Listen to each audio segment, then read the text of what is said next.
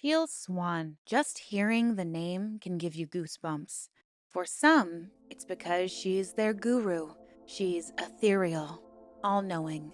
For others, the name invokes bad memories, trauma, and regret. Like Voldemort, she's someone many want to forget and ignore. But she always seems to be there, lingering in the dark woo woo spaces of the internet. It seems no matter how many exposés are released or documentaries are made, she still seems to maintain her following. Despite these millions of followers, she's been a controversial figure for over a decade. From her unbelievable claims of what happened to her during her childhood to her questionable beliefs surrounding mental health, all the way to the magical gifts she claims to possess.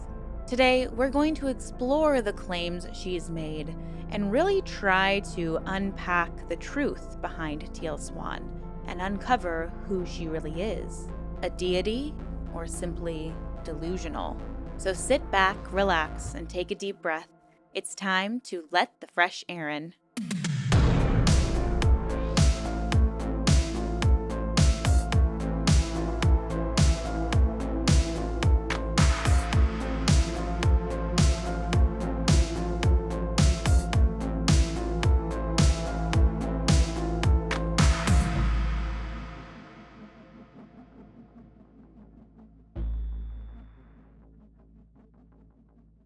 Hello, everyone, and welcome back, or welcome if you're brand new.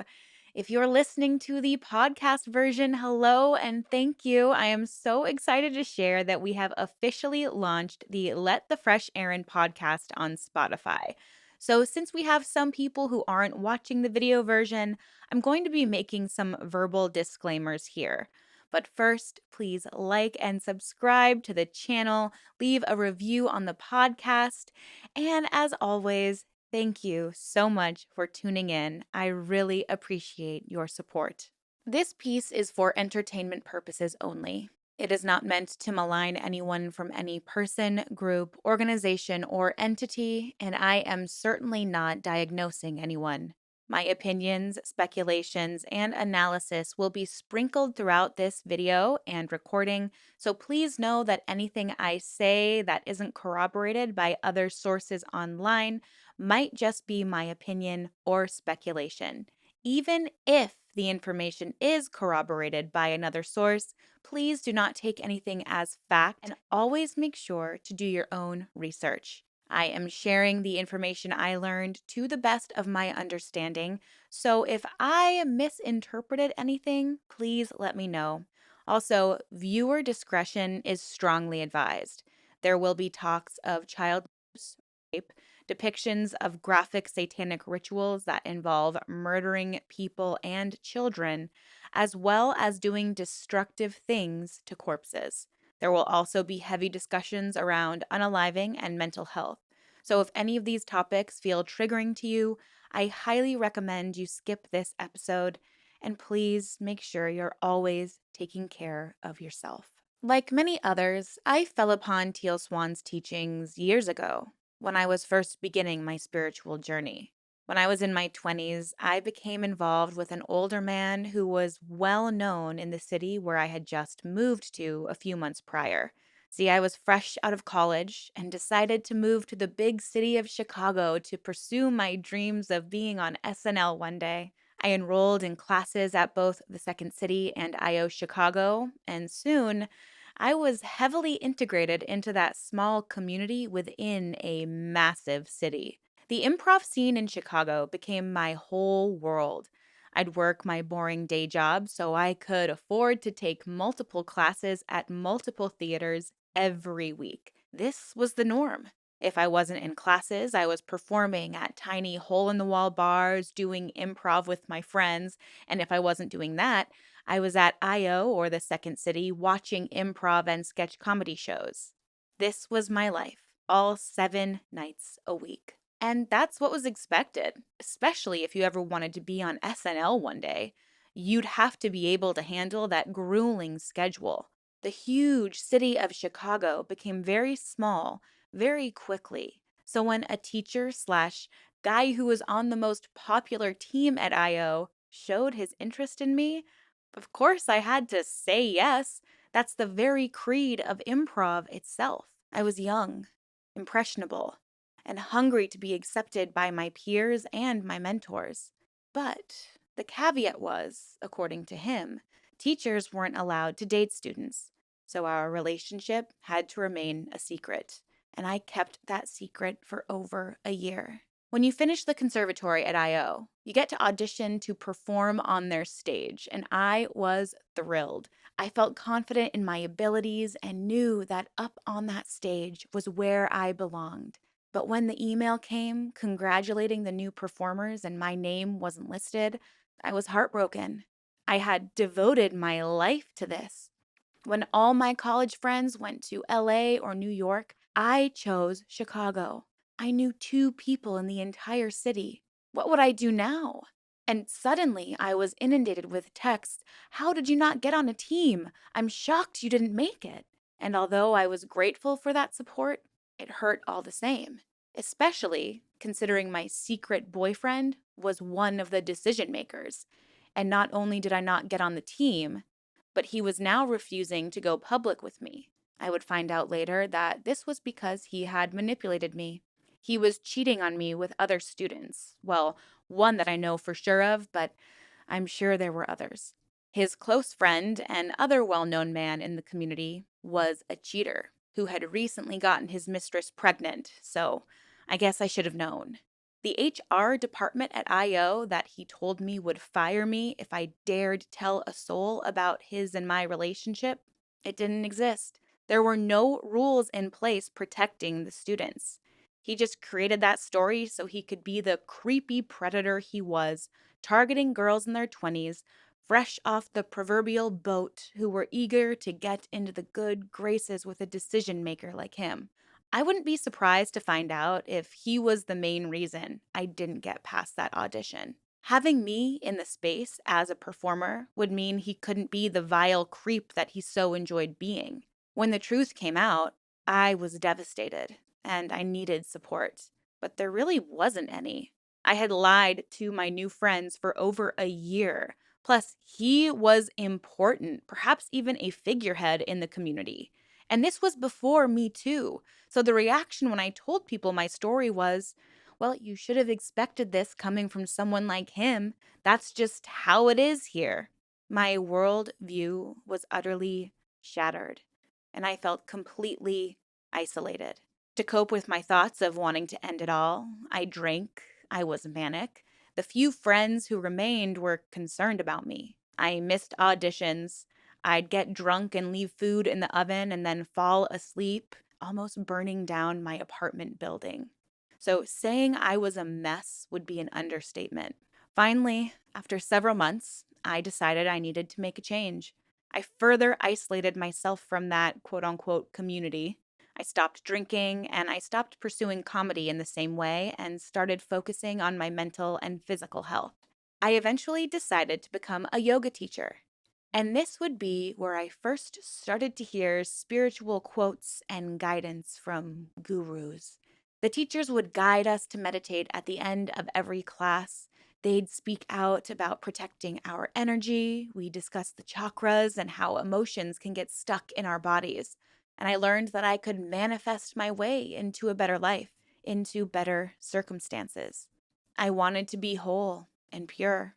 The more I sought out this spiritual purity, the more gurus, quotes, and videos I was exposed to thanks to our trusty algorithm. Quotes by Osho and Abraham Hicks fell across my iPhone screen. I started listening to spiritual podcasts and began following healers and tarot readers.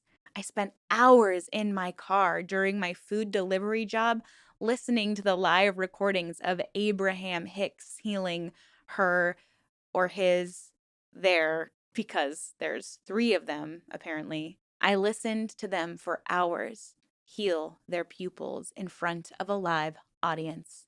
So, of course, finally, I would fall upon Teal Swan, a beautiful woman with a dead stare and a monotonous yet soothing tone, staring firmly into the camera lens. She spoke with a methodic, meditative authority, as if she knew something I didn't. And soon I would learn that, yeah, she sure thinks she knows everything you don't. Now, call it the inner skeptic in me, or that by the time I had unpacked so much of the manipulation that had occurred in the relationship with my ex, or maybe it was a new fascination with a cult I'd recently become obsessed about learning about called Scientology. Something just felt off to me about Teal. I was vulnerable. I had had unaliving ideations. I should have been the perfect target. But perhaps it was the lack of life I saw in her eyes, or the way her speech patterns gave me the impression that she was reading off a teleprompter while acting like she was channeling words from above. Something just raised red flags within me. However, it would take me years to truly understand and uncover why something felt so off about Teal. And that's because perhaps something was. If you were to ask Teal, she might even agree with that statement, because according to her, she's experienced so much trauma and that most humans can't even comprehend it. But when we compare her story with the story of some of those closest to her, things don't really add up. And in order to truly understand Teal and how she got to where she is today, we need to start at the beginning. Teal Swan was born Mary Teal Bosworth on June 16, 1984, in Santa Fe, New Mexico, to parents who she claims were simultaneously hippies and scientists. Now, I don't always consider those two descriptors interchangeable, so I'm sure the truth is somewhere in the middle there. Perhaps they were hippies in lifestyle and scientists in vocation, as her mother was a school counselor and her father was a science teacher. In 1988, the family decided to move to or near Logan, Utah, when Teal was about 4 years old. She says her parents moved to be wilderness rangers on a lake, but also shares that they worked at the school there. So some have alleged that during the school year, her parents did work at the school, and then over summer break, they worked at the lake. This new town they were living in was smack dab in between two meccas of the Mormon religion, Salt Lake City and Rexburg, Idaho. Many people in the community were Mormons, and according to Teal, word traveled fast throughout her new small town about the new non believers who had just moved there. And Teal was immediately ostracized. Furthermore, Teal claims that even at such a young age, she knew she was different. She knew she had extrasensory abilities like being able to speak to people who have passed on, or even being able to touch people and heal them. She felt she had a better understanding of the world around her, and this scared people, including her parents. And it scared the folks living in Logan, apparently, because Teal found it very difficult to make friends and connections. She shares how she made her kindergarten teacher uncomfortable by sharing insights from the teacher's dead relative, and that since she wasn't Mormon, parents wouldn't let Teal play with their children. Plus, Teal claims to have been an extremely shy child. She was the town pariah, and word began to spread about these special abilities. Since Mormonism is inherently patriarchal, Teal believes that a girl who exhibited otherworldly abilities must have created a threat for them. Not only a threat, but perhaps Teal was evil. If men led the church, that meant a woman must lead the church's enemies. In an attempt to socialize her shy daughter, Teal's mom, Mrs. Bosworth, organized a play date with another girl. By this time, it's 1989. And I want to mention that as we move forward, the timeline does get a little murky. It seems Teal can't quite keep her story straight. So if I misunderstood anything in this timeline, please share your thoughts or corrections in the comments. So Teal is about 4 years old at this time and is about to have her very first play date and sleepover with her new friend, whose dad happens to be a friend of her mom's. So I guess there's a level of trust there. Of course, my very shy child who can't seem to fit in or make friends and is apparently having her very first ever play date can just go ahead and spend the night. Sure makes a lot of sense. But this would end up being the first night of 13 years of alleged torture and abuse by her keeper, who we will come to know as Doc. You see, this friend of her mother's wasn't a friend at all. He was a man affiliated with a satanic cult in the area. This was a blood atonement satanic cult, one of two Mormon satanic cults in the area who were seemingly at odds with each other. Much like the FLDS, who split from traditional Mormonism to continue practicing polygamy, the blood atonement cult split off after the church changed their policy on blood atonement. It was once believed by the Mormons that some sins couldn't be forgiven just by the blood from Jesus. They could only be forgiven by shedding the blood of the man who sinned. That man would be killed in such a way that his blood would touch the ground. Sins that required blood atonement were sleeping with someone before marriage, theft, and rejecting your religion's beliefs or living the religion, aka cult, altogether. Conveniently, adultery was left off the list of sins that required atonement. Tell me you're living in a patriarchy without telling me you're living in a patriarchy. So, the father of this new friend of Teal's was involved in this blood atonement cult, and he had apparently heard of Teal and her abilities. Because again, word had spread throughout this small town, and he had been watching her, targeting her, wanting to use her powers for his cause. While Teal and her friend were playing, this man brought cow's blood into the room and poured it all over Teal and her new friend, and then made them take graphic photos that he would end up showing to his cult buddies. It would only be a year later, when Teal was just 6 years old, that Doc would see her riding her bike alone.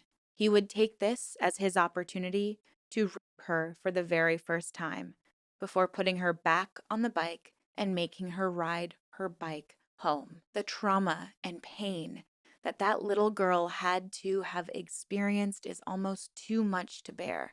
It's truly unbelievable that anyone could recover from such a trauma, and yet it seems she has. And this isn't even the worst of it. Now, when anyone first hears this story, obviously you're mortified. It sounds like something out of an independent horror film from the 80s. And when Teal tells the story, she can be very convincing. It all sounds so far fetched, but she tells the story with such detail that there's a part of you that just believes it, because why and how would anyone make something like this up? You want to believe it's true, but is it?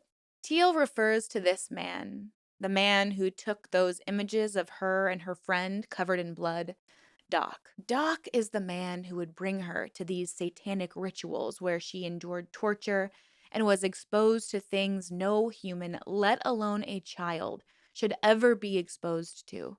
She claims to have seen people, even children, get murdered, blood drained from them, and even burned alive, oftentimes at the hands of this Doc character. What's equally odd is she seems to blame her parents more for the trauma she experienced than she blames Doc himself, because her mother brought him into her life anyways, and it was her mother's responsibility to see that something was wrong, that this 50 or 60-year-old man was essaying her young daughter all the time consistently for 13 years. Well, what if I told you that these alleged abuses probably never happened? Doc spoke out to a blog in 2015 and shared that he wasn't really friends with Mrs. Bosworth. In fact, he knew her because she had worked for him at one point, long before Mrs. Bosworth had even been married to Teal's father. He was a veterinarian and worked with horses, and Teal seemed to have an affinity for them. So Teal's mother thought that by having him around, Teal would get to be around animals, and this would make her happy because she just seemed to be such a troubled young woman. In an effort to help Teal, Doc even found a pony for the girl. It seemed that he was truly just trying to be a positive influence in a young woman's life. He wanted to do a favor for an old colleague and help manage this otherwise unmanageable girl. But like with most liars, the timeline in Teal's story just does not add up. Teal claims that this ritualistic and SA happened for 13 years, all the way up until she escaped the cult at 19 years old. But listen to this. Doc wasn't living near her at that point. He actually ended up moving up north, just under an hour away in Idaho. According to Doc, he didn't see Teal again until she was 12 or 13 years old. But according to Teal, he and her throughout her childhood. Teal says that Doc wasn't just involved in the blood atonement cult, but another satanic cult as well, and these two cults seem to be at odds with each other.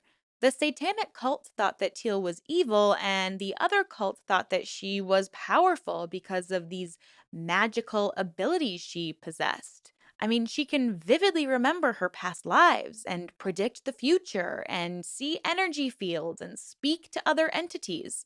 The Mormons and other Christians call her demonic, but no, the satanic cults wanted to use her skill in some way. She became the oracle, whether they used her to lure other children to their demise or slit her wrists to drink the magical blood that ran through Teal's veins. She was special to them, and her parents, well, they didn't do anything to stop it because how could they? They didn't even know because Doc was so sneaky in how he snatched her up and took her to these rituals. If they spent time together during the day, Doc would write a fake note to the school saying that he had to pick her up. She'd go to school, walk out by herself, even though she was only in elementary school. I mean, remember, this all started when she was only 6 years old. But also, it was the 90s, and it was just safer back then, according to Teal. People at the school weren't so worried about who was picking you up or dropping you off, which, as someone who went to elementary school in the 90s, I remember always needing an adult to escort me off school property, or I had to be physically signed out by a parent or guardian. Now, I didn't grow up in a rural community like Teal, so perhaps it's different in a small religious town, but considering it would have had to have been the late 80s and early 90s, during or right after the absolute pandemonium of the satanic panic, I can't imagine an elementary school, especially in this conservative Mormon area, letting children just walk out the door willy nilly. But apparently, in the middle of the day, she'd leave school, go with Doc, and then be dropped back off just in time for her mother to pick her up from school. During this time, Doc would condition her. He'd use electroshock therapy on her, do things to scare her, like chase her through the woods for fun, and tell her wild stories about how he was her real father and her mother was a whore. She was even trained to lure children into the cult so that they could be sacrificed in the rituals. She, at this point, had become the perpetrator. She was also somehow trained to wake up at exactly 3:22 a.m. and leave the house with Doc to go to these satanic rituals that often occurred almost an hour away in the wilderness of Idaho. Then she'd miraculously return back home just in time for her parents to wake her up and bring her to school. Now, just to poke some holes in her story a little bit, according to the Logan City School District, elementary school starts at 8 a.m.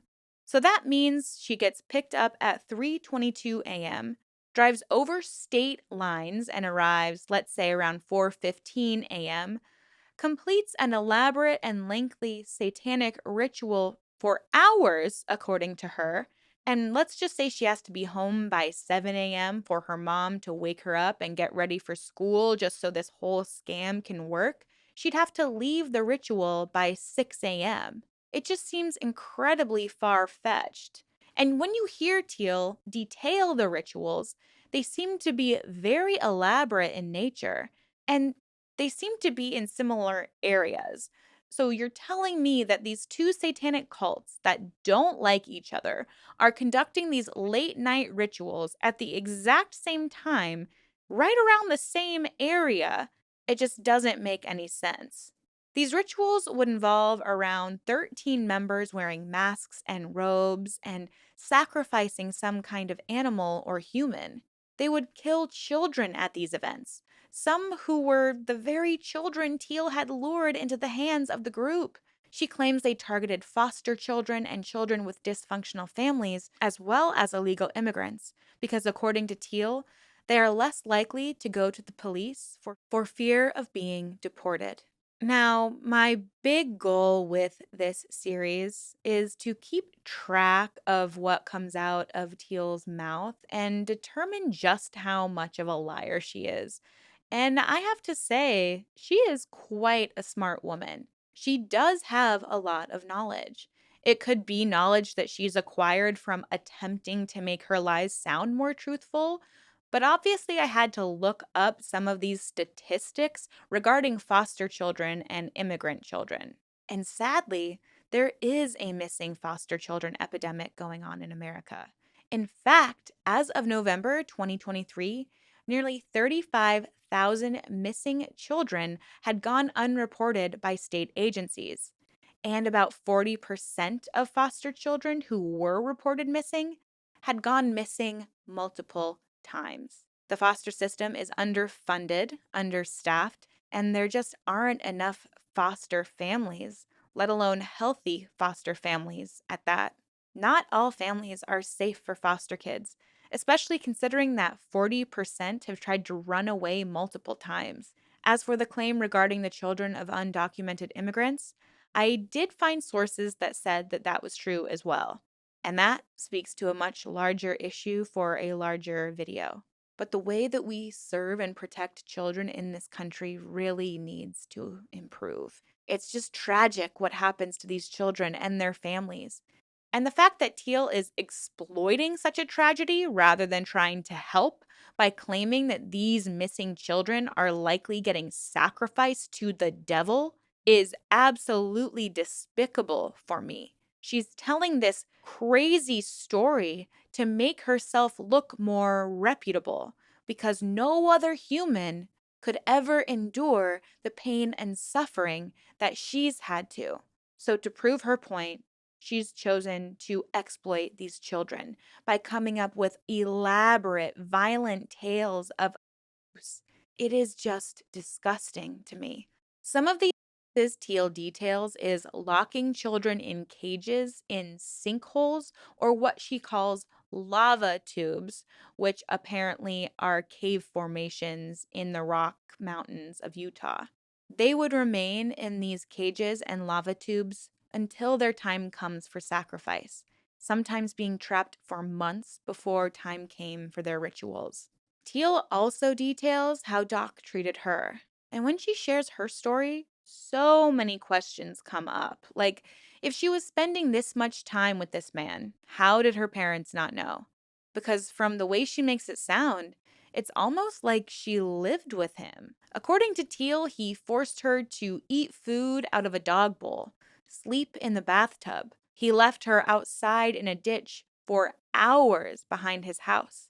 He chased her through the woods and cut slashes into her rib cage if she lost. And at night, she was enduring these satanic rituals where gashes were cut into her skin so cult members could drink her blood. She was tortured, raped by Doc multiple times, and was even forced into sex work by him.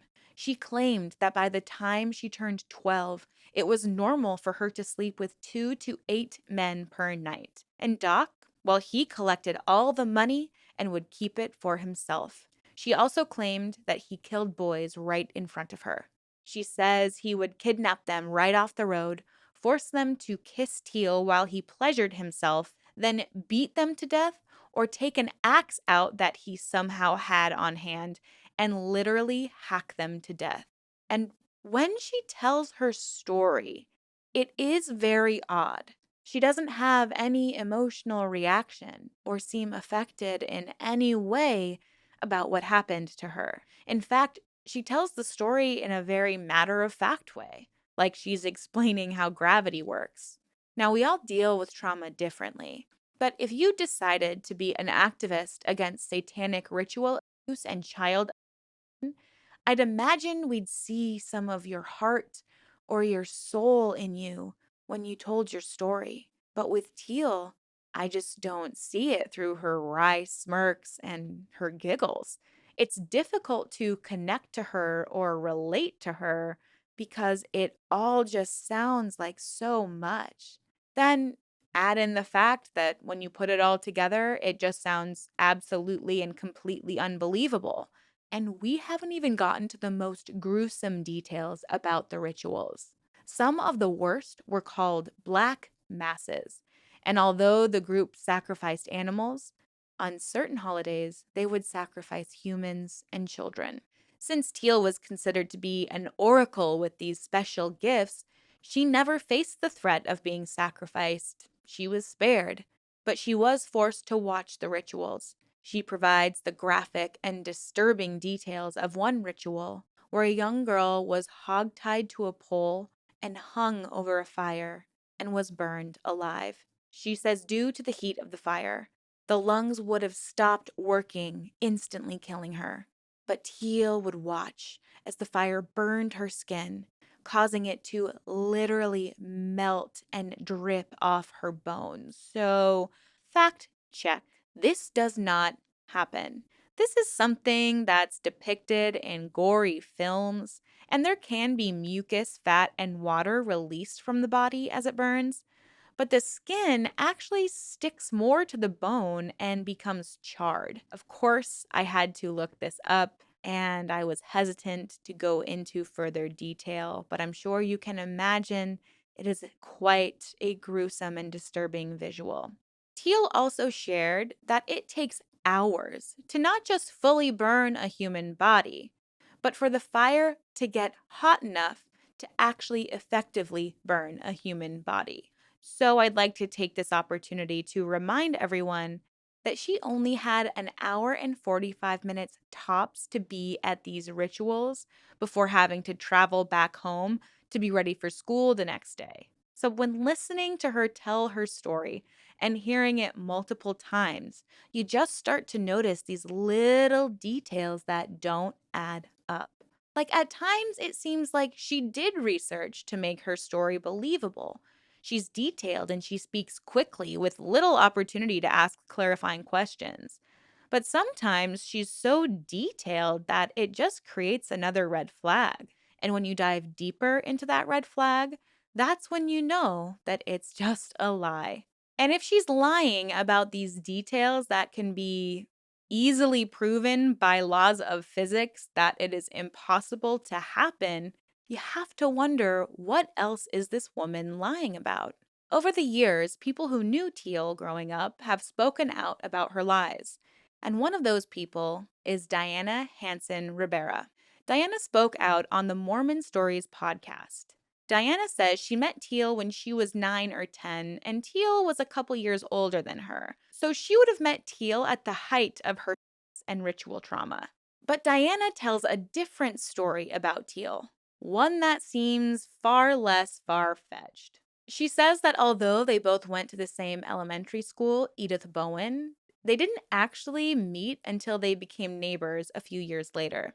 According to Diana, Edith Bowen was a top school for children. There was even a lottery for children to get into the school, and they recruited the best teachers in the area. This alone, for me, contradicts a lot of Teal's claims. Teal paints a picture of a hyper dysfunctional upbringing, but I would argue that the hobbies it sounds like she got involved in would actually lead one to believe that she was quite privileged. She owned a horse, she went to dance classes, gymnastics, she got involved in modeling and ended up being on a ski team. These are not just hobbies that someone can fall into. In fact, I'd say they are some of the most expensive hobbies a person could have. I'd even go as far to say they're rich people hobbies. Furthermore, the crime rate in Logan, Utah is half the national average. So, to try to wrap your head around all of these disturbing claims, it just gets more and more difficult. And Diana paints a very different picture of Teal, one that seems a lot more accurate based off of how Teal presents herself now. And quite simply, it makes a lot more sense. According to Diana, when she met Teal, it became clear that she was a rebellious and challenging child. She was already doing things like stealing alcohol from her parents, and they just really had a difficult time raising her. Asking Teal to do a simple chore like cleaning her room could lead her to an angry outburst, screaming that her parents didn't love her if they made her do a chore. Even Doc would later detail that her parents just never seemed to discipline her. They got her help, sent her to counseling, and then spoiled her with classes and horses just to try to make her happy. But it seems like they never truly got to the root of Teal's issues. My speculation is that Teal believed that she had to be special. But if she had a diagnosis, she would consider that to mean that something is wrong with her. So instead, that diagnosis would have to be transformed into meaning that she had a special gift. And when her parents took her to China to try to further understand her, practitioners in China would only further enforce that belief that perhaps Teal did have special gifts. So when Teal returned, she clung to that idea. She doesn't have a mental health challenge, she's gifted. And her parents trying to help her only made her more angry. And on top of that, she was a master manipulator. Doc speculates now that the reason that he is her target and she's coming up with all of these lies about him was because that he never let her manipulate him. He held firmly to his boundaries, and Teal, as we know, does not like boundaries. Even Diana expressed in her interview that Teal always had her parents wrapped around her finger and described her as a master manipulator. It seemed that she tested all her relationships and was even telling far fetched stories at a very young age. She loved shocking people, getting a reaction out of them. It seemed and still seems to be a way that she feels she holds power over them. She loves to see someone's eyes widen when she tells a story. She loves to see the face of someone go pale because she's just detailed one of the most horrific things they've ever heard. As a young teenager, she even claimed to be a Wiccan or a pagan witch and said that she was the goddess of sex. Diana says she seemed to be fixated on sex at a very young age and would even show Diana pornography. And not just vanilla, basic pornography that a curious teenager might seek out. Teal was interested in BDSM and bestiality, and she claimed to hold a special power over men. But maybe she was overcompensating for something, because Teal's puberty seemed to be delayed. So when Diana started developing before Teal, Teal became obsessed with her body. Teal wasn't getting the curves like Diana was, and she wasn't getting the attention that she was supposed to be getting.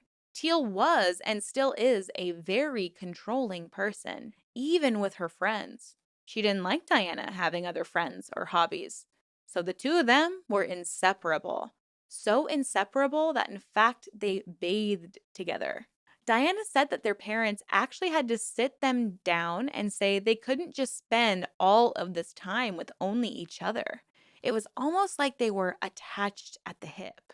But don't forget, according to Teal, she's going to nightly satanic rituals and getting sewn into corpses. She's being forced into work and ritualistic both during school hours and at night. So Diana hears this and she can't imagine how Teal would have ever had the time to go through all this pain and suffering. And Diana would have started to see some signs. When you hear Diana's story and you put it up next to Teal's, there's simply no way both can be true. Teal claims that she was a model, a high end one at that. She says that at 12, Doc forced her into modeling because she had aged out of being a sex worker for pedophiles.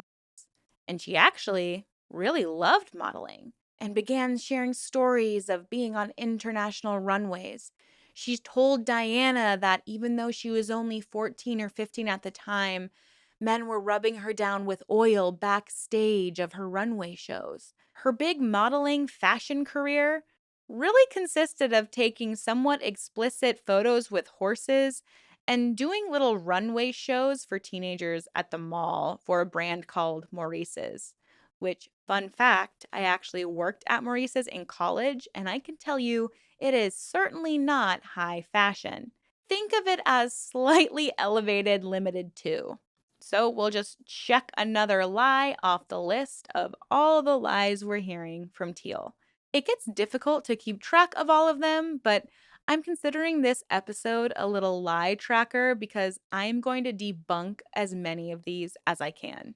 Teal likes to demonize those in the mental health profession, claiming that therapists and counselors just wanted to give her a diagnosis and pop a pill to, quote, fix her, unquote. She says she's received countless diagnoses from schizoaffective disorder, histrionic personality disorder, borderline personality disorder, and claims that she was just given medication to combat all her symptoms. Diana, however, of course, details a much different story and shares that Teal actually would spend a lot of time looking through her mother's counseling books, trying to see if she had a diagnosis. She seemed to want to know if she was a narcissist or perhaps she had a comorbidity. She, on her own, sought out that information as a teenager.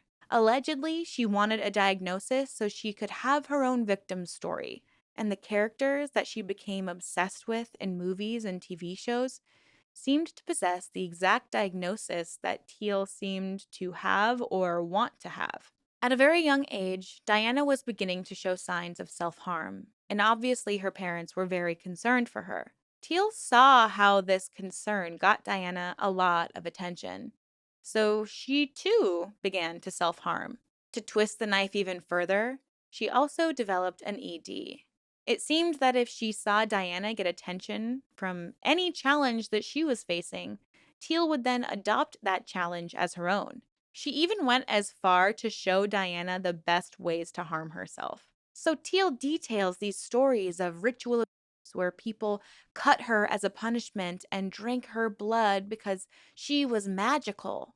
But on the other hand, Diana alleges that all those scars and marks on Teal are actually self harm scars and not from ritualistic abuse. And they were signs that Teal clearly needed a lot of help. Teal would end up going to counseling when she was around 12 or 13, and Doc would also be back in her life to help her. See, he considered himself a healer and claims that Teal learned some of her hands on healing techniques from him. She didn't just inherently have them, they were actually a learned skill. By the time Teal turned 16, she was able to somehow graduate high school early. She claims it's because she's just so smart. But after hearing her story, you can't help but wonder if she was leaving school during the day and was out all night at these rituals. It's just difficult to believe that she was such a successful student.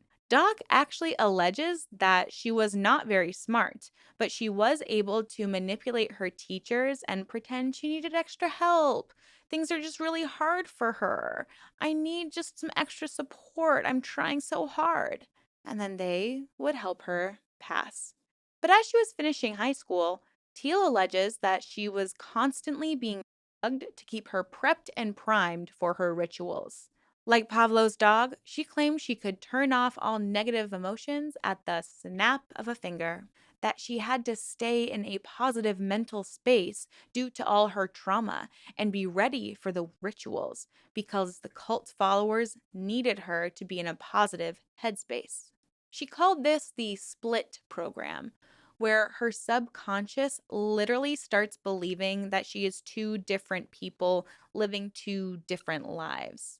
The way she was conditioned to help control her emotions and lose consciousness was so the cult members could put her through this ritualistic use without having any memory of it. And they did this through the use of ketamine. Doc apparently had access to large amounts of this because he was a veterinarian. So he would dose her, and he would dose her a lot. So often that she claims to have become addicted to it. She claims that she became so addicted to it that she started to have seizures. To combat these seizures, Doc thought it was because she had built up such a tolerance to the. So he gave her what I'm assuming is a tincture to rub K all over her body because apparently K can absorb into your skin and stop anxiety. Now, this was another glaring red flag for me. Alarm bells just started ringing, so of course I had to look into this further. I searched, can be used topically to render someone unconscious or heal anxiety? And as you might have guessed, the results prove that this is just another one of Teal's absurd lies. In fact, clinical trials only just begun last year in 2023 to test the effects of topical K on PTSD, not anxiety. The K is in a cream form and is administered at the base of the neck where we have these free nerve endings. This can induce neurochemical reactions that can transmit a therapeutic effect directly into the brain. And this new method could really help a lot of people living with PTSD. But I want to make it very clear these are very recent clinical trials. They did not start in the late 90s as Teal is claiming. And more clinical trials are required to determine the true effectiveness of this treatment. So, gotcha again, Teal. Now, once again, the timeline here gets a little murky.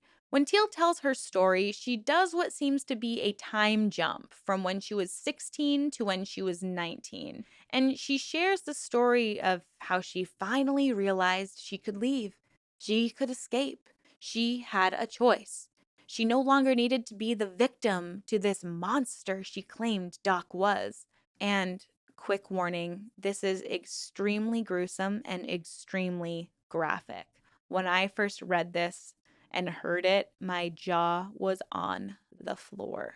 Doc had driven Teal out into the woods to perform a ritual with the body of a man who had recently shot himself. He had put the gun in his mouth, so the lower half of his face and jaw was missing. The corpse was in rigor mortis, where all the muscles in the body stiffen and freeze.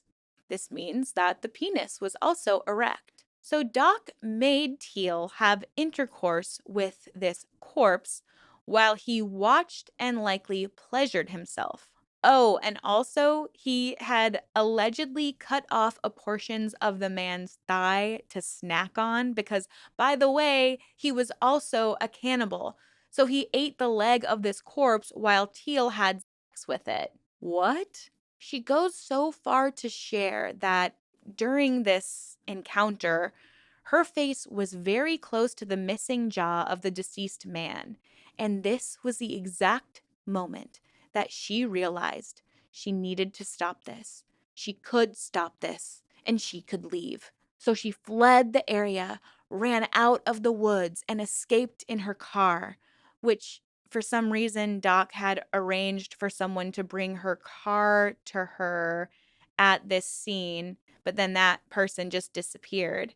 And we would later find out from Doc that she actually never had a car.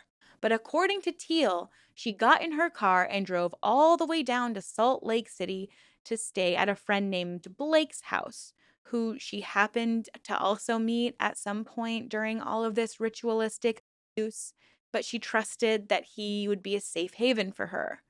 I mean, this whole tale just makes you sick when you think about it. And once again, I feel like you have to reach to the depths of actual hell to come up with a story like this. So, obviously, I had to see if this claim was debunkable, much like the other ones. Can you imagine my discomfort in Googling the phrase, "Can a male corpse get an erection during rigor mortis?" Well, you probably guessed it, but the answer is a resounding no. The penis is not a muscle. An erection only happens when blood flows into the penis. So the only way for a corpse to experience an erection during rigor mortis is if the body was either hung or the person was face down when they passed away because the blood would be pulled down by gravity. So, yet another lie by Teal that can be debunked with a quick and very uncomfortable Google search and a little science. After she fled to Salt Lake City at 19, she claimed that she never returned to Logan, although Diana claims that she recalls her being around past that age. And it wouldn't surprise me because it's really difficult to confirm exactly where she was and what she was doing between 2004 and 2011 when she wrote her first spiritual based book. We really only have a deep understanding of what her earlier life was like up to 2005. And then there's a 6-year gap. Where was she? Where was Teal? We'll explore that in the next episode. So after fleeing to Salt Lake City, she would write Doc a letter that he would never respond to. I'm not sure why you would send the satanic cult leader who tortured and raped you for 13 years a little life update after escaping his grasp, but apparently Teal did. She wanted to share with him how she had posed for Playboy. This proved to be false, and was competing as a professional athlete in downhill skiing. In this letter, she told him that she had placed fourth in a national skiing competition and was preparing for the 2010 Olympics, which, listen, I grew up skiing, and doing it competitively is not just something you can jump into and then qualify for the Olympics. Those athletes likely train as children and throughout their adolescent lives. Furthermore, although she was on the ski team, she never placed fourth, and actually, she struggled with the sport, according to the president of the organization that she skied with. Furthermore, while she's posing for Playboy and becoming an Olympic athlete, she's also in extensive therapy with ritual expert Barbara Snow. And in 2005, Barbara Snow would encourage Teal to go to the police with her claims of 13 years of ritualistic abuse at the hands of the man that she calls Doc. Have you ever been hypnotized or put into a trance? Well, after this, you may hope you never are. Studies have shown that practices like hypnosis and meditation can allow the mind to calm and experience such stillness that new ideas can be implanted into your mind, so much that your brain creates new neural pathways. Think of it like your brain is a computer that needs an update every now and then. If your brain is constantly running an out-of-date program, then you, in theory, wouldn't be able to operate at your highest abilities. Although studies aren't definitive, many people swear by these practices as a means to reprogram your mind and thus improve your life.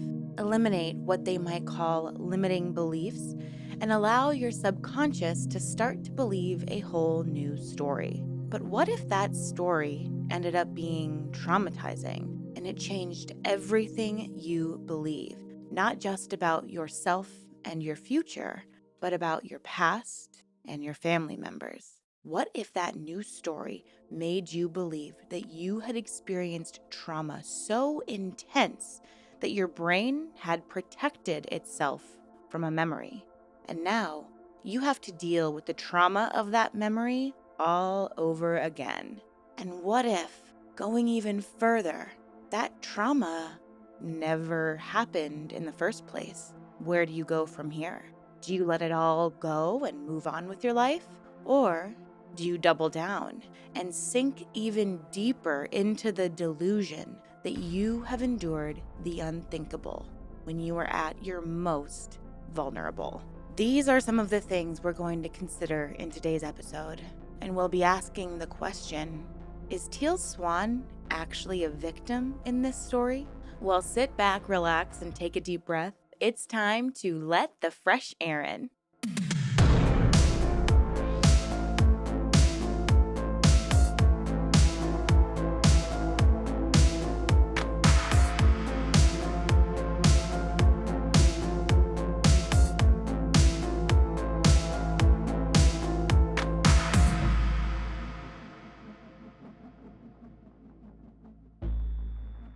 Hello, everyone, and welcome to part 2 of my Teal Swan deep dive.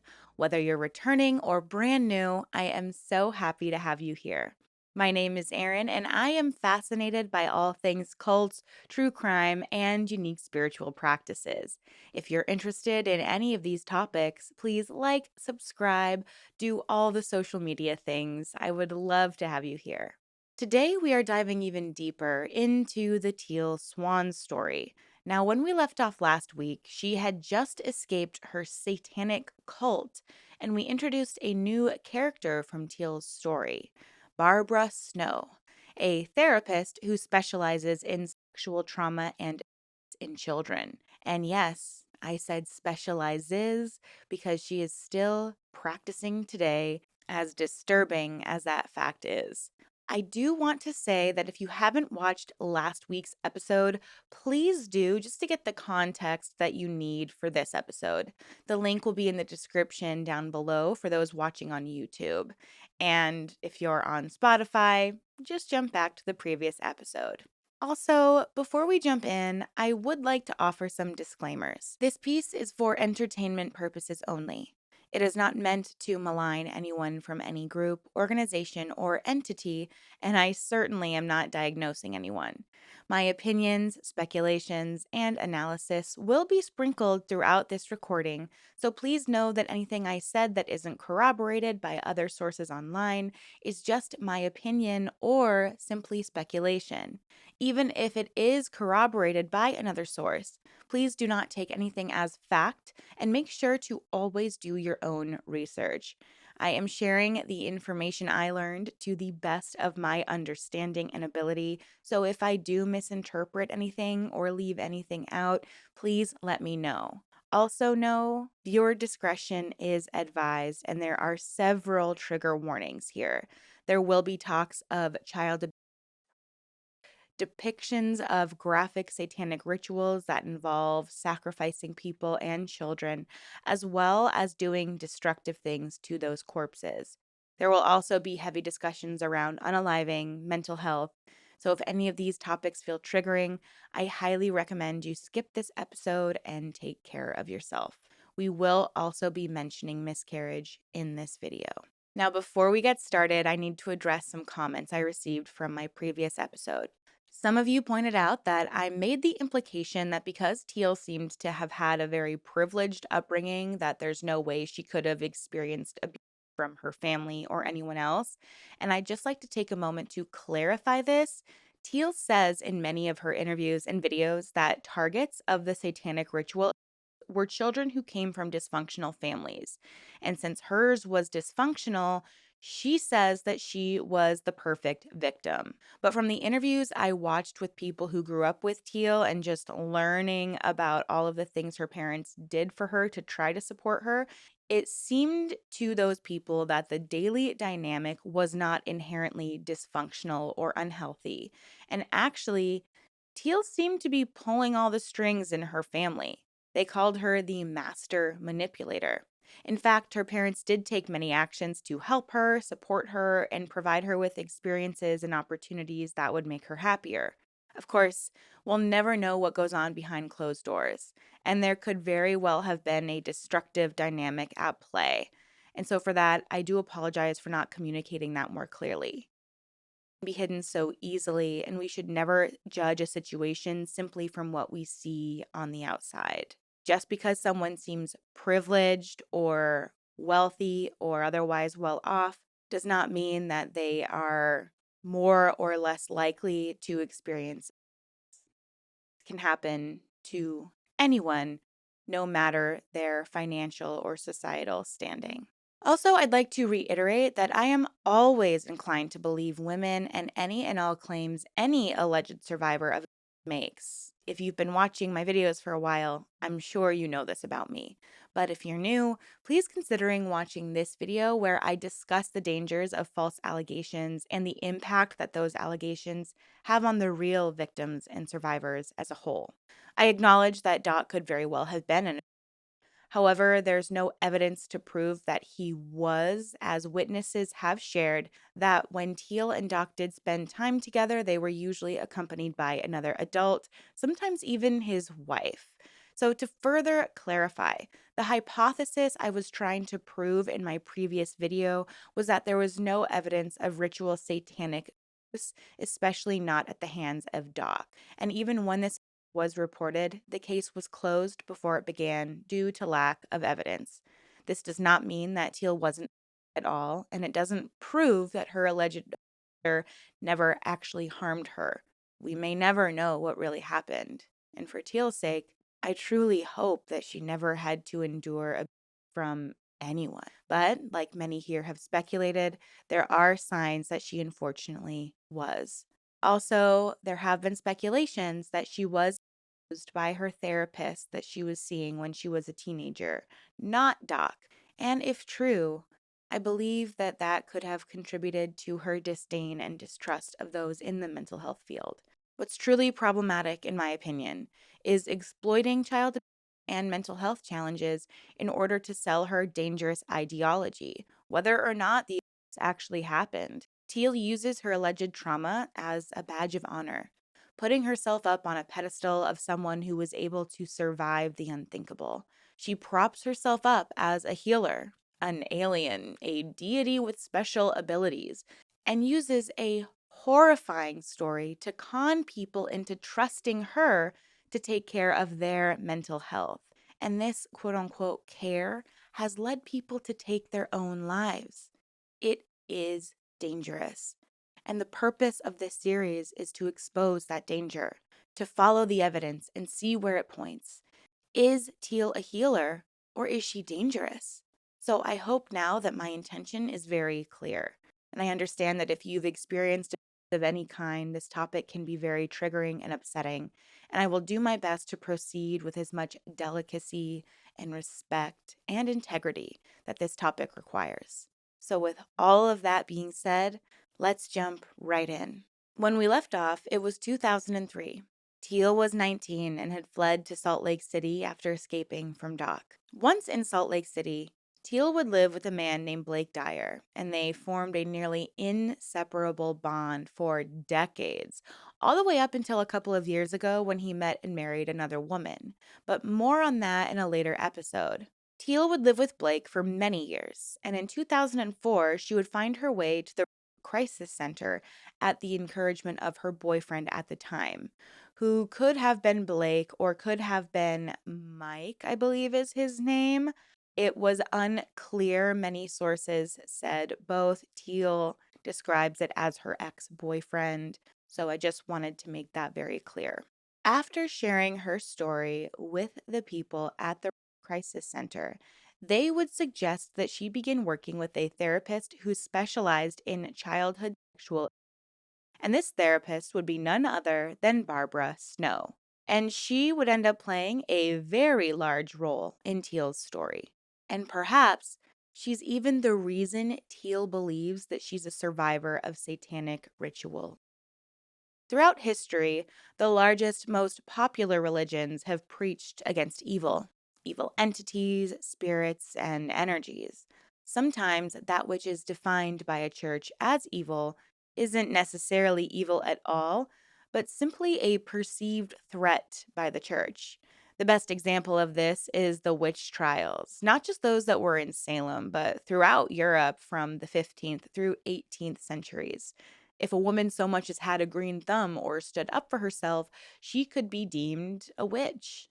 Satan's mistress, the evil enemy. Throughout history, anything that threatens the sanctity of a popular religion would and could be deemed as evil. We even see this now, both politically and socially. However, most historians and scholars point to the beginning of the Satanic Panic being a combination of role playing games like Dungeons and Dragons and the release of a book titled Michelle Remembers that was released in 1980. This book was an international bestseller. It was heavily marketed as a tale of repressed memories of ritualistic satanic.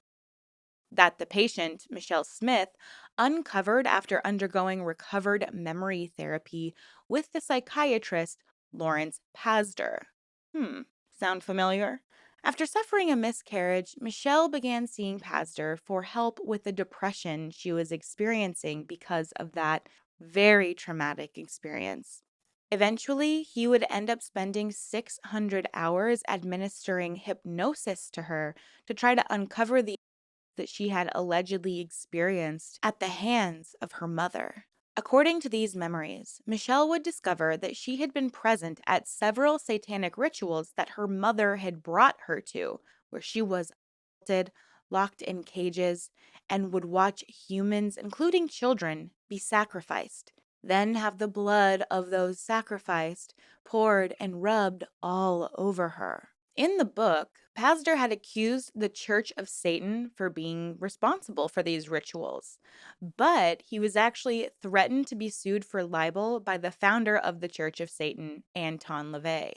And Anton would have a very strong case considering the Church of Satan wasn't even founded until years after the alleged rituals were reported to have happened. As more and more people looked into the allegations, it became more and more clear that there was simply nothing substantial to the claims. But of course, this wouldn't be for several years, well after Michelle and Pastor had not just made a healthy sum of money off their lies and become celebrities, they were able to spread dangerous ideologies on talk shows across the nations. And they would end up getting married to each other. Just an interesting little tidbit there.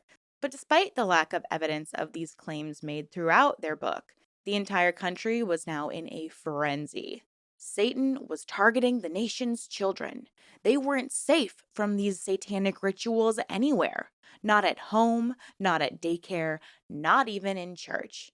This fear would create a pandemonium. It would permeate through all corners of the nation, especially among the country's most devout Christians. They had to save the children, and Barbara Snow would become the self appointed expert in ritualistic child. For over 30 years, concerned parents have been bringing their children to Barbara. And just like with Michelle, many of these children would discover the utter horror that they had been, usually by Satanists, in intense and gruesome rituals, by people the children most likely knew, family members, babysitters, parents of friends. Can you imagine the betrayal you would feel as a young child, discovering that the people you depend on to protect you and care for you are suddenly doing terrible things to you? Things that are so bad that Barbara Snow has to explain why they're bad?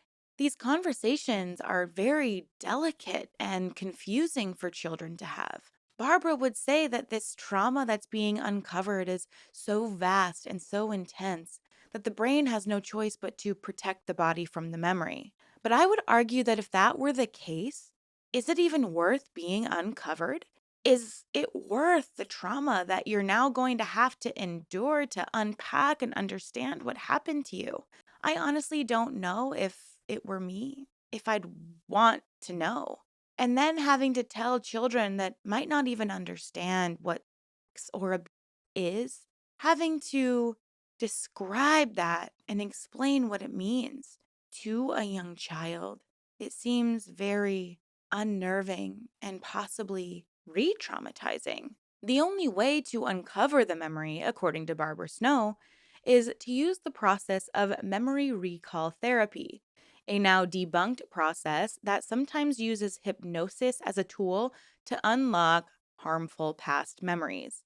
Now we know that it also involved Barbara asking the children a series of leading questions for long periods of time until they provided whatever answer she was looking for. It's almost like Barbara doesn't believe in truthfully understanding the children's behavior. She just wants to so badly believe that her method of uncovering past memories works. And it seems that she wanted to be some kind of savior of the children who had been survivors of this ritualistic satanic. Some scholars have actually compared her methods to torture, where false confessions would be made by an alleged perpetrator simply because they wanted that physical to end. It seems that Barbara's intense authoritative questioning could act very similar to methods of. Barbara was a member of the Association of Mormon Counselors and Psychotherapists. So, when parents became concerned about their children and the behavior they were exhibiting, the church would suggest that they go see Barbara. She was someone the church trusted to serve their followers and support their mental health needs. Now, when I discovered this, I couldn't help but think about Jody Hildebrandt and be reminded that she was also someone the church would recommend for people to go see for counseling. And I just think it is a bad idea to have your mental health practitioner associated at all with your religion or the church that you go to see yourself.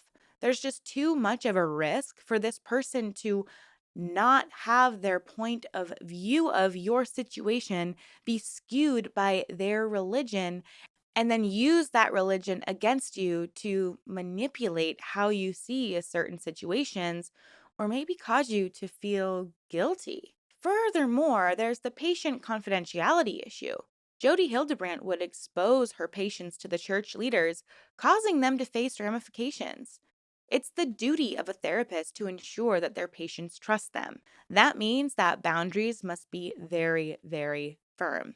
I've even asked acquaintances to be my therapist before, and they refused simply because we already had a relationship and they couldn't look at what I was sharing from an objective point of view because they would already have a perspective on me and my situation. They said that it would be unethical for them to counsel me. So, if you're a counselor appointed by your church, it is in your best interest to maintain those spiritual beliefs within your therapeutic practices. And to me, that feels unethical. There should be a separation between what's clinical in the mental health space and what's a more religious or spiritual way to treat or understand someone's mental state. I think it can be dangerous to combine the two. And in Barbara's case, the impact she had was absolutely detrimental to her community. In addition to her involvement with AMCP, she also helped create the Intermountain Sexual Center, or ISAC, in 1982. She was the co founder and the clinical director. The ISAC was created during the onslaught of the Satanic Panic, just 2 years after the book Michelle Remembers was released. So one can't help but wonder if Barbara was influenced by the utter pandemonium that was going on at the time. Just a few years later, in 1985, a woman named Sheila Bowers would approach Barbara Snow with concerns about her children. She was worried about how they discussed so openly and became worried that this was a sign of some kind of, which in fact it can be a sign of. If a child has a strange obsession with, it can be an indication that they've actually been or are currently being. Barbara would interview the children using her controversial process of recovering a memory. It involved several steps, the first of which was the child denying the occurrence, which would lead me to believe that Barbara would have to be asking a series of leading questions to even get to the second phase, which is called tentative disclosure, followed by active disclosure. Again, it seems to me that the phase or the space in between tentative and active disclosure would require a lot of questions, which, of course, a child sometimes needs to be guided or gently convinced to admit to, say, wrongdoing or admitting something had happened when an adult wasn't around. But when people observed Barbara's methods, they too would point out that the methods seemed to be coercive. Then the child would sometimes recant that disclosure, but inevitably reaffirm the disclosure. It just all sounds very manipulative and, yes, very coercive to me. Of course, I am not a therapist and I'm purely a curious person on the internet, and I don't know about how to convince a child to share a traumatic or otherwise difficult event that happened in their life. But considering Barbara didn't record the sessions or take notes during her sessions with children, it's difficult to state the true efficacy of her practices or findings. But Barbara would go on to tell Sheila Bowers that her three children had all experienced the trauma of sexual abuse, and they had even identified their abuser. It was their babysitter, the girl that their mother had entrusted to care for them, the teenage daughter of the town's Mormon bishop, Keith Burnham. When this discovery was made, Barbara took it upon herself to interview as many children who had been babysat by that teen as she could. I mean, can you imagine the panic as a parent? A therapist who is trusted within your community, within your church, no less, comes to you concerned that your child's babysitter is sexually abusing your children. And in my research of Mormon communities, they seem to be very tight knit. Word travels very quickly. So I can't help but imagine the sheer panic that swept over this town. Because now Barbara was uncovering that not only was the teenager abusing the children, but so were her parents. Barbara claimed that the bishop and his wife were sexually abusing their own daughter, and she made this claim publicly. The bishop's children were actually removed from the home and placed with foster parents while an investigation took place, after which no proven, and the children were luckily returned to their home. But following this, many people within the community refused to believe such claims of abuse. They thought, no, these are unfounded claims. There's no evidence. I don't want to be involved. But two men, Alan Hadfield and Rex Bowers, who I believe is Sheila Bowers' husband, the woman who initially went to Barbara for assistance, would continue to support Barbara's work and actually implore the Attorney General and Sheriff's Office to continue to investigate the claims of satanic ritual.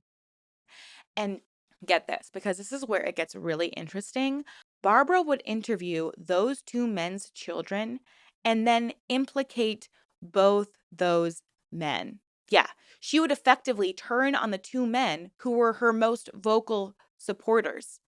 And allegedly, the children weren't just making claims of sexual abuse, but now they're making claims about being initiated into satanic groups and undergoing satanic rituals that were very similar to the ones detailed in Michelle Remembers.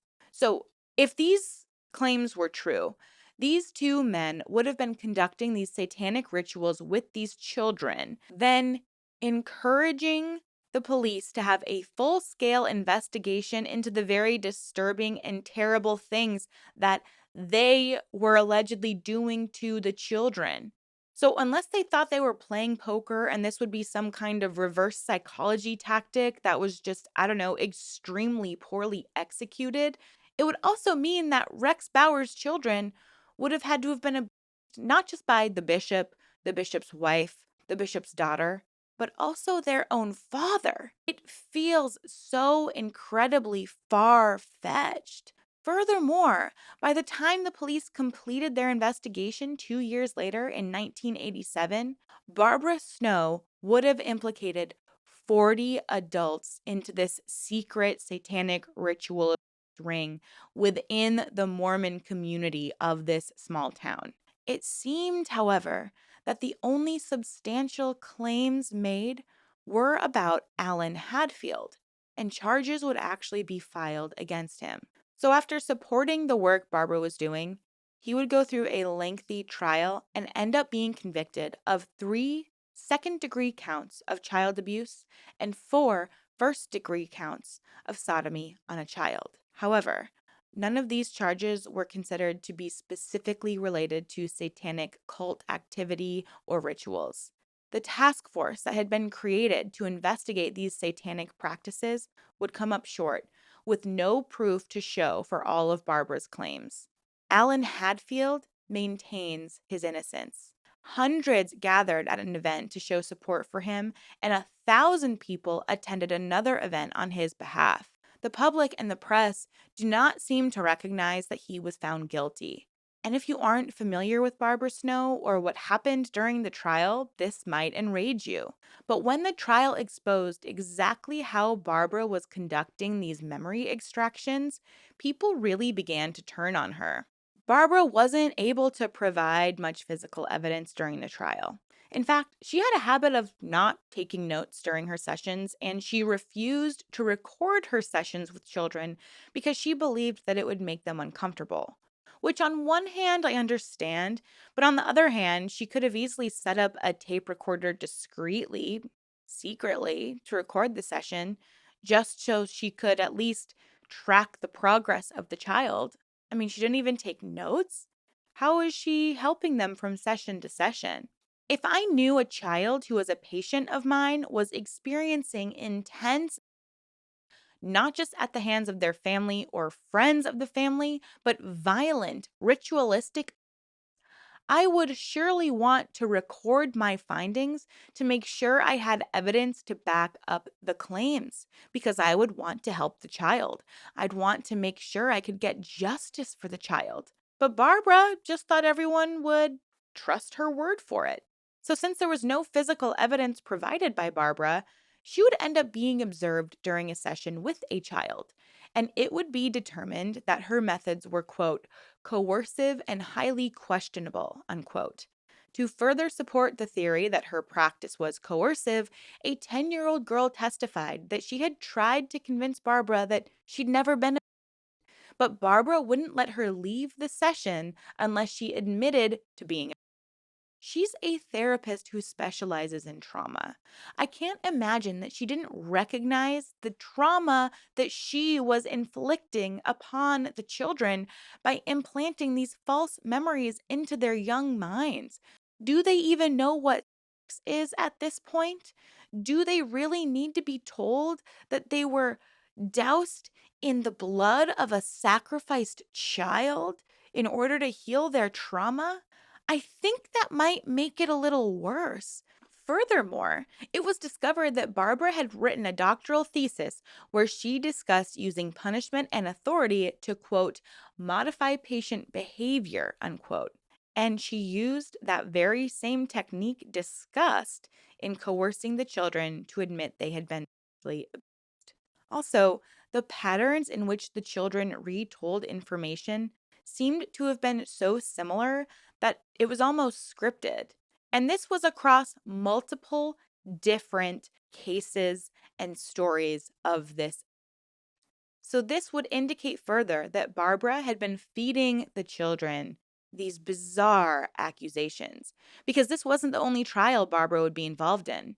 In fact, it seemed that she made a habit of implanting false memories into children through the use of coercive, suggestible questioning.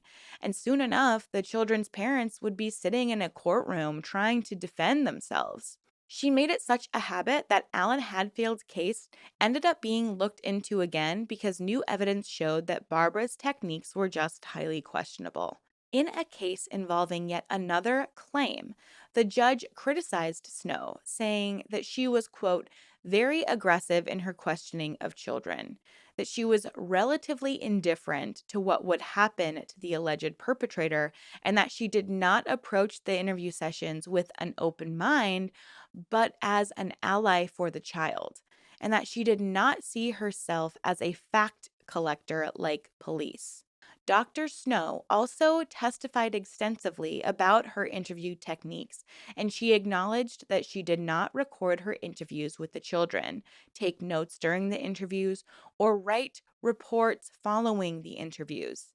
Indeed, Dr. Snow admitted that her own integrity was the only way of verifying what had occurred during the interview sessions. Similarly, the defense team emphasized contradictions and inconsistencies in the boys' testimony, including the fact that one of the boys had retracted an allegation of as being untrue.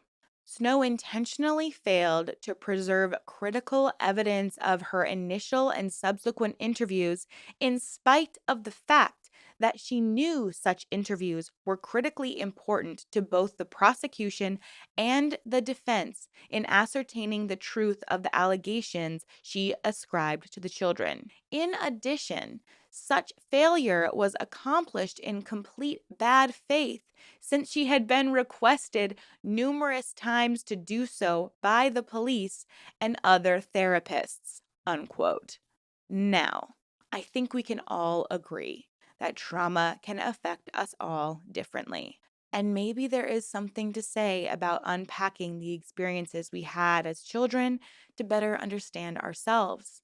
There are plenty of things I recognize now as an adult that really shaped who I am today and how I react to things. Experiences I had in my past that determine the health of my current relationships and how I need to nurture them or work on myself a little bit to make sure they're healthy.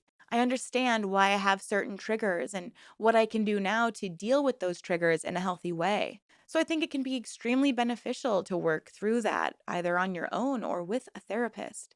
But when one therapist is able to pinpoint so many instances of ritual satanic in her community where there's absolutely no evidence to support the claims, you can't help but wonder, is the real problem Barbara herself, not Satan? In researching this topic, I obviously got curious about the practice of Satanism itself. I knew I couldn't objectively tackle this entire series without at least trying to understand Satanism and what it truly means to be a Satanist. So, according to the Satanic Temple, these are the 7 tenets of Satanism. 1. Compassion and empathy toward all creatures in accordance with reason. 2. The struggle for justice is an ongoing and necessary pursuit that should prevail over laws and institutions. 3. One's own body is inviolable, subject to one's own will alone. 4. The freedoms of others should be respected, including the freedom to offend. To willfully and unjustly encroach upon the freedoms of another is to forego one's own. 5. Beliefs should conform to one's best scientific understanding of the world. One should take care never to distort scientific facts to fit one's beliefs. 6. People are fallible. If one makes a mistake, one should do one's best to rectify it and resolve any harm that might have been caused. 7. Every tenet is a guiding principle designed to inspire nobility in action and thought. The spirit of compassion, wisdom, and justice should always prevail over the written or spoken word. I don't see ritual sacrifices being on the list of tenets. Do you? The founder of the Church of Satan, Anton LaVey, considered Satanism to be an anti-religion without a deity at the helm, instead of Satan being personified, being someone you worshiped. It's more like the concept of not conforming to Christianity or something like Christianity. And there's a whole other set of rules for his version of Satanism, and they include do not make sexual advances unless you are given the mating signal. Do not kill non-human animals unless you are attacked or for your food.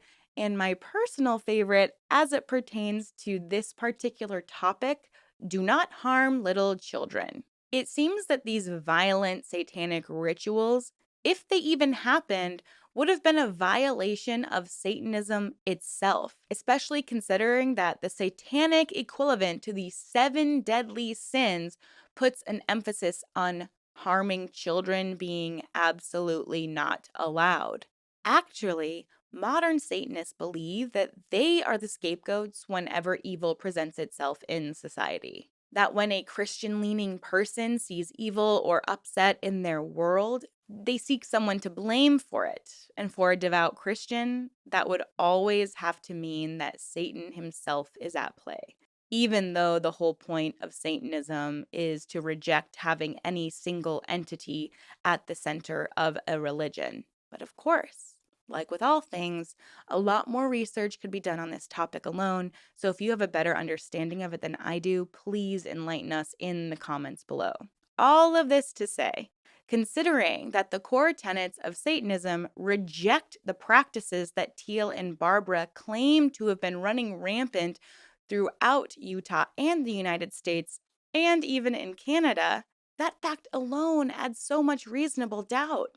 Of course, there could always be a rogue group, just like there are rogue Mormons and Christians and the like. But could it really be possible that this ritualistic is so widespread and so kept under the rug? Wouldn't the years of investigations have turned up some kind of evidence of these practices? Wouldn't someone in Teal's community have been able to corroborate her story? It's my belief that Barbara Snow used these same techniques that she used with these children with Teal Swan in 2005. The same techniques that she'd been using with children for at least 2 decades. In my opinion, it seems as though Teal might not even be the evil one, but in this case, she might be the victim. It is entirely plausible that Barbara Snow implanted these false, violent memories into Teal Swan's mind. If Teal was, in fact, by a therapist as a teen, she may have transferred that real experience to Doc and made him become the scapegoat. And thanks to Barbara's coerced guidance, Teal might truly believe that those things happened to her, even though the terrors she shared go against everything most Satanists believe in. So, knowing all of this, you can't help but ask, is Teal really to blame? Or is she just another victim of Barbara's? When we zoom out and consider everything we now have learned about Teal and Barbara, my speculative assessment is that Teal already had these illusions of self grandeur. She already felt that she was special, complicated, and destined for more.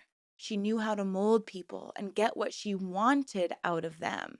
But she also knew that she sometimes had difficulty relating with people. But she liked the shock that she saw in people's eyes when she told them dark stories. She knew she was manipulative. She knew she had a way to get what she wanted. She thought perhaps she could have a diagnosis, but in Teal's mind, that would mean that something was wrong with her. I'm not saying a diagnosis means anything is wrong with anyone. I'm saying from Teal's perspective, that's what it could mean. And if she was, in fact, by a therapist, she may have a sheer distrust for all therapists and all diagnoses. So finally, she finds a therapist she can trust. She finds someone that doesn't just try to diagnose her, but tells her that no, she's actually a very strong survivor of intense, violent, dangerous ritual. And with this new information, maybe she learned that rather than working through a real diagnosis, the memories that had been implanted into her of this extreme violent sexual abuse at the hands of not just one, but two satanic cults allowed her to put herself up on an even higher pedestal. She is special. She is strong. She does have gifts, such important spiritual gifts that she was spared being in a ritual sacrifice. She isn't just hearing voices. She doesn't need a diagnosis. She is special. She is connected across the veil. No one besides Teal Swan could endure what she endured and made it out alive, let alone now have the purpose of helping to ease others' suffering. Perhaps Teal truly believes in the therapy she received from Barbara Snow, so much that she's taken bits and pieces of it and has morphed it into her own completion process, where she now implants those false memories into others, making them feel special and dependent on Teal for helping them discover and heal through this newfound trauma. This serves Teal because it isolates her followers, who now don't want anything to do with their family members who allegedly or otherwise harmed them. It also makes them look at Teal as their healer, their guru. They will abide by everything she says. It makes them more dependent on Teal as this almost motherly figure. It's a dependency that has grown, and Teal is now able to manipulate that individual into the exact person she wants them to be. She now has full control over them, all under this disguise, this mask of healing. But sometimes you do see that mask slip. So now, at Barbara's direction, Teal did go to the police to report her alleged. Now, as Teal tells the story, she claims that she didn't want to name him, and without a name, they couldn't move forward with the investigation. But in actuality, Teal couldn't provide any tangible proof of her claims. The police were actually ready to conduct an investigation. Teal claimed that she had journals from the time detailing the, but once reviewed, the journals had no evidence that could point to her claims of ritualistic satanic. She also underwent a medical examination to determine if her scars showed signs of the claims she was making. And after her scars were examined, they were determined to not be connected to any kind of ritual satanic. In February of 2008, the officer who was in charge of investigating Teal's claims was contacted by the deputy county attorney, who notified him that Teal had been working with the notorious Barbara Snow, whose practices, even in this very report regarding Teal's allegations, were considered to be questionable, and thus all claims made by Teal would be unsubstantiated. And that's why her case was never actionable. When we follow all of the evidence, it sure tells a different story than what we've heard from Teal. As far as I've been able to find, Barbara Snow is still a practicing therapist in Utah to this day. In 2007, her license was suspended because she began practicing on her own family members, which is against the rules. It's an ethics violation, like we've discussed previously. While she was counseling her sister in law, she helped uncover the repressed memory that her very own brother had been abusing the sister in law. And this time, it wasn't only satanic abuse that was involved, but also military. When Barbara discovered her brother had done this, she became enraged. She showed up at the house, stormed into his office with a baseball bat, and smashed everything in sight. She caused thousands of dollars worth of damage. And when her family tried to stop her, she tried to attack them too. This behavior really tells me that she must really believe that she is able to extract these memories from people. She must believe that these stories of ritualistic satanic are real. She must truly believe it if she was willing to go attack her own brother. Her family decided not to press charges, but they did contact the Utah Department of Professional Licensing Social Work Board to lodge a formal complaint, and Barbara's license was temporarily suspended. Not for implanting false memories, which I'm sure her family now realizes that that's exactly what she did to her sister-in-law, but she lost her license for violating the ethics of practicing on family members. What? So I believe it's become very clear that we just really need to protect our brains at all costs. They are malleable and shapeable, and if we let the wrong person have access to them, the outcome could be traumatic. It could even ruin your life as you know it. Barbara has her license again, and she's openly practicing. And Teal Swan has millions of followers absorbing her every word. Relationships are being ruined, families are being broken apart, and some people are even making the disastrous choice to end their own lives, all because Teal told them that death isn't permanent, it's just a reset button. The fact that people have lost their lives because of the things that Teal is saying is dangerous. It's absolutely heartbreaking. And it's for them, their families, and for the people who could potentially fall into this Teal trap that are the reason that I'm making this series. I will never forget the day I got the call. I was in college, working my college job, when I received a call from my best friend. We never called each other, so immediately I knew something was wrong. Even to this day, about 18 years later, we do not call each other. We only text and video chat. We've just made too many bad phone calls to each other over the years to ever actually call one another now. Our friend had been missing for a couple of days. He was a party animal and always the life of the party. When you were around him, you just knew it was going to be loud, fun, and exciting. He brought this positive energy everywhere he went. And so when we hadn't heard from him for a few days, we thought, okay, maybe he just met a boy and stayed over there where he partied a little too hard and crashed somewhere.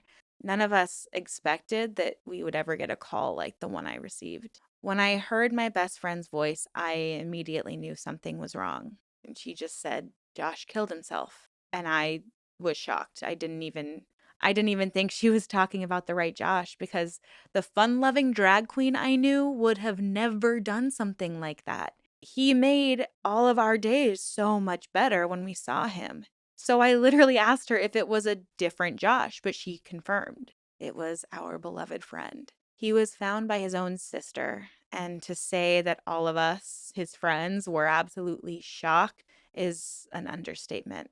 I remember just falling to the floor in the middle of the restaurant I was working at. It just felt like time had stopped. After we found this out, the thing we kept saying to each other was, I just wish I had known. I wish he had told us that he felt this bad. I wish I had been a better friend. I wish I'd been less self involved. Maybe if I had up on something, my friend would still be here. Maybe if he trusted me enough to talk to me, I could have done something. I could have helped him or supported him. When something like this happens, you feel so many feelings: sadness, shame, guilt, anger at them and at yourself.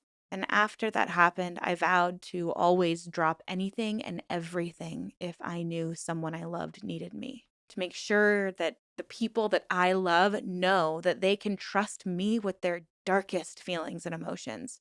I would have loved to make sure Josh knew how special and important he was to me, and just how much we valued him. What I would never have wanted to happen was for him or anyone I know who's having similar thoughts or feelings or impulses to ever come across one of Teal Swan's videos. Teal Swan has made a career targeting people like Josh, people who don't know where else to turn, people who don't know who to reach out to, who would really understand them. There was a time when I felt very, very depressed, and I had some unaliving ideation myself, and I remember feeling so much shame around having those feelings at all. It was like I was already feeling bad enough, and then I'm feeling worse because I'm feeling guilty for having these feelings that I know I shouldn't be having. And I didn't know who I could turn to talk about them. And if I told someone, would they tell other people? Would they even take it seriously? Or would they just discount my feelings? Would I just end up being embarrassed? These feelings are just so isolating and confusing, and it is so vulnerable to actually say the words out loud and admit that you've been having these feelings and impulses. And in America, insurance doesn't always cover therapy, and for a long time it was almost like frowned upon to seek out counseling. It was like people thought if you had a therapist that something was quote unquote wrong with you. So, what do people do when they feel like they have no other options? Well, nowadays, we turn to the internet, the trusty algorithm that guides us to the answers that we're looking for. And if you're Teal Swan, you know exactly how to manipulate that algorithm to make sure that anyone who types in a question about hopelessness or unaliving finds your channel. Because, hey, she's the expert on human suffering, isn't she? Teal Swan's net worth is at or close to $1 million, according to online resources. It's been estimated that she makes around $30,000 a month and around $360,000 annually, all by preying on people who are just trying to find answers to life's most unanswerable questions. She would say that she just wants to heal all suffering. But many have shared and speculated that she's actually causing more harm than good. At first glance, I think we can all see how and why so many people are drawn to Teal Swan. She tells it as she sees it with this tough love attitude. And I'll admit, some of the things she's said, the little snippets of her seminars and clips that you see on Instagram that I've seen throughout the years, they have resonated with me before. But it's like we say with all cults, there is always something good that followers are getting out of the group or the teachings. That's why they have a following. I'm not here to say that it's all hogwash, that certain spiritual practices and techniques aren't helpful to people. Some things are. However, I am here to say that most of it, when it comes to Teal, is either detrimental to us or is just stolen concepts she's repackaged to fit her perspective and her image. Furthermore, some of it is straight up plagiarized. If there's one thing I've learned during my time exploring cults, it's that they're really all the same. There's no real new ideas. They're just these ideas that have been known for centuries, if not thousands of years, that are repackaged into some new spiritual practice or religion, and Teal is truly no exception. So let's go ahead and explore some of her beliefs. Like many cult leaders and spiritual leaders before her, Teal claims to have extrasensory abilities. She says that at a young age, she knew she was different. And although we've discussed how when she was a young girl, she actually was seeking out a diagnosis from mental health professionals and within mental health textbooks, and she seemed to be enamored with characters who could be described as sociopaths. She now claims that she was talking to spirits and people didn't get her. And how dare someone in the mental health profession just try to diagnose her and have her pop some pills? And as someone who's been recently diagnosed with anxiety and does take daily medication, I can attest that for me, anyways, it has been utterly life changing and I wish I'd done it sooner. But to be honest, I did believe in the stigma that if you took medication for mental health, something was quote unquote wrong with you. And I was really afraid to face that for a really long time.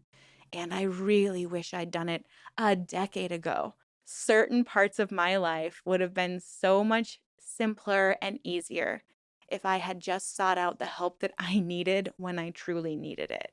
Teal, however, approaches a lot of her teachings as if they are the ultimate truth. She's even claimed to have full and total access to the Akashic records, which, if you've never heard of this concept, it's the spiritual idea that every single, and I mean every single thought, emotion, word, and event that has ever been made or has occurred by anyone in the entire universe, past, present, or future, human or non human, has essentially been cataloged on a non physical plane. It's basically, according to Teal, the genetic code of the entirety of existence, and it encompasses everything and anything resembling the universe itself. And Teal apparently has access to all of it. So, yeah, of course, she knows everything about everything that has been or will be, including every single thought that you've ever had, and also every illness that you may have in the future or have had in your past or a past life. Okay. So I guess this mixed with her, I mean, we can't really call it transparency, can we? But this mixed with her alleged lies about satanic ritual abuse, it invokes a sense of trust in the people who follow her, especially if they have a history of actually being themselves. It all resonates with them. They trust her. She knows the secrets to universal happiness. And this gives her followers a false sense of comfort and openness and understanding.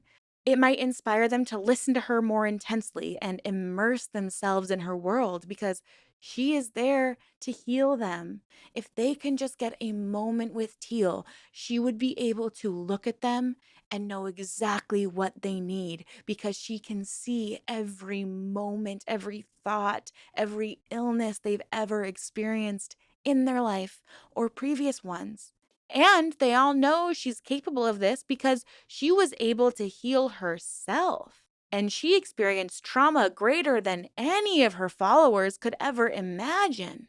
But, and Teal kind of says this without saying it, in my opinion, but if you haven't experienced the level of that Teal has experienced, then you have no right to say to her what concepts are healing and what aren't. Because who else in the world is going to be willing to share or lie about getting, I don't know, sewn into a corpse? If she can handle that kind of trauma and heal it from her completion process, but you can't heal yours, well, then the problem certainly couldn't be the process itself. It must be you. And this is the kind of arrogant stance she has on her critics or with people who disagree with her and her teachings. It's very much like the, well, because I told you so trope of a mother responding to a child asking a question. There's just no debate. And if you don't agree with Teal or you're not willing to accept what she is saying is true, then you're wrong and you are just unwilling to work on yourself. She has literally said that if her completion process doesn't work on you, well, then you just must not really want to heal. You must not want to be there at her retreat if it doesn't work for you. And that's a you problem. And this is a classic cult leader approach to conflict. She goes on the attack rather than discusses a different option that might work better for someone. A licensed therapist might offer a modality of healing, and if that doesn't work for their client, they might offer a different option or even a different professional. Or at least I'd hope they would. And just to share an anecdote here, I have been there when I've done all of the yoga, all of the breath work, all of the journaling, listening to these people like Teal, exercising, cleaning up my diet. And I just remember getting so frustrated that I was not feeling better. I completely subscribed to law of attraction ideology at one point, and I tried to always expect the best. And then when those things didn't happen, my fall into depression or sadness was even steeper because I had put my expectations up so high. So I had a lot further to fall down. I had to start being really honest with myself and not just temper my expectations, but what's helped me a lot has been getting truly diagnosed and taking medication to help with that diagnosis. And for me, it's been a day and night experience. I tried for years to do it the spiritual way. And I'm not saying that what worked for me will work for you. Everyone's path is different. But I am saying it's very dangerous to just blindly follow some online guru because they do not necessarily know what they're talking about. They want to get clicks and they want to get views and they want to make money. They want to get you to pay for whatever BS they're shilling.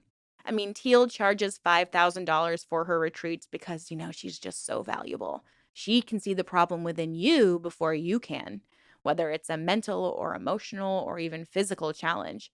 She literally claims that she can look at someone's body and tell them what their ailment might be. She, Teal Swan, is literally the solution to every problem that the Akashic records might ever see. So don't pay $100 a session for a therapist. Just pay $5,000 to go to a retreat for a week so you can go home with absolutely no tangible tools on how to make your life better on a day-to-day basis. You're probably not going to feel good again until you pay all that money for yet another retreat. And this is the cycle that's so easier for followers of really any spiritual guru to fall into, where people only feel good if they are in the vicinity of that guru.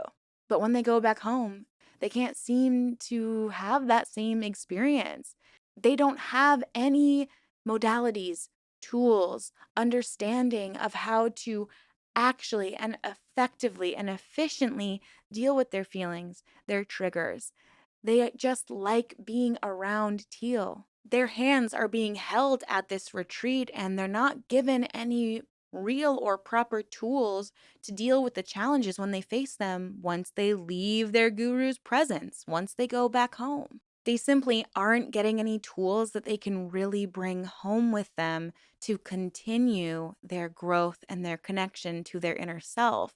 Instead, they have no more guidance. They're thrown back out into the world, and all they can do is watch Teal on their computer and save up for the next retreat when they can feel good again. And it's just funny to me because if Teal truly had all this knowledge, if she had access to these Akashic records and could talk to ghosts and was aware of all your past lives and knew the answer to every single question a person might ever have, then why does anyone ever need to ask her a question? Teal has these seminars where she rents out a space like a big theater and she sits on what could be described as a throne, and she has audience participants volunteer to come up on the stage and ask a question in an effort to show off her wisdom and her abilities. But Teal, if you're so all-knowing, couldn't you just look at someone and intuit what they're going to ask you? And you know the answer to every question that has ever been asked or ever will be asked. Yet you demand that hurt, vulnerable people seeking healing come up and ask you their vulnerable questions themselves in front of a room of 100 people. Why not just stand up there, point to someone, and share wisdom that way? Do you know why? Because a part of the fact that she possesses none of these special magical abilities, this makes groups of people immediately bond. Sharing trauma in an open setting like this and being this vulnerable creates a false sense of security inside our minds because we see others being so vulnerable and being guided and being accepted. It makes us feel more comfortable doing the same. It opens us up to go deeper within ourselves and once again invokes this feeling of trusting Teal. And not only that, it causes us to lower our guard and our boundaries. When I was involved in the cult that I was in, I share my story here if you'd like to see it or listen to it. We would share in a group setting. And some of the things I heard people share were very disturbing and also illegal. They were violating and deeply, deeply concerning. And I remember feeling so uncomfortable, but then thinking, well, they feel bad about it and they're here and they want to grow and they want to change and they're being vulnerable enough to share it. So I guess I just shouldn't be so judgmental. But in hindsight, no one should have been excusing the behavior this person was admitting to. But there's this environment of utter acceptance that's been created. There's a cultic mindset that just slowly and meticulously shuts off your intuition. If you saw the docuseries The Deep End, then you saw multiple examples of Teal's followers sharing this instinctual red flag about the teachings or showing resistance or even questioning Teal. And immediately we see Teal's defenses come up. We see her mask slip. If you bring up a concern, the problem isn't Teal or what she's doing, it's you. If you question her leadership, she attacks you. She attacks. Always. She never defends. She is never able to actually take responsibility for what she says and how it's affecting other people and their actions. Someone who follows Teal ends their own life? Well, it was their parents' fault for being bad parents, not Teal's fault for insisting that taking their own life would be a way to reset their soul's experience. She's giving them permission to do something so drastic and so harmful. And since they've already gotten to the space where they don't just trust her, but they consider her a mentor and a guru, someone who's all knowing, more spiritually aligned than the Pope, and an expert on human suffering, they do it because Teal said that it was okay.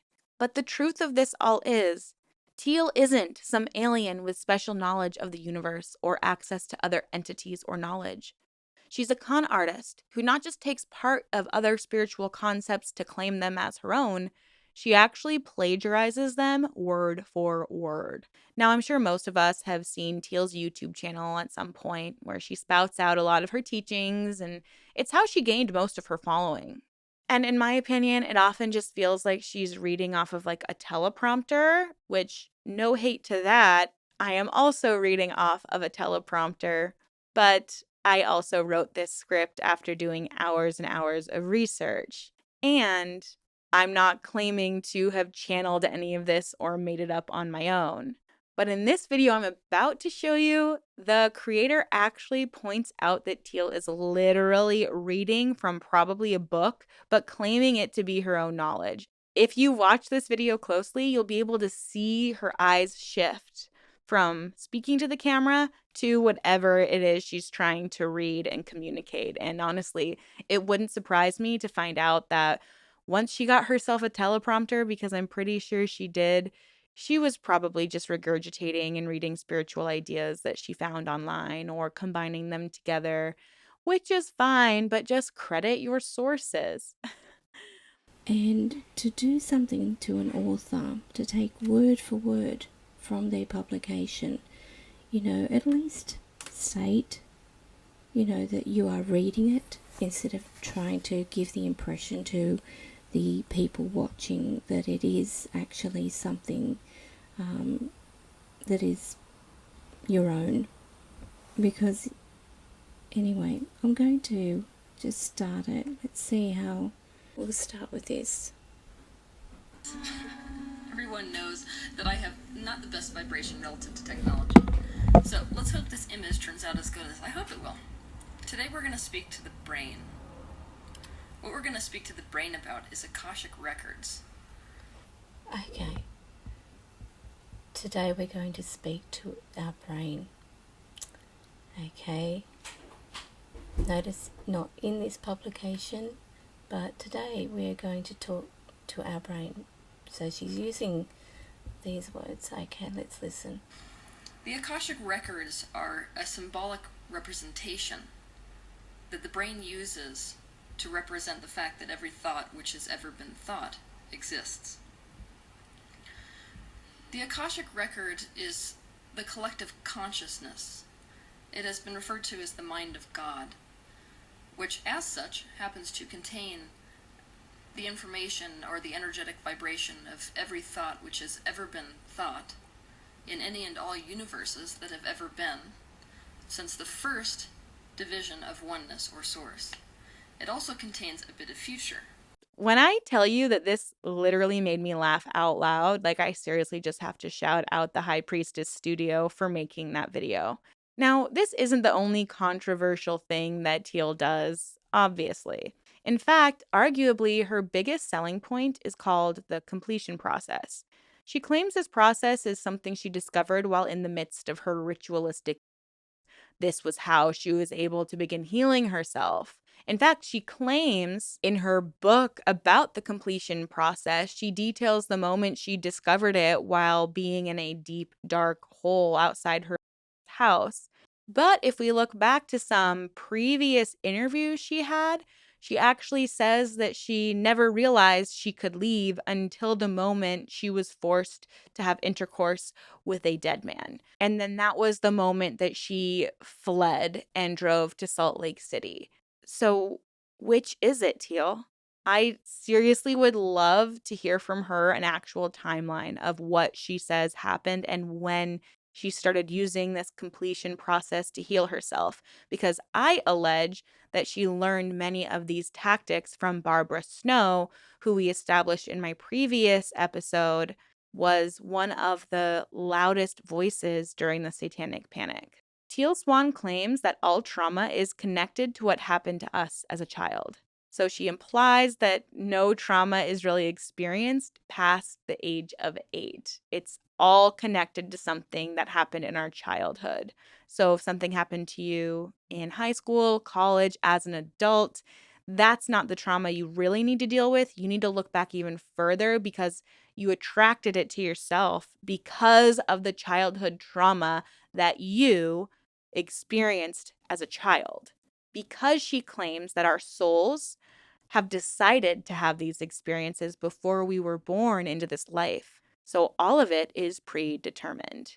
And when you do experience trauma, your soul is then split into two, and it's the dark part of you that continues to attract negative emotions and trauma. Personally, I feel like this simultaneously simplifies and complicates the idea of trauma at the same time, because trauma can occur at any age, and I would argue that healing from any trauma we experience is honestly its own journey. The way you process trauma from one occurrence at one age could be completely different than processing a different trauma at a different age. Lumping it all together as it's just childhood trauma we have to unpack, or it's happening because you haven't healed your childhood trauma, is actually incredibly harmful because it blames the victim for whatever they might be experiencing as a teenager or as an adult. Well, this terrible thing happened to you not only because you chose it, but because you didn't heal yourself soon enough. And when we think about this theory that when trauma occurs, your soul splits into two, one being a dark or a shadow self, and then the other being your light self, and it's just your dark self that's attracting bad things and emotions into your life, it implies that you're not going to have a truly happy, fulfilled life until you're ready and able to reintegrate that shadow side back into yourself.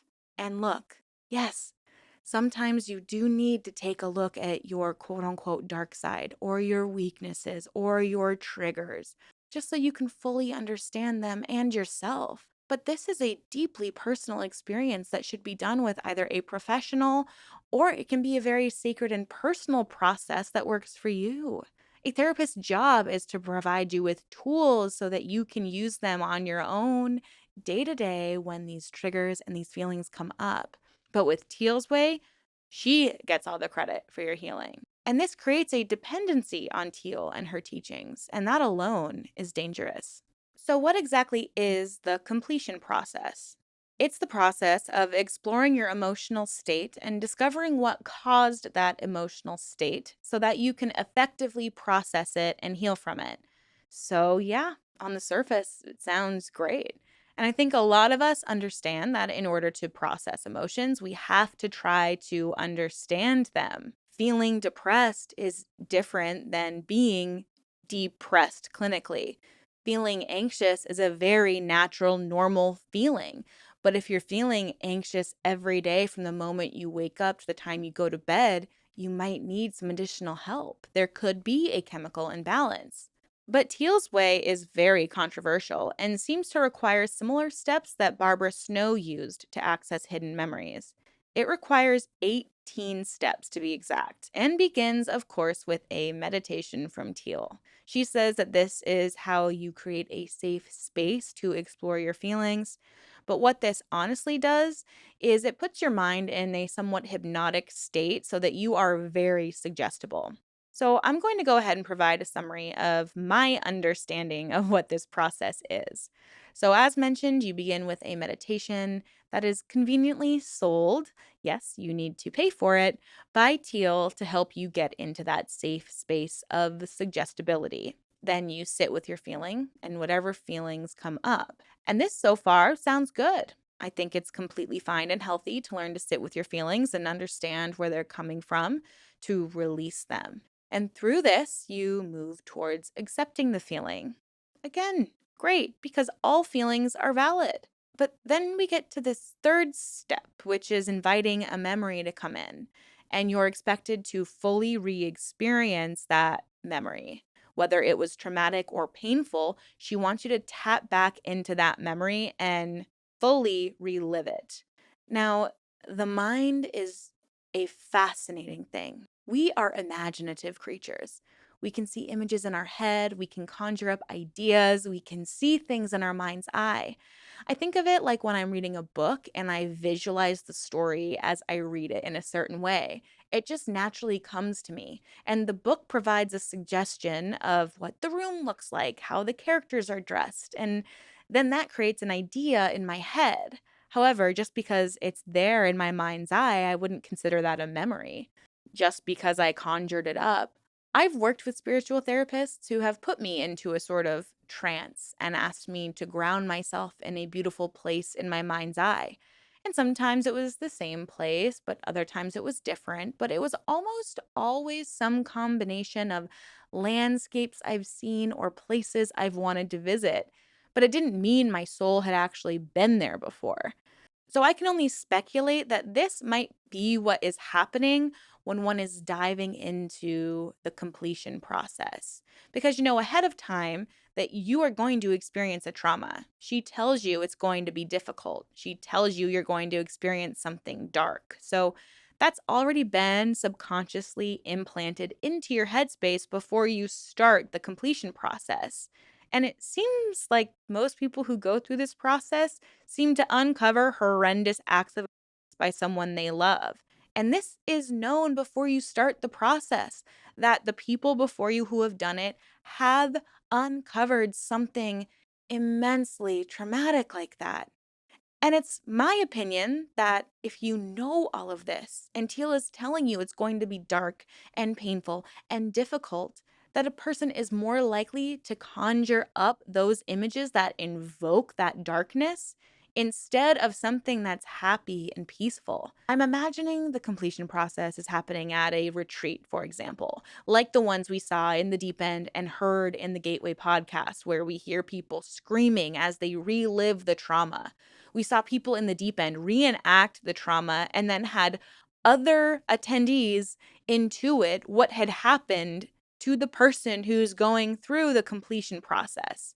We literally saw evidence of people implanting these thoughts into people's minds simply because they thought it. According to Teal and according to the rest of the attendees, if they thought about it, it's because it probably happened.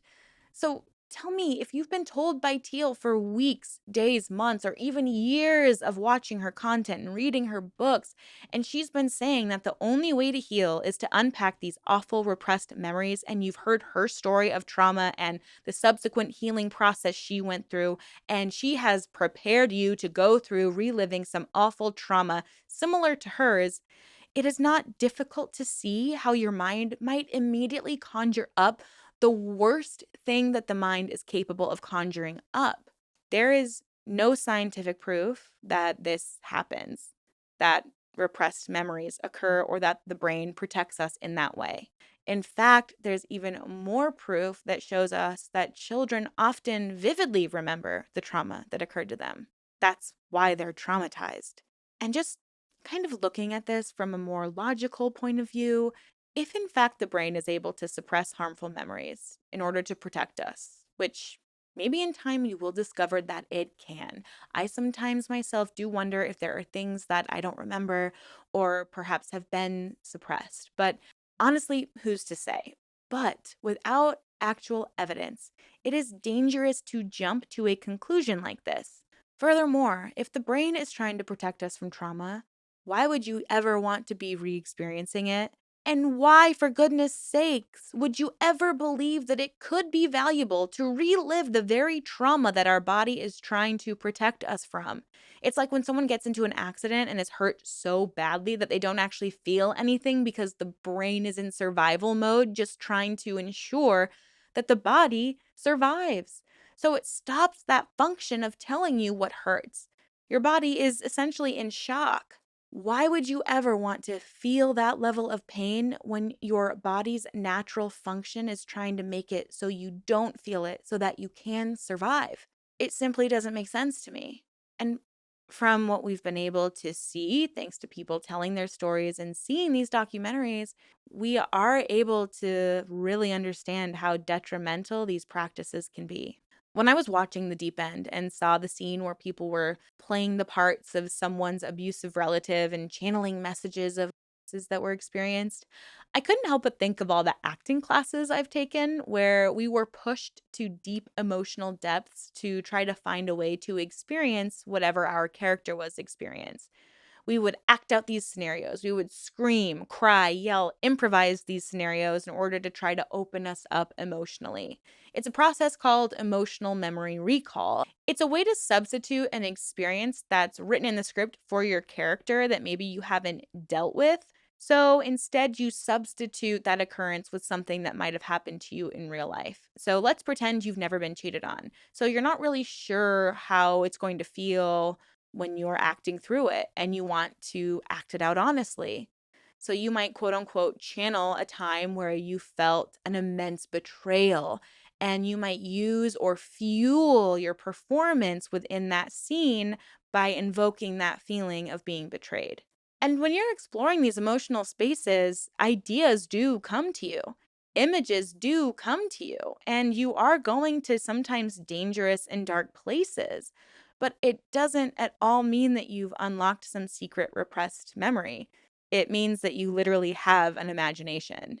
And no one outside of yourself is or can ever unlock something that is inherently within you.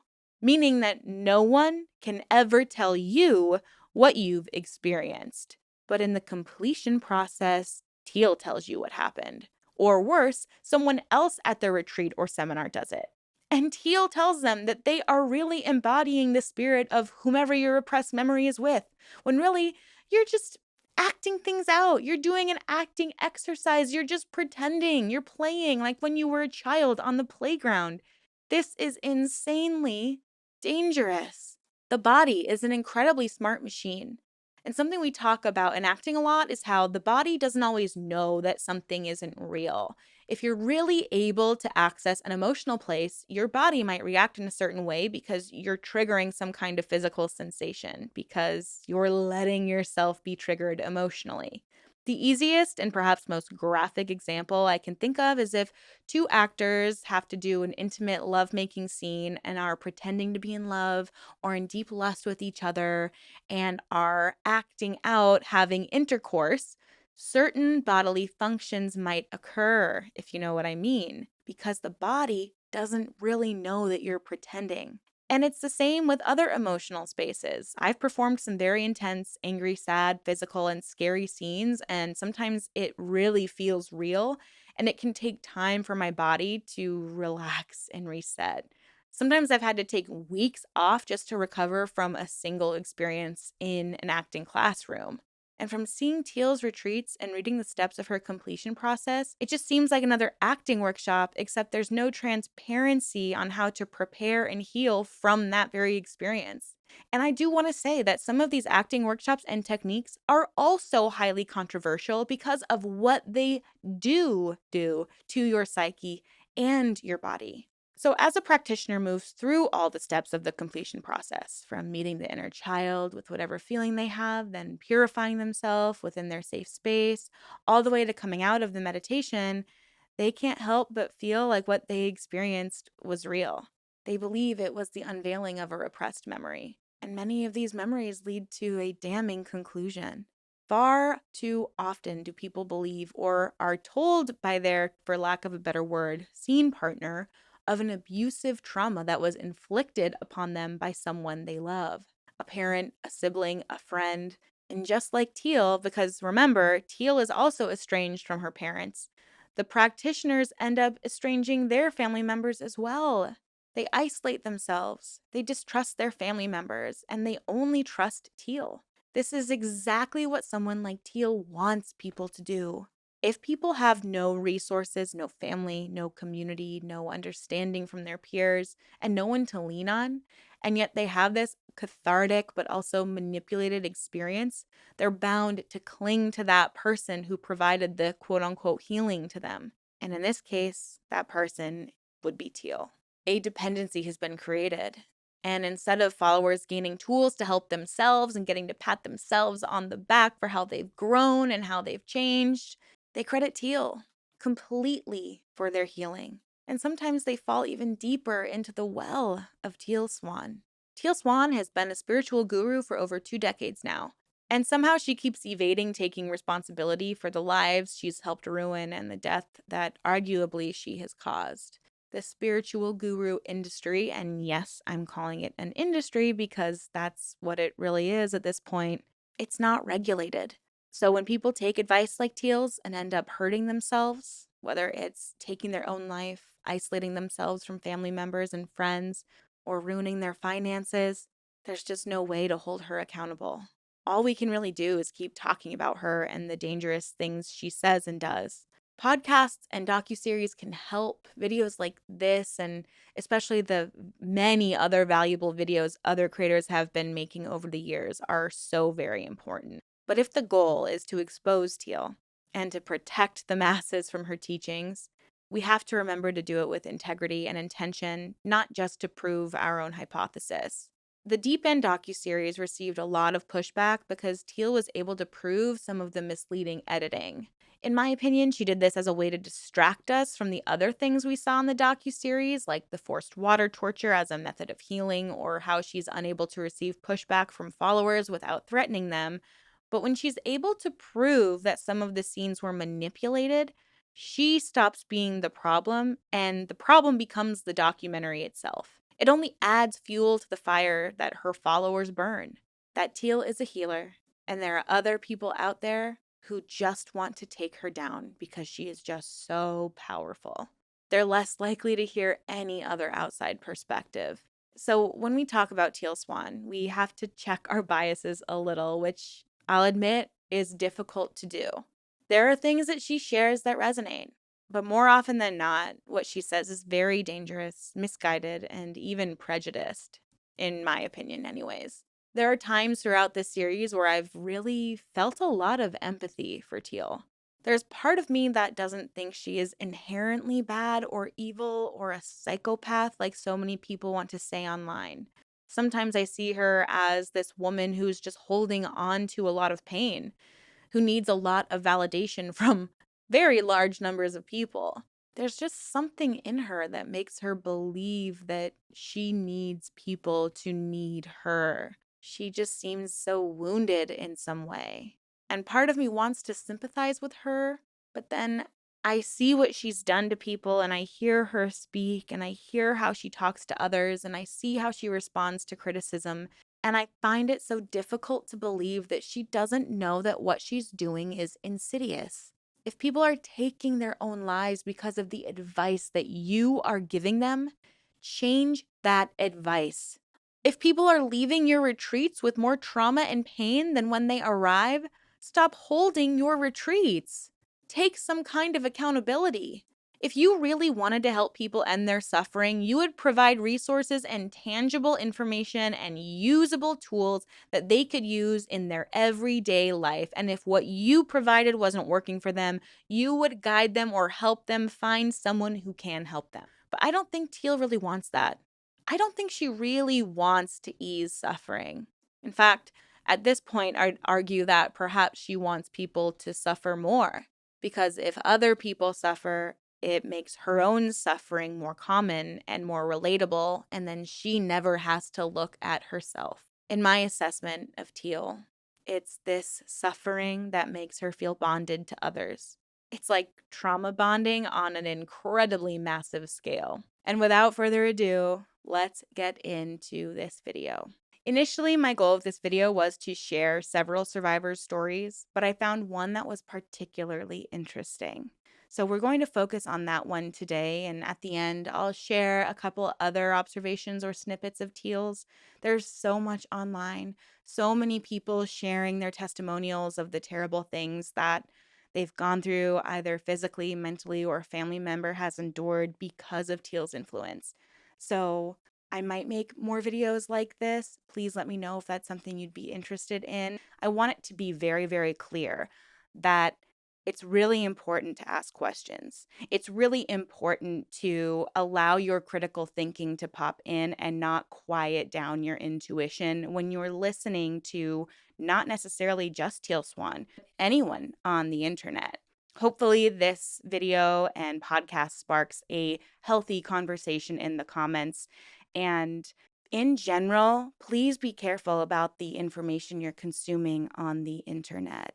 It's so scary nowadays that the algorithms only tend to push out more of what we're interested in instead of another point of view.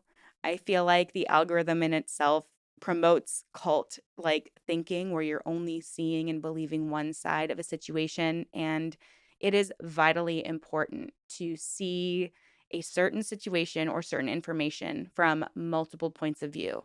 So if you're someone who has been devoted to Teal or some other type of spirituality that is similar to what Teal promotes, just know that it's really, really healthy for you to see another point of view. It doesn't mean that you have to change your spirituality or your belief. It just means that you are considering all sides, because there are so many religions out there. Who are we to say that any one is 100% correct? We all just have to figure out what works for us. But without further ado, let's jump into our very first story. I was once close friends with Teal Swan. I met her in the summer of 2011.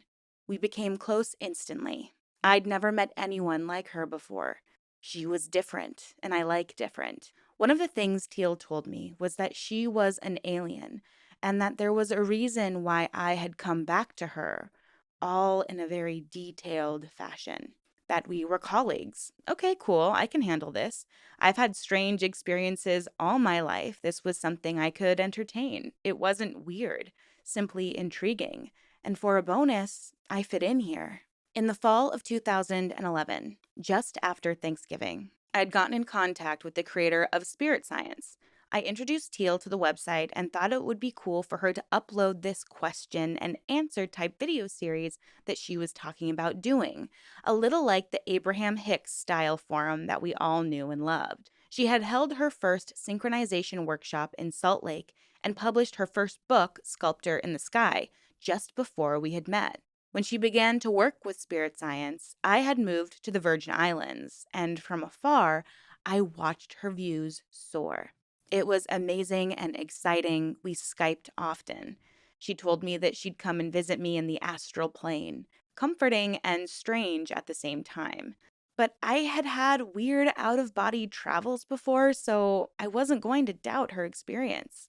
We had this inside joke. When I would stay over at her house at night, we'd say to each other, "Good night, I'll see you in 5," because of our strange and vivid dreams.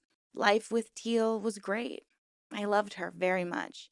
Each morning we would wake up, she'd cook an awesome breakfast for her family. We'd watch this box set of Abraham Hicks DVDs that she'd had, and then she'd get to work typing up a script for an Ask Teal episode. Each night she would sing her son to sleep. She had bookshelves filled to the brim with esoteric self help as well as parapsychology and occult type books. They were all annotated and dog eared. She would write down my name eventually next to an aura color and personality type. She and I both had a fascination with human psychology and philosophy, so we got along great. It wasn't soon after that she began to tell me about her dark past. It was detailed, it was calculated.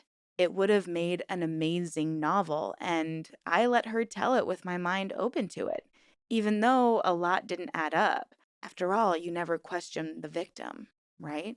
Right? 2012. It was soon, though, that she was talking about this communal living and this desire for money, fame, and a wealthy lifestyle.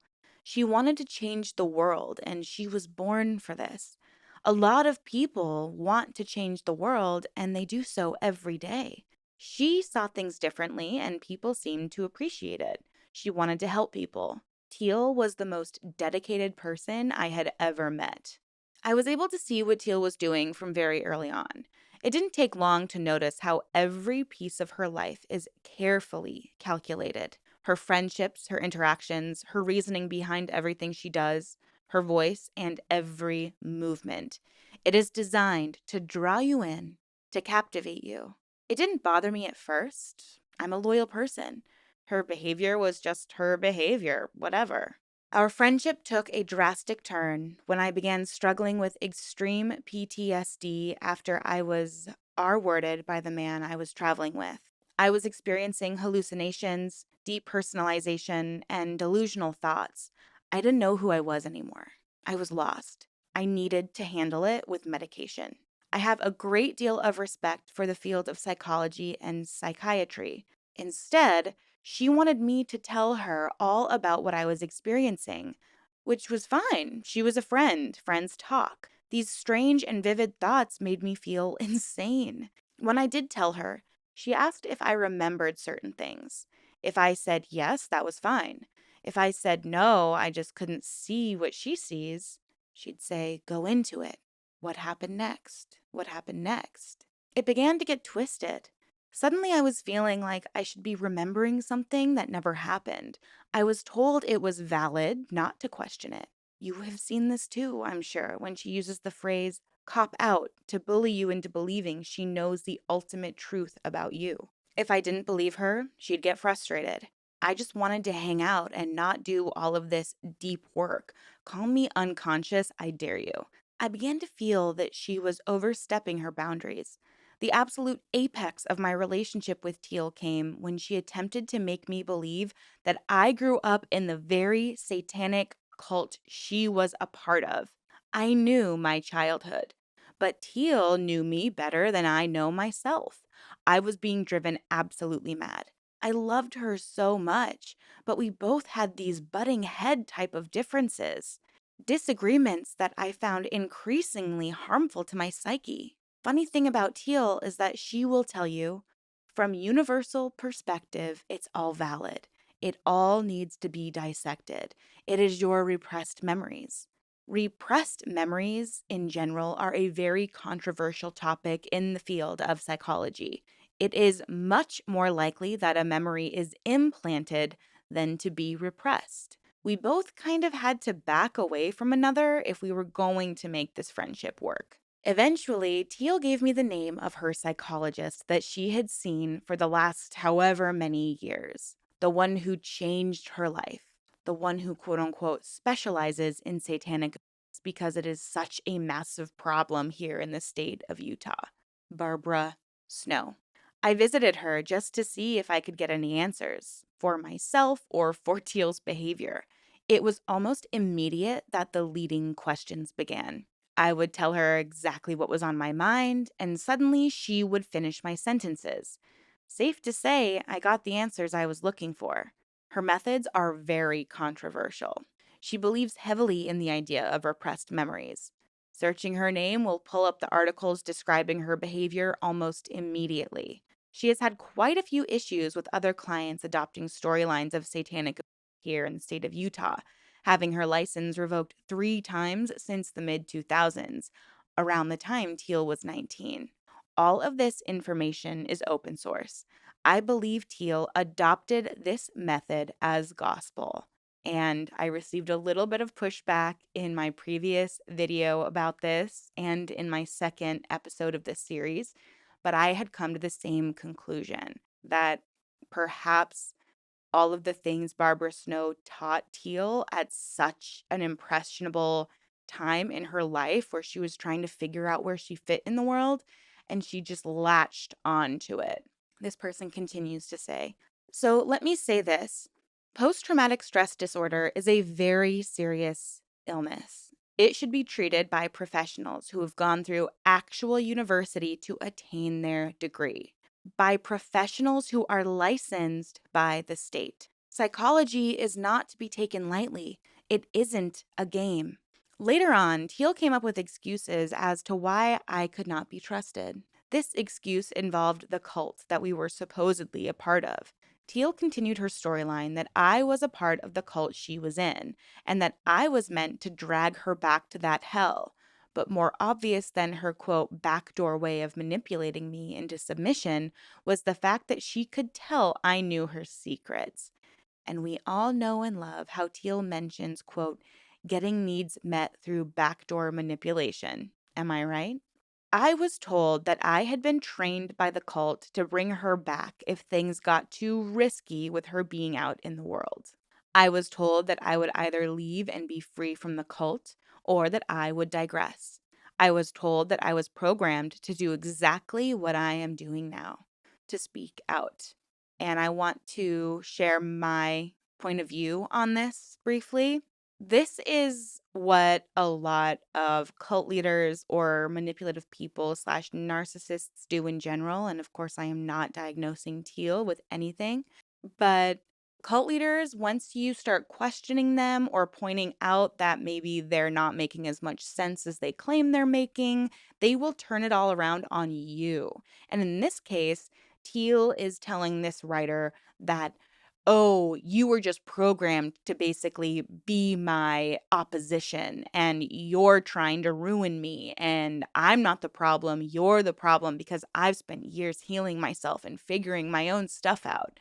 And I just believe anyone who claims that they're a spiritual believer and they encourage people to look within and understand themselves, but they're not willing to look at themselves and recognize how what they're doing might be considered manipulative or toxic or otherwise concerning.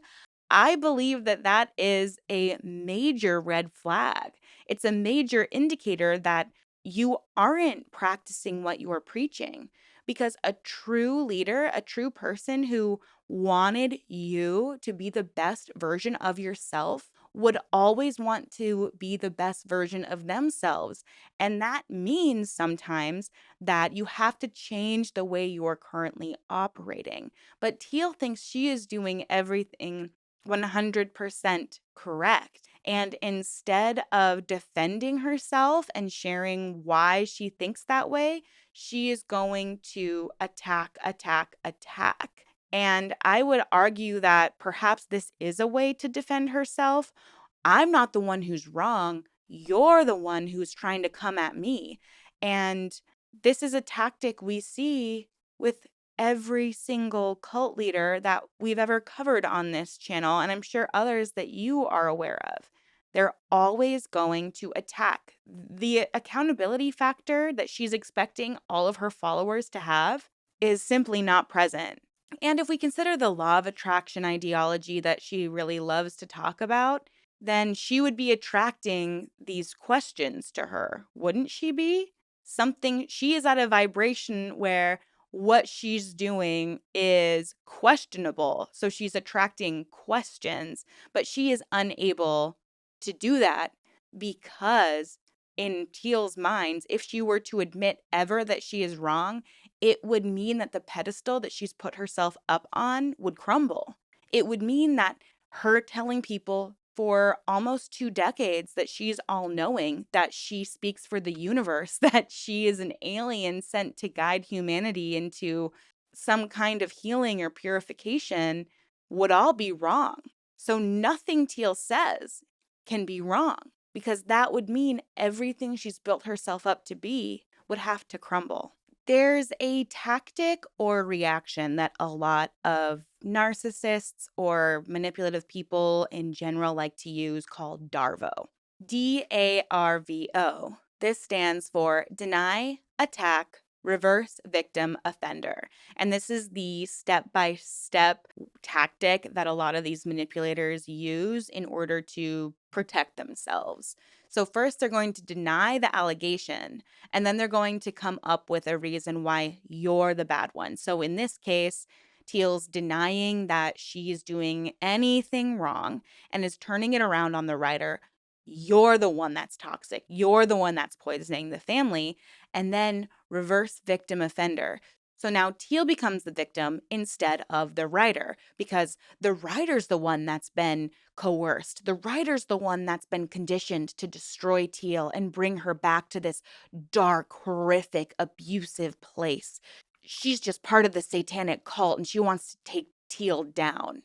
And you might see it in cult leaders, you might see it in people who have committed atrocious crimes, you might see it in an ex of yours that was abusive, you might see it in a family member. This is how you're able to identify someone who is never going to be able to see your point of view, to see your perspective. So if you are speaking to someone or maybe trying to politely confront someone about a way that they've made you feel and they use these tactics, deny, attack, reverse victim offender, you're going to exhaust yourself if you even try to communicate with that person. So my advice would be just stop communicating with them. Get them out of your life because it will only go down a dangerous road. I apologize for that tangent. I thought it would be a valuable piece of information for everybody. We'll get back into this story now. The truth is, if you are building a world upon lies, you will absolutely be paranoid of being found out. You won't trust anyone, and you can easily train the vulnerable ones to hold two congruent truths at once without them even knowing it's happening. It doesn't take a psychic to know that someone is a danger to the empire you create with the lies. Teal is a fascinating character. She would make a brilliant writer if the work were fiction instead of something that she is trying to pass off as real. There are many lives at stake here, including all of yours. Teal doesn't understand the human psyche. She has no place to give herself authority over others. She may understand her own psychology, but her psychology is skewed by a heightened sense of herself. Teal has studied various cult leaders down to a T. She relates to them not because she is smart and cunning, but because she only has the capacity to think exactly as they do. Though she was never inducted into one herself, she is using the tactics that she has learned through various measures of psychology. The man that she created Doc to be is really just aspects of her that she channels into this character in order to embellish a backstory. This Doc character is based off of a man that Teal knew growing up. Again, it isn't politically correct to question the victim. She learned that early on. It is part of the reason she has so many followers with dejected souls. She says that everyone is looking for a place to belong because of an unmet need, when the truth is, some of us are just fine on our own. Just because she says she sees things from source perspective doesn't mean that you should hang on to her every word. There is a reason she places herself on a pedestal like that. It's very difficult to be friends with someone who plays mind games for fun, for life, for a career. It is another thing entirely when you care about them regardless of their narcissistic and psychopathic tendencies. I am not trying to paint myself as good by any means against Teal. I smoke, I drink, I make mistakes. I am impulsive. I am not spiritual. 2013 and the unaliving obsession. Trigger warning, we're going to be discussing unaliving here. In 2013, our friend Leslie committed. I met her earlier that year and didn't know her well, but she would reach out when she was sad. It struck me as odd when Teal, her husband, and I were sitting there talking about it that her reaction was to say, in paraphrase, I'm not upset because she's dead. I'm upset about the fact that I lost a client and it could hurt my credibility. It blew me away, and I just sat there. A few days later, we both attended Leslie's funeral. Blake had set up a camera, and Teal was the last person to speak. She introduced herself as Leslie's spiritual guide, stating, "It is never the answer." A week or so later, Teal released her first video on unaliving, calling unaliving a reset button. As someone who has been there before, Teal made unaliving sound like a siren's call. I knew that pull. I know what it feels like to want it. But she would take out the hardest part for a lot of people with her words. It's just a step off a curb. Yes, I related to that. I related to her, but it wasn't right at all. As someone who has had unaliving ideation, who has dealt with self harm, borderline personality disorder, and bipolar, I found myself needing to back away again. It was too much for a person struggling with mental illness already to handle. I want to interject here because considering the timeline of this writer and what they're sharing, it makes total and complete sense to me now why Teal has made unaliving such an important topic that she discusses. And it's because she was worried that when her friend unalived herself, it would hurt her own credibility. And it's just so oh, it's heartbreaking, it's disturbing, it's so difficult to talk about because it's difficult to consider that somebody could see a friend go through that amount of pain, that they actually end their own life, and their first instinct is, well, now how am I going to twist this situation so that it makes me more credible? Oh, I'll just say that unaliving is totally fine. It's a reset button. Go ahead. It's going to make your life better. If it's something you feel like you need to do, maybe Source is telling you that you need to do it. I mean, this is so incredibly disturbing and harmful. And the fact that it was motivated because she was worried about her credibility. So now she has caused people to end their own lives because they trust her and she says it's okay. And it's all because she was worried about her own credibility. It's such a selfish, disturbing thing to think about. It really, truly is. It's incredibly upsetting. I didn't realize that the timeline was so exposing. She speaks at her friend's funeral, and a week later shares a video on unaliving telling people it's a reset button because she wants to make sure she's still credible. What? There aren't words to properly express how I'm speechless at this point. I'm really speechless. So let's continue. I began to notice that Teal had an effect on people. She sets herself up to be that way, and she sets up those that follow her to be manipulated. She is calculated. She watched for reactions. She makes you believe that she is inside your head. She makes you believe that she sees the truth. The truth is that she likes control. She likes the power over people. Later, during a synchronization workshop in Santa Barbara, Teal would mention Leslie. She mentioned her only as her first client lost to unaliving, stating that they had had that very serious sit-down talk. Was Leslie going to commit to life or not? Teal mentioned that the answer to the question was no, I'm done.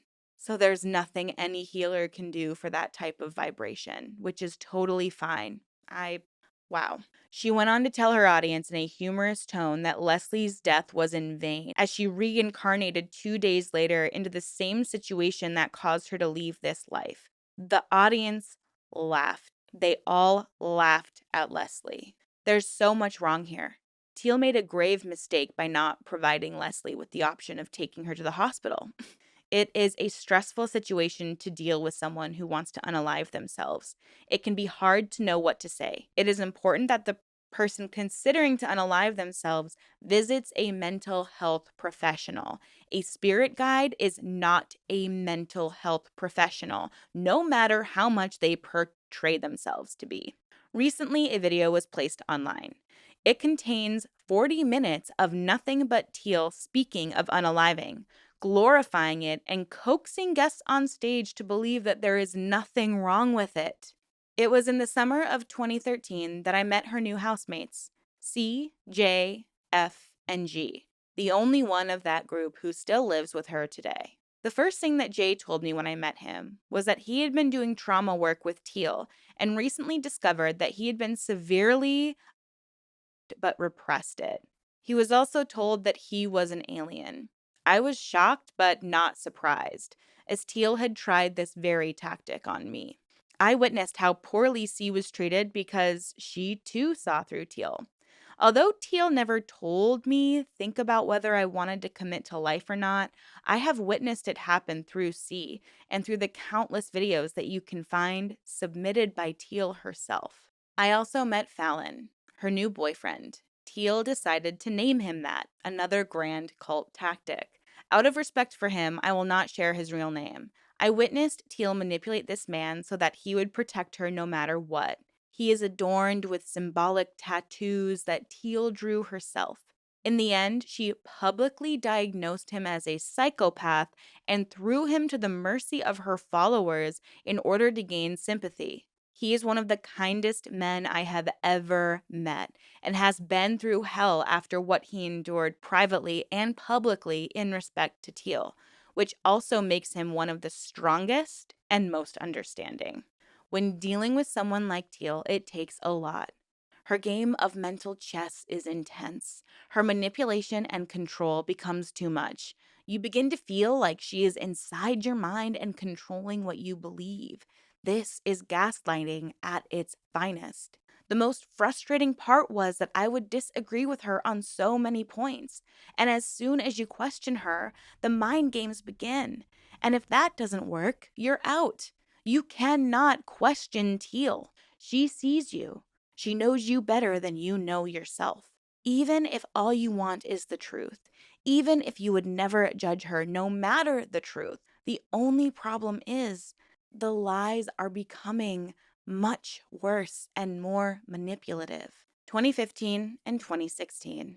In 2015, I was hospitalized. Having been R-worded 3 years before, the stress of dealing with it on my own was way too much to handle anymore. It was the same year that I told Teal about it. She knew my perpetrator well. She got her start uploading to his website. I knew that they had had a falling out, so I felt okay talking to her. It wasn't that I wanted to rekindle our friendship, but I wanted to make sure that everyone I knew back then had the chance to know what was about to happen, just in case they were still associating with the man who R-worded me. She listened, and then I left. We still couldn't handle each other, so we kept this meeting short and to the point. In 2016, my R-worder came into town looking for me and hoping to talk with Teal. He messaged me. I didn't say a word back. I received a message from Teal stating that he was in town and that she was letting me know that he might try to talk to me. I told her he already tried. She told me that he had called the police.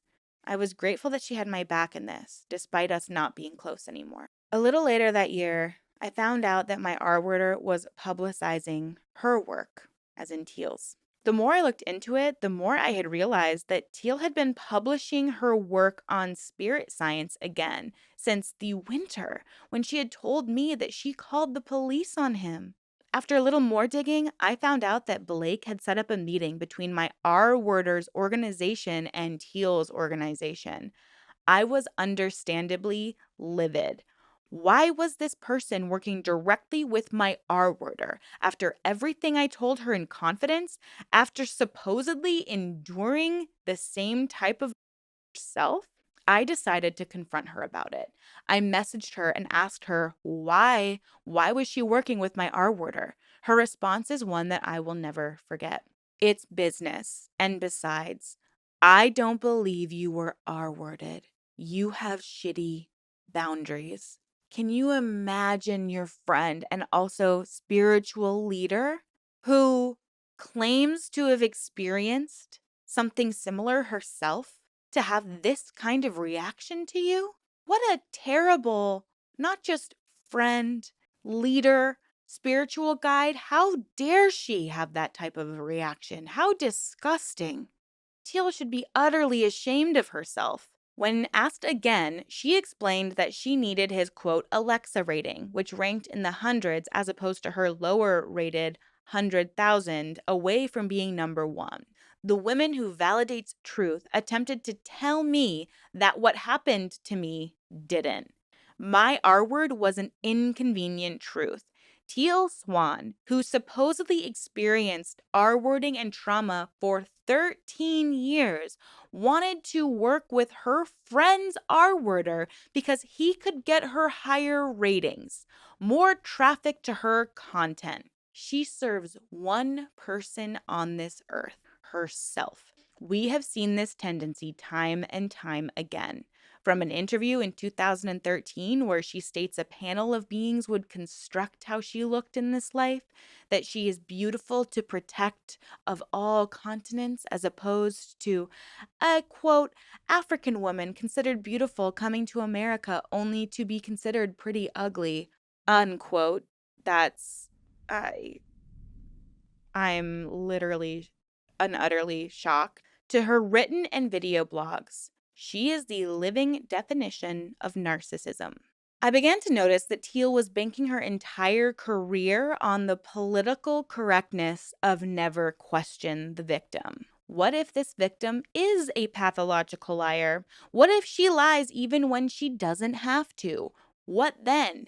This is not to say that she hasn't been through something terribly traumatic at some point in her life. I noticed something that I would never put below Teal when she married the man who became her ex-husband shortly after. She wrote a long article all about the name that she would be taking, how this new name was a representation of her new life. She was now a supreme swan, Paramahamsa. It became a major part of her brand. She took his name, then tarnished him when he did nothing but help her career. Teal's dedication. I can tell you with an extreme amount of certainty that Teal is the most dedicated person I've ever met. She is dedicated to running this facade that her supposed childhood is between two cults by a man called Doc. I have seen the lies form right before my very eyes. I have seen the story change time and time again. I have seen details edited out because she found out it wasn't possible. I have seen both her and Blake back out of interviews that might be too difficult or in which they might feel cornered. I have seen Teal lie about her extrasensory abilities, claims that she's cured people from cancer, claims that she travels out of body to prevent certain situations. I witnessed Teal tear down Esther Hicks and Eckhart Tolle to say spirituality needs a young, pretty face, only years later to name drop Eckhart surrounding the release of her completion process. Teal often states, we in the spiritual, self-help, or psychology field. Let me explain why this is harmful. Psychology and spirituality do not belong in the same field. Psychology is a science of the processes of the brain. Spirituality is a system of belief, a faith. Faith can be helpful for people in life, especially in times of need.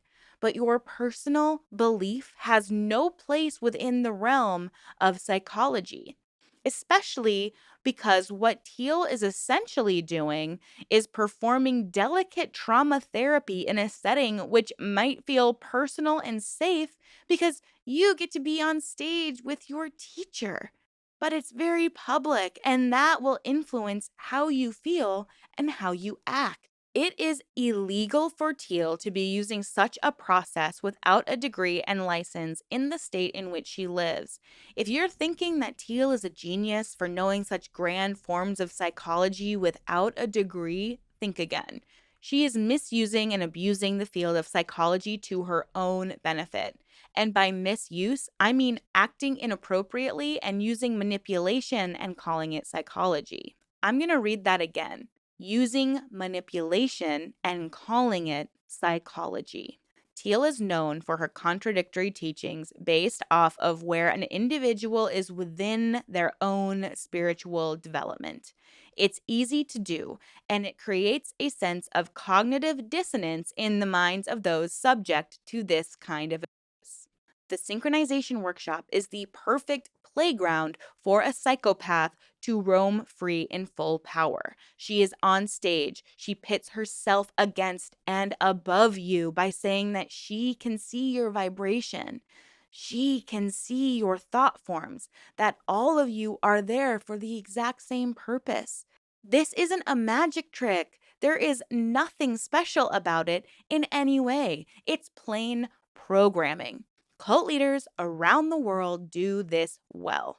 She never learned this behavior from a cult that she escaped from. She learned it because it's all she has ever known. I have watched her story conveniently change and adapt once she faced too much criticism. Last week, and this was written, I believe, in 2017. I have been in touch with Blake off and on these last few months. Each time I have been very open about asking the difficult questions that many are coming to finally ask. The questions that are being overlooked by those that follow Teal blindly. I was able to get through to him after causing enough noise. He wrote me with a simple suggestion of asking Teal, why are we no longer friends? It's a truth that's obvious. I could disrupt this following that she has, this fame that she needs so desperately. We had a civil discussion. I was thrilled when Blake decided he would talk to me, considering I had some majorly difficult questions to ask. Things that, to me, that just didn't add up.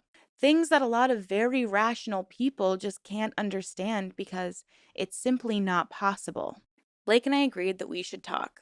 I had questions and he said he still cares about me. I was very much looking forward to this discussion, to finally get somewhere. We agreed to meet in person. We had been friends, and it had been a hell of a long time since the last time I saw him. We agreed on a time and a place for the following day.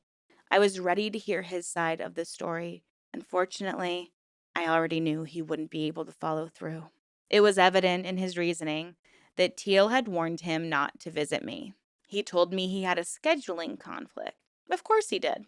I knew this would likely be my only chance, so I pleaded with him to meet me. All I wanted was the truth, for him to come clean. After the scheduling conflict cop-out wouldn't work, he asked the next question that I knew was inevitable. If you can't fix things with Teal, why bother meeting? I told him that my friendship with him was not dependent on Teal, and Teal and I most likely would never be able to fix what we had because the manipulation was too much. This was personal. I was personally harmed in part by this woman's lies and manipulations. He told me I needed to look at myself first. What good was that going to do? This is all I have done in the last 5 years. He mentioned that if I had anything to say, that Teal was standing there and to do so. So Teal's listening in on this conversation. I wanted to try to get through to Blake, not Teal. I tried once more to get him to come and talk to me. It sucks because I strongly believe that he would have if it weren't for Teal talking him down. I decided to ask my questions anyway, right there instead. Why did A lie about Teal's ex-husband hiring a hitman? Whoa. Why did he also lie about the fact that his ex-wife did the same? Why tell a lie so embellished and dangerous without a shred of evidence to back it up? These types of lies are potentially dangerous to the person they are being told about. It puts them at risk for being attacked. It puts them at risk publicly. To my surprise, he responded by continuing the narrative. He did hire a hitman. After I asked about Jay and lying for Teal in order to promote his insane story that would otherwise not hold any flack, he blocked me. This is their true authenticity movement. I do not believe that Blake would be who he is today without the influence of Teal. Teal met Blake soon after the passing of his brother from a cycling accident at 18. Teal told Blake that she channeled his brother. I am sure it was convincing with him being in such a vulnerable state. He has taken care of her every need ever since. I have seen firsthand how loyal he is to her. So loyal that he wrote the first article ever published about her, claiming to be an award winning journalist as well as a PhD. I know because the number published was his very own number that I had in my cell phone. Blake's family has a difficult time understanding his relationship to Teal. Blake's own mother feels disdain towards Teal. Followers, Teal tribe, Tealers. As authentic as you may view her, it is all a ploy to gain your sympathy and your empathy. I implore you, do not waste any more of your time believing that she is your savior, that she sees through you, that she is in your brain. You are sovereign people. You are individuals. As I stated above, Teal's every move is calculated. She places herself above you as the spiritual catalyst, the extrasensory omnipotent. Has she ever been able to prove her abilities? I have seen her personally overpower so many of you by telling you that you feel a certain way, even if you don't feel it. It's a classic con trick. Teal has been disproven time and time again.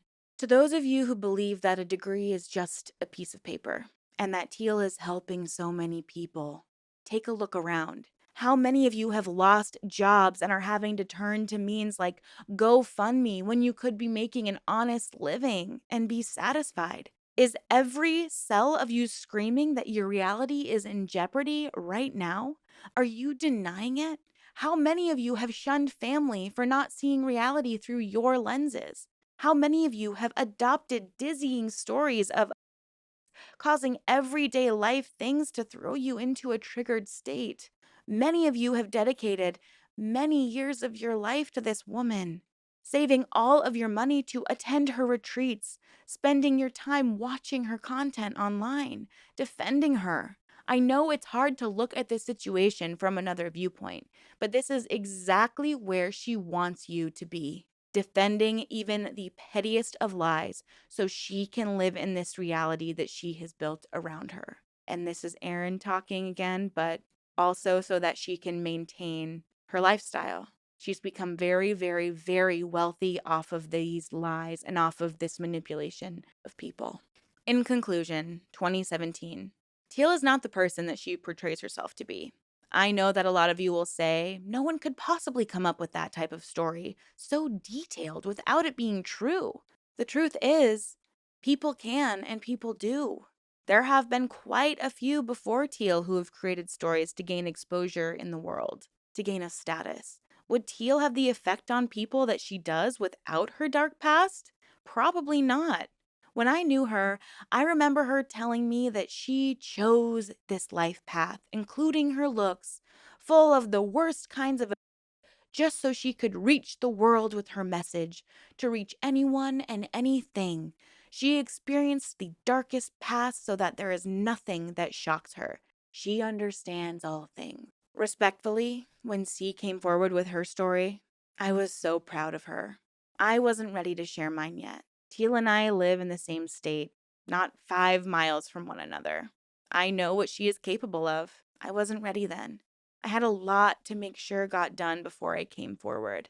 I was taking care of my own mental health after everything that happened in 2012, in my particular R word case. I thank C from the bottom of my heart for doing what she did and for facing such horrible amounts of criticism. My biggest problem after witnessing all that I have is that Teal associates herself with the psychology community and yet uses methods that are not only controversial to that field, but for which she has no training, no education, no degree, or certification. Yet, and this is Erin responding again, when you see her website requesting applications for her completion process, she encourages other people to have some kind of psychology background because, again, it's going to make Teal look better if actual psychologists are using her methods. She's manipulating it. And you have to pay a deposit and submit your application so she can weed out the people who are the most serious about it. And she encourages people who work in the mental health field to apply. And they're probably more likely to get accepted into her completion process training program so you can become a practitioner. It's sickening. It's just sickening. In response to this article, I'm sure Teal will respond more or less carefully than she has in the past, and that's fine. She has absolutely no power over me now, and I am ready to share my story and put this to rest, finally. After everything I went through in 2012 and 2013, I went back to university to study psychology and criminal justice. Working towards this degree has been the most rewarding and incredible experience of my life. That makes me so happy. And finally, to those of you who may dismiss me as a jealous hater, obsessing over someone instead of leading my own life, this is such an important cause for me. I witnessed firsthand how troubling it can be to be at the mercy of a true psychopath. That word can be thrown around a lot, and I assure you, this is not one of those times. It's a dizzying maze to return from. I want you to know that I am so glad to be away from the grip of this relationship. I'm thankful every day that I do not have to deal with covering up lies and mistruths every day. I'm thankful not to have thousands of fans, grateful not to have to go to greater and greater lengths to appease my sense of greatness to myself. Teal's life is one of misery and a tangled web of lies. I hope that one day she will receive the help that she needs. I knew Teal very well. Not because I'm some psychic or extrasensory, but because I'm human and I have endured the insanity myself. I stayed silent for a long time, first out of loyalty, but it's gone too far now. Before you dismiss this as non factual, please tell me, is there any factual evidence against this?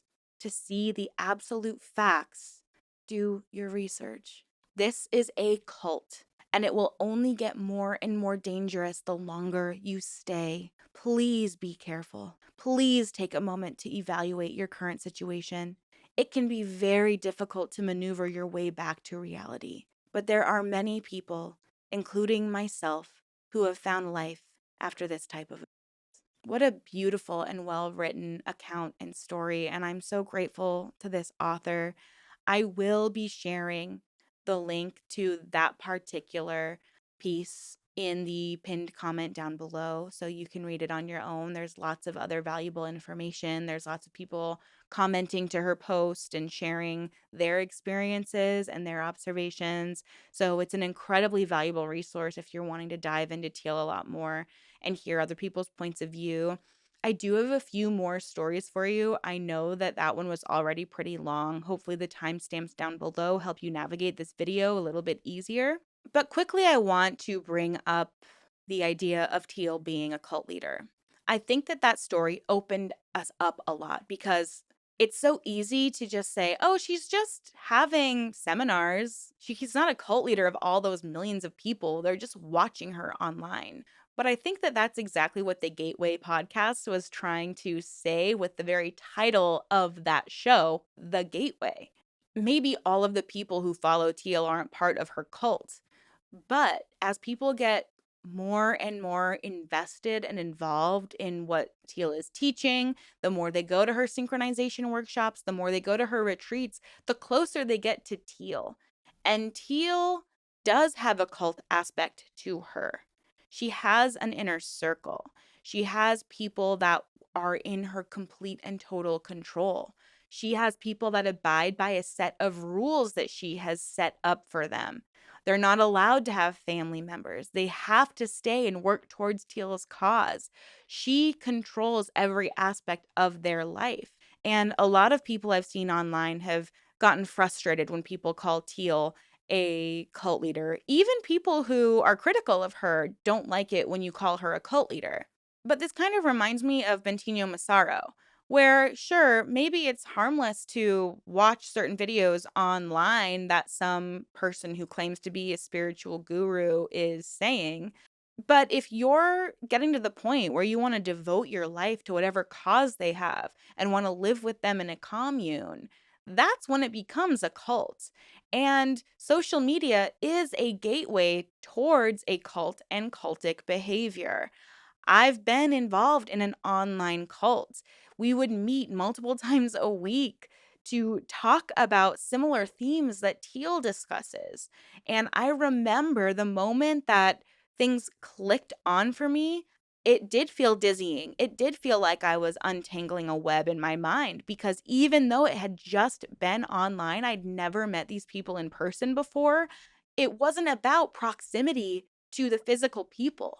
It's about what's going on in your mind. And if you're constantly consuming information like this, it is bound to sink in. So that let's say you do meet up with them, or you do go to a retreat, or you decide to become a completion process practitioner, your mind is perfectly primed and ready for her to sink her claws even deeper into you. So much that you're not even able to recognize what the manipulation is when it's actually happening to you. It chinks away at your intuition, the armor that you build up naturally when you're dealing with people. Every single time that Teal says to someone, that's not how you're feeling, she's helping them to turn off their intuition. She's helping them to ignore their gut instincts. So if you're someone who's gone to teal synchronization practices and something she said hasn't resonated or you felt resistance to it, and she said, you're feeling that resistance just because of like a past trigger, or you're feeling that resistance because you don't really want to work on yourself. You're feeling that resistance because maybe you're not ready to commit to your healing. That is her making your gut feeling be quiet. Because if you constantly have a gut feeling against the things that she's saying, and you're able to articulate exactly why you feel like what she's saying is incorrect or doesn't resonate with you, and she's using that Darvo tactic we talked about earlier, you're going to shrink back up. You're not going to recognize it as the red flag that it is. If you've already been listening to Teal or some other online guru for days, weeks, months, maybe even years, and you finally save enough money to go to their retreat, you're already deep in it. So by the time you click with her and she accepts you and she's been your guru, you look up to her for so long, there's this power dynamic at play. You'll do anything for her. You'll give up your job. You'll give up your family. You'll give up your life. You latch onto her. And she latches onto you because that's what she wants, loyal followers. It's those people in that inner circle that we saw in the Hulu docuseries, The Deep End. We saw people push back and we saw how she reacted to people pushing back. We saw the mask start to slip. But within her inner circle, when that happens, it's all of their fault. They're not doing enough for her. She gets to play the victim because it's all those critics out there that are so mean to Teal. She would have a lot more credibility if she would just take accountability for some of the things that she does. Or she just says, I am not a psychologist.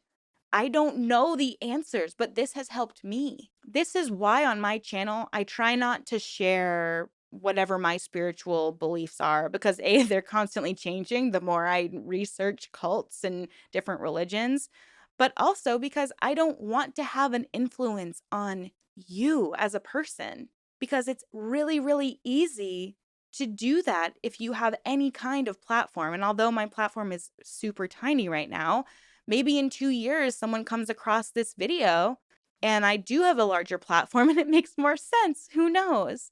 I just want to encourage people to ask questions and maintain skepticism.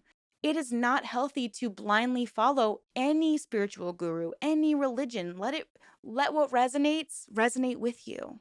But spiritual influencers, they're called influencers because they have influence. There's a lot of research that shows that mental health has deteriorated in young people because of our access to all of these things online. There's misinformation swarming all over the place. There have been people that have told me in comments on these videos that I am misinformed when I am just sharing information that is public to everybody on the internet. This is what a cult leader does. Teal Swan knows what she's doing. She is targeting some of the world's most vulnerable and sad people who just want answers and is saying that she has the answers. She has the answers. That's what cult leaders do. They target people who are vulnerable. She claims to have these extrasensory abilities. She puts herself up on this pedestal. She says she is all knowing. Once you get into her inner circle, you're adhering to the bite model. Your behavior is controlled. All of your information is controlled. And my suspicion is that the reason why she implants false memories into so many of her followers is because if enough people can isolate themselves from their family and depend solely on Teal, she will have more control over them.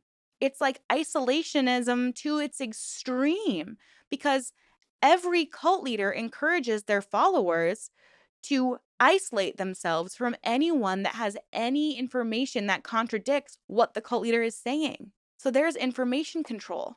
You also have thought control, the T in the bite model.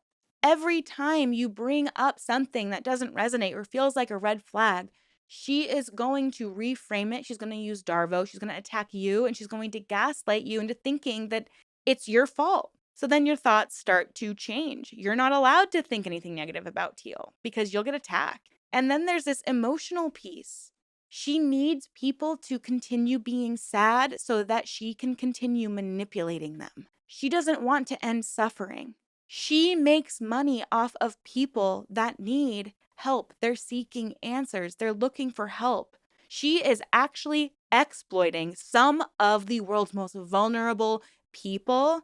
And worse than that, she's eating up their time and taking their money and then telling them that it's okay for them to end it all. That's cult leader behavior to a T.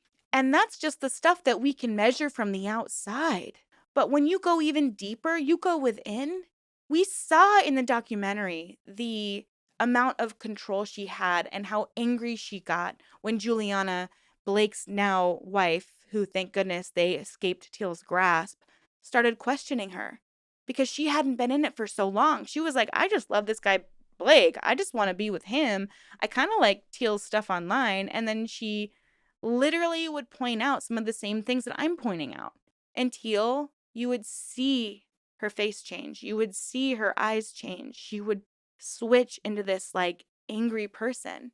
Just because you're the leader of something doesn't mean that nobody else has better ideas than you. Part of being a leader is facilitating collaboration among all of the people that you're leading. The greatest leaders are open to new ideas from other people. But Teal is not, because Teal has to be all-knowing, because that is how she's maintained her following. Now, before this video becomes 3 hours long, I've read so many stories on Reddit that I don't necessarily want to share here just because I don't fully have permission to share it. It wasn't posted publicly on a specific blog, but I have seen stories. One woman's cousin, I believe, unalived themselves because of Teal's teachings. I've seen concerned parents talk about their children following Teal. I've seen so many people have to deal with trauma that was inflicted upon them by Teal herself. And what's so scary to me about Teal is I do believe she's a very educated woman. And if what some of the writers today have shared is true, then that means that Teal knows exactly what she's doing. If she's really resonated with other cult leaders and thinks the way that they do.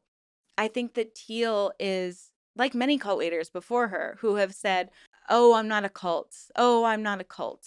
Or has asked the question if they're a cult in a way to try to prove that they're not one, or has tried to explain to their followers what a cult really is. I mean, we've seen this with multiple cult leaders where they try to explain to their followers what a cult is and they skew the facts a little bit to make it seem like they're not actually the cult, or to make it look like we're all in the cult and they're the enlightened ones. Bentinho Massaro, who's been brought up multiple times in this video, he calls himself a cult, but he's given it an acronym as if it's a collection of universally transcending beings or whatever he likes to say. I believe that Teal is doing this in a way as well. She knows how to publicly avoid being considered a cult leader, but privately she does it. And after the Hulu docuseries, I bet she has even more control over her inner circle. I believe it's probably gotten even worse since the docuseries. And I really hope it's difficult because she probably discourages her followers to even Google her name. She probably discourages anyone to seek out any other type of information because that's what all cult leaders do. Let's jump right in to the first story. Today, I'd like to start with one of your stories that you personally emailed me, and this person did give me permission to share their experience with Teal Swan. So, without further ado, let's jump right into it. I've never shared my story of Teal outside of therapy or friends. I was a devoted follower of Teal Swan from 2015 to late 2020. I've been on and off wary, cautious follower since then. I was recommended her videos by a therapist I was seeing at the time in 2015. While I was never part of her inner circle, I would consider myself in Teal's periphery.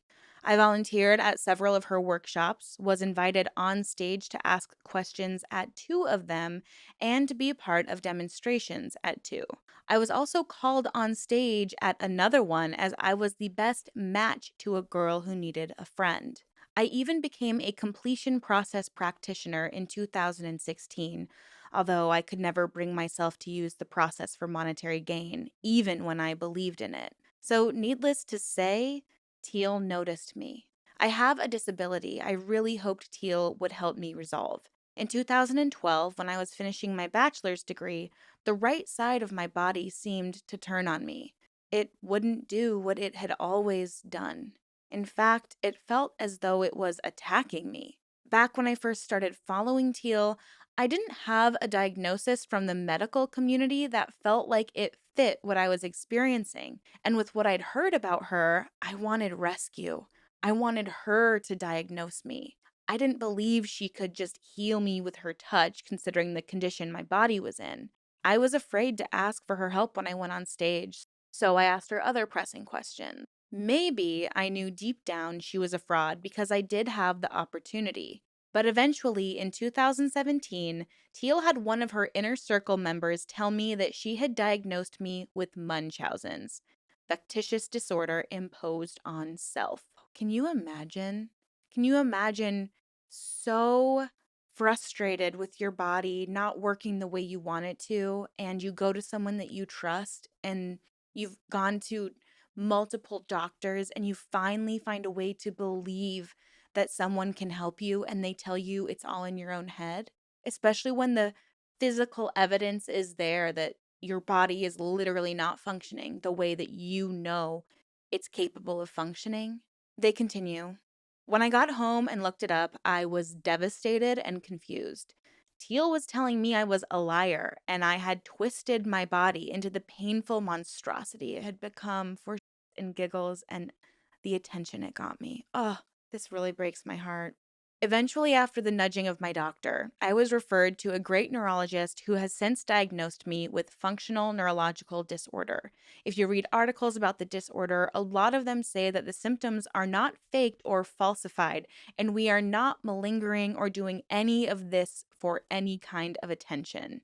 Oh, I've spent a bit of time over the past 6 years trying to figure out if Teal is in any way right about me, if I'm such a good liar that only she can see it.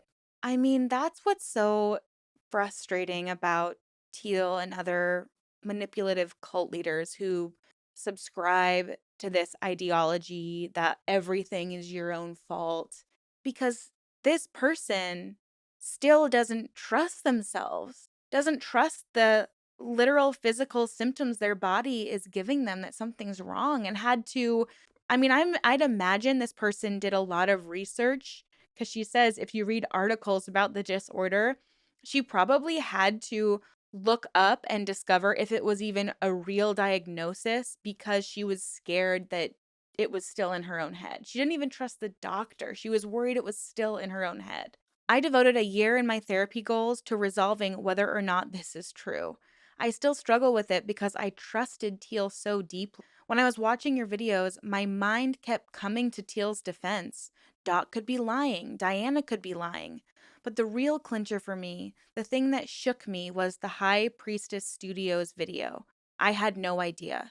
This is the video I shared where the High Priestess video proves that Teal is plagiarizing these videos that she makes online and is literally reading other people's spiritual works and theories instead of coming up with them on her own or channeling them from above like she likes to claim because she's all-knowing. No, she's not. She's a plagiarist. And someone mentioned in the comments too that she actually plagiarized allegedly her completion process, which is perhaps another video I want to dive into. I'm telling you all, this series could just never end. And that's why last week I was like, should I wrap this up? Because every week I discover something new, something more. And I am so sorry to this writer that it feels like you still are justifying her because you had so much trust in her. And I understand that. I understand a lot of people have watched my videos and my series and have come to Teal's defense. And I understand that because she has so much content. You could spend your entire life just listening to her content, especially if you get close to her inner circle like this. You said you were in her proximity. You had a lot more access to her, and she had access to you. And I'm sure there were things initially that helped you because there are things that she says that resonate with people.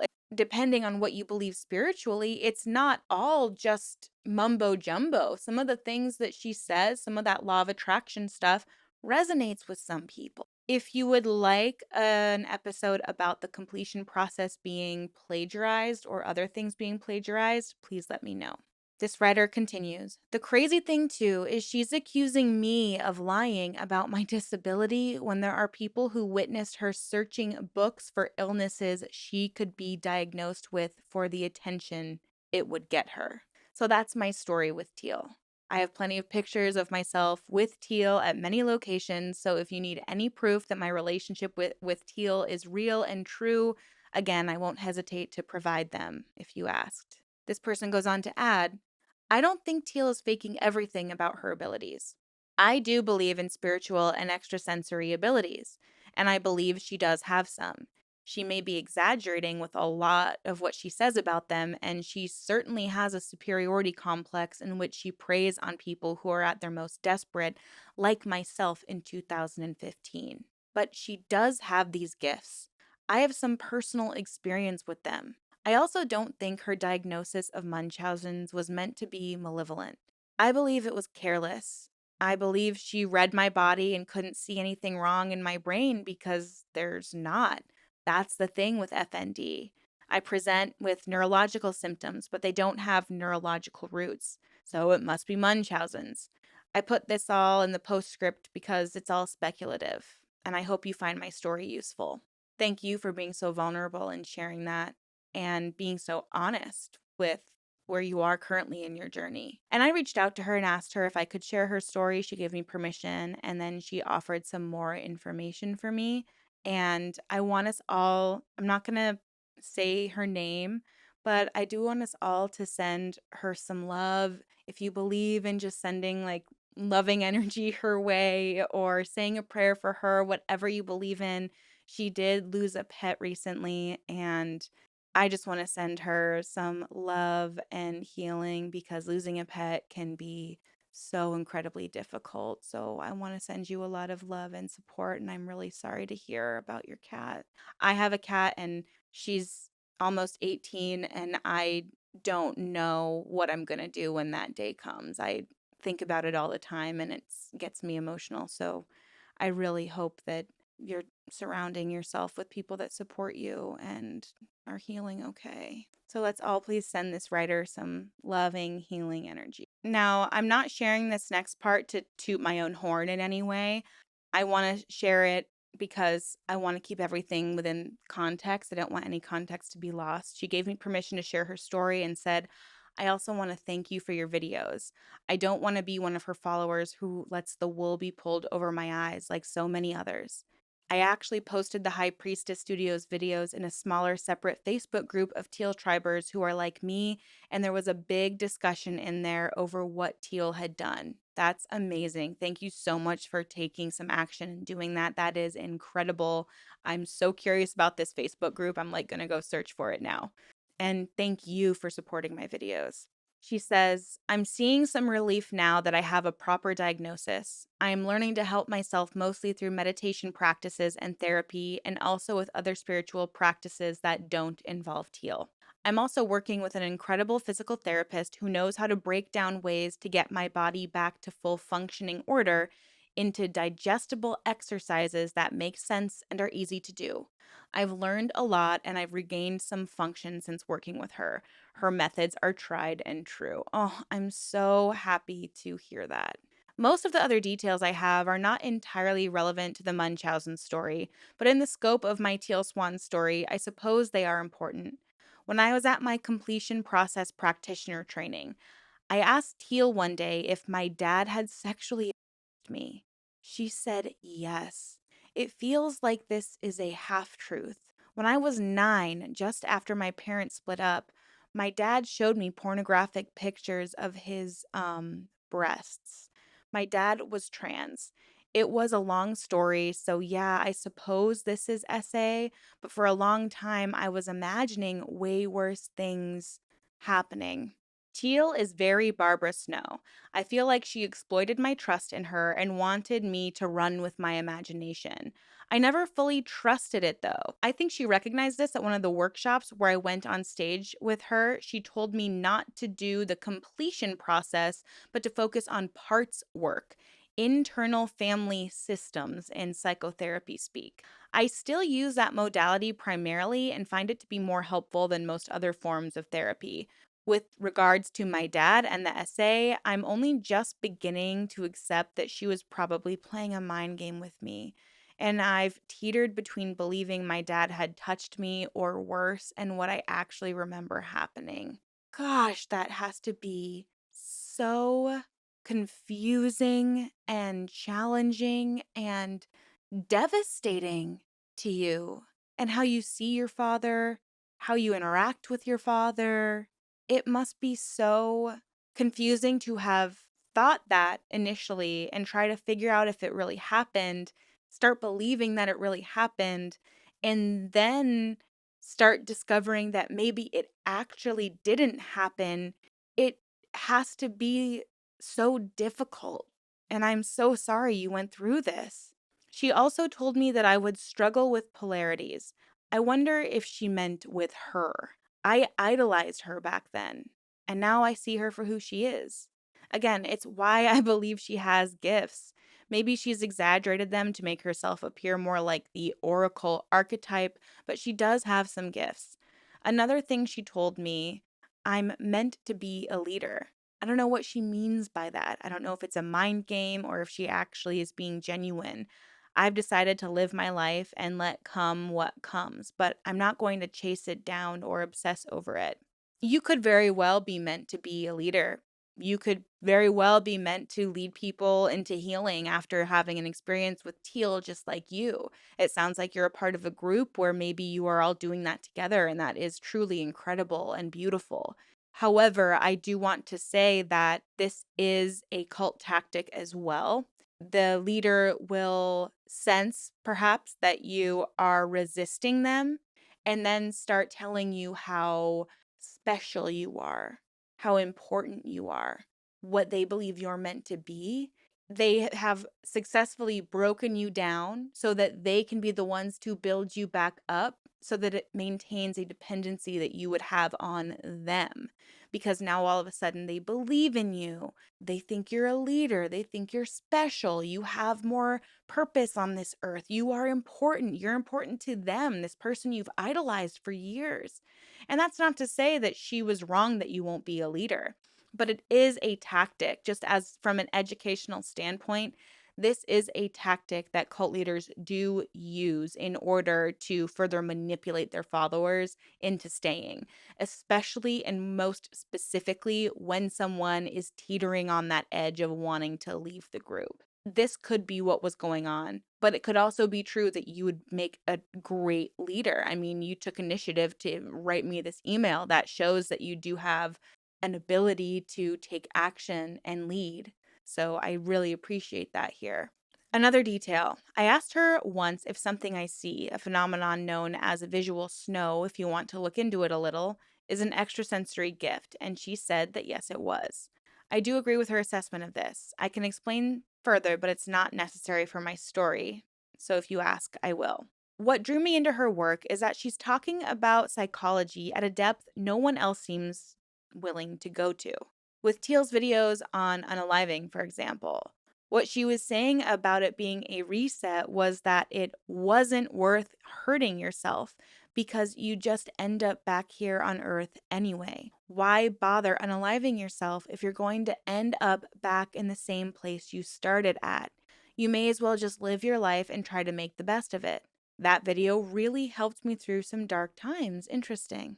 I think people misinterpret the message of the video when they don't understand the pain you have to be in order to watch it and feel it. I do feel sometimes that Teal is treated unfairly, and this is one of those cases. I've never heard this take. I think it's important to look at all sides of a situation, so I really appreciate and honor your opinion. I think it is concerning, though. I can also see the other side where someone feels encouraged to do it from her video because people have been encouraged to do it. I just want to make that abundantly clear that that's my personal opinion on it. The first problem I had with Teal, the reason I stepped away from her content originally, is that every week there's this new awful thing in the world that demands our attention.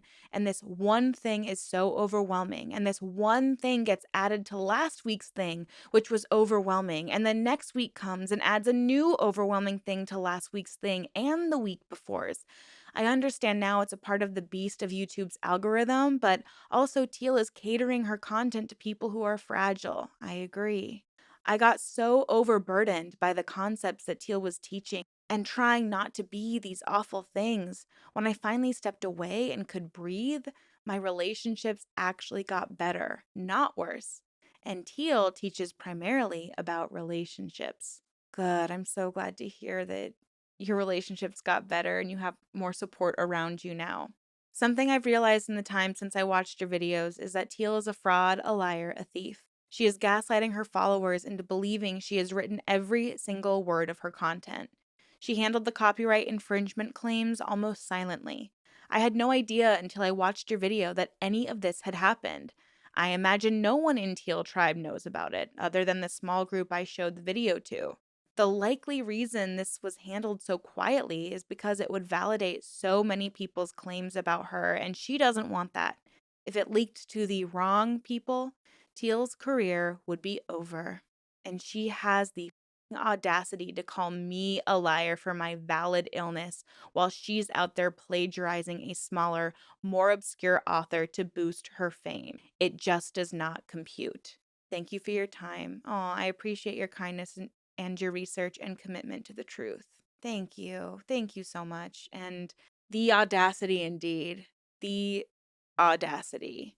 I'm so glad that you're starting to consider multiple points of view, and I respect and honor where you're at in your healing journey. It takes time. It takes a lot of time, and not that you need any validation from me, but it seems to me like you are on the exact right path, and that makes me really, really happy to hear. And I really wish you well in the rest of your healing journey. On Reddit, there is a treasure trove of people speaking out and sharing their perspectives and points of view. So I wanted to share some of their stories here. Story number 1. I just finished watching The Deep End on Hulu, which got me interested in hearing from others who have been in her inner circle. What I'm finding out is horrifying. I met Teal at the Cosmic Spiral in Salt Lake in 2011. I was in a very vulnerable place in my life at that point, having left the Mormon church 4 years earlier. I was in my early 20s, and I believed in some hoochie-woochie New Age beliefs at that time, having a few friends who were in that community.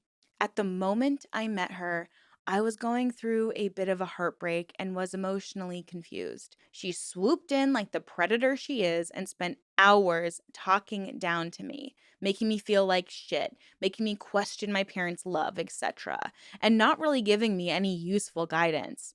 She even gave me a ride home that night, and we sat in the driveway talking for another half an hour. I kept thinking she was going to initiate a kiss since I couldn't read this woman, but she had gone so far out of her way to drive me home and act like she cared about my problems, and specifically told me she didn't think I should be in the relationship I was in at the time. I could take a hint. I couldn't decide what I thought of her other than that she was really intense. I didn't want to be around her anymore because I could feel that she was either tapped into the wrong, quote, energy or was simply a grifter. I mean, when I met her, she was selling her paintings at that store for hundreds or thousands of dollars, and they just weren't that great. But as she told it, the quality of the paintings didn't matter. Their purpose was to raise the vibrations of the viewer. It was such an obvious grift. Yes, that's something I haven't spoken about in my previous videos. I should do a video just off of all of the grifts and scams that Teal has attempted over the years because, yes, the vibrational paintings one is one of my favorite grifts of hers. Shortly after that, I met another woman at the Cosmic Spiral who let me borrow her copy of Teal's book, The Sculptor in the Sky. What immediately threw me off about it was that the woman who gave it to me had marked it up more than any devout Mormon I'd ever known had marked up their scriptures. And I grew up Mormon in Davis County, lol. Those of you who know.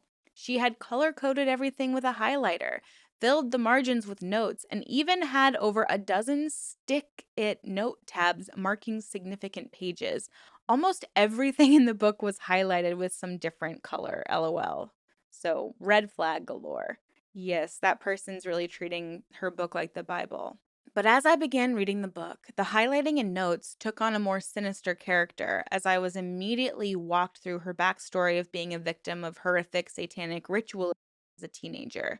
I don't recall exactly what elements of her story she included in that book since I've read more from other sources, but she says that she was kidnapped and by dozens of men on a daily basis, that she was tortured, made to eat feces, was once sewn into a corpse, like inside it as an 8-year-old, and she watched children be butchered and dismembered in front of her, that she was made to have sex with a corpse, etc., etc. She even says, and personally, as Erin, this comment drives me crazy. She says that Holocaust victims have nothing on me. You can't believe it, can you? Reading that just blew my mind.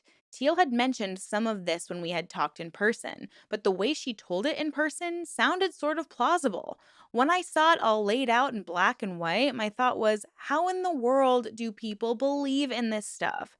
I didn't finish the book and tried to give it back to the woman who loaned it to me, but she insisted I keep it, saying she knew it would change my life as it changed hers. A couple of years later, Teal added me on Facebook and messaged me to catch up. I noticed that at one point she had hundreds of thousands of followers and was advertising retreats that cost thousands of dollars. I was shocked. I gave a half hearted response to be nice, but I was like, WTF is wrong with this person, lol. Why are so many people taking her seriously? It was years later that I found out she had led people to commit with her practice of implanting false memories of ritual in her followers and encouraging them to cut off ties with their family. I saw this kind of behavior exhibited in person. Within hours of me talking to her wanting relationship advice, she was telling me my parents didn't love me and that I had been traumatized in some way. That's absolutely wild. Wild. This is story number 2. I've been aware of Teal for almost a decade since I attended a friend's funeral who had died by. She had been doing the spiritual counseling with Teal as her guru. Teal knew she was suicidal, did nothing, and told her that suicide was a valid choice because her soul had chosen to experience this life and was ready for the next incarnation. And I want to speak up here and respond because this is exactly why what she teaches regarding unaliving is so problematic. Because we heard in that first story that for some people it does resonate because while they don't want to unalive themselves and end up right back where they are in the next incarnation. But Teal has also told people, well, oh, it's a valid choice if your soul is ready to move on. And it has led to people passing away. Now, this story might sound a little familiar because it is once again covering Leslie, the first person who unalived themselves while following Teal and considering Teal their guru. And if you recall from that episode, it was discovered that Teal was most worried about her own reputation in that situation. She wasn't concerned so much about Leslie. She was worried that now people wouldn't trust her as their spiritual guru because someone had unalived themselves. She seemed to have no care in the world about Leslie or Leslie's family dealing with the aftermath of this. And it catapulted her into only promoting more of this ideology. And it's just heartbreaking and disgusting. And this person sharing their story actually knew Leslie. They go on to say, Teal was the main speaker at the funeral, and she made my skin crawl. She was grinning and kept talking about how Leslie is free and that her death should be celebrated as a brave choice. This is literally making me sick to my stomach reading this. And the way she was talking made it clear that she thought she should be praised and even thanked for helping Leslie get the spiritual clarity that led to deciding to die. Wow. So at Leslie's funeral, she's already planting these seeds of, oh, I'm this spiritual catalyst that helps people make their spiritual choices. And she's going on to a better place. She made up her own mind. We should celebrate her choice. Just what? She clearly knew well enough to claim that she didn't know Leslie's plan or that she was going to do it, but I've never believed it. Leslie was under so much stress and pain, and working in hospice care was rough on our mental health. And Teal had so much control over her in the last months. Leslie really thought Teal was the new avatar of the guru she and her husband studied with in India when they were younger. That the universe had sent her to Utah so she could lead Leslie to the next step to enlightenment and nirvana, which Teal has claimed that she's the reincarnation of an Indian guru.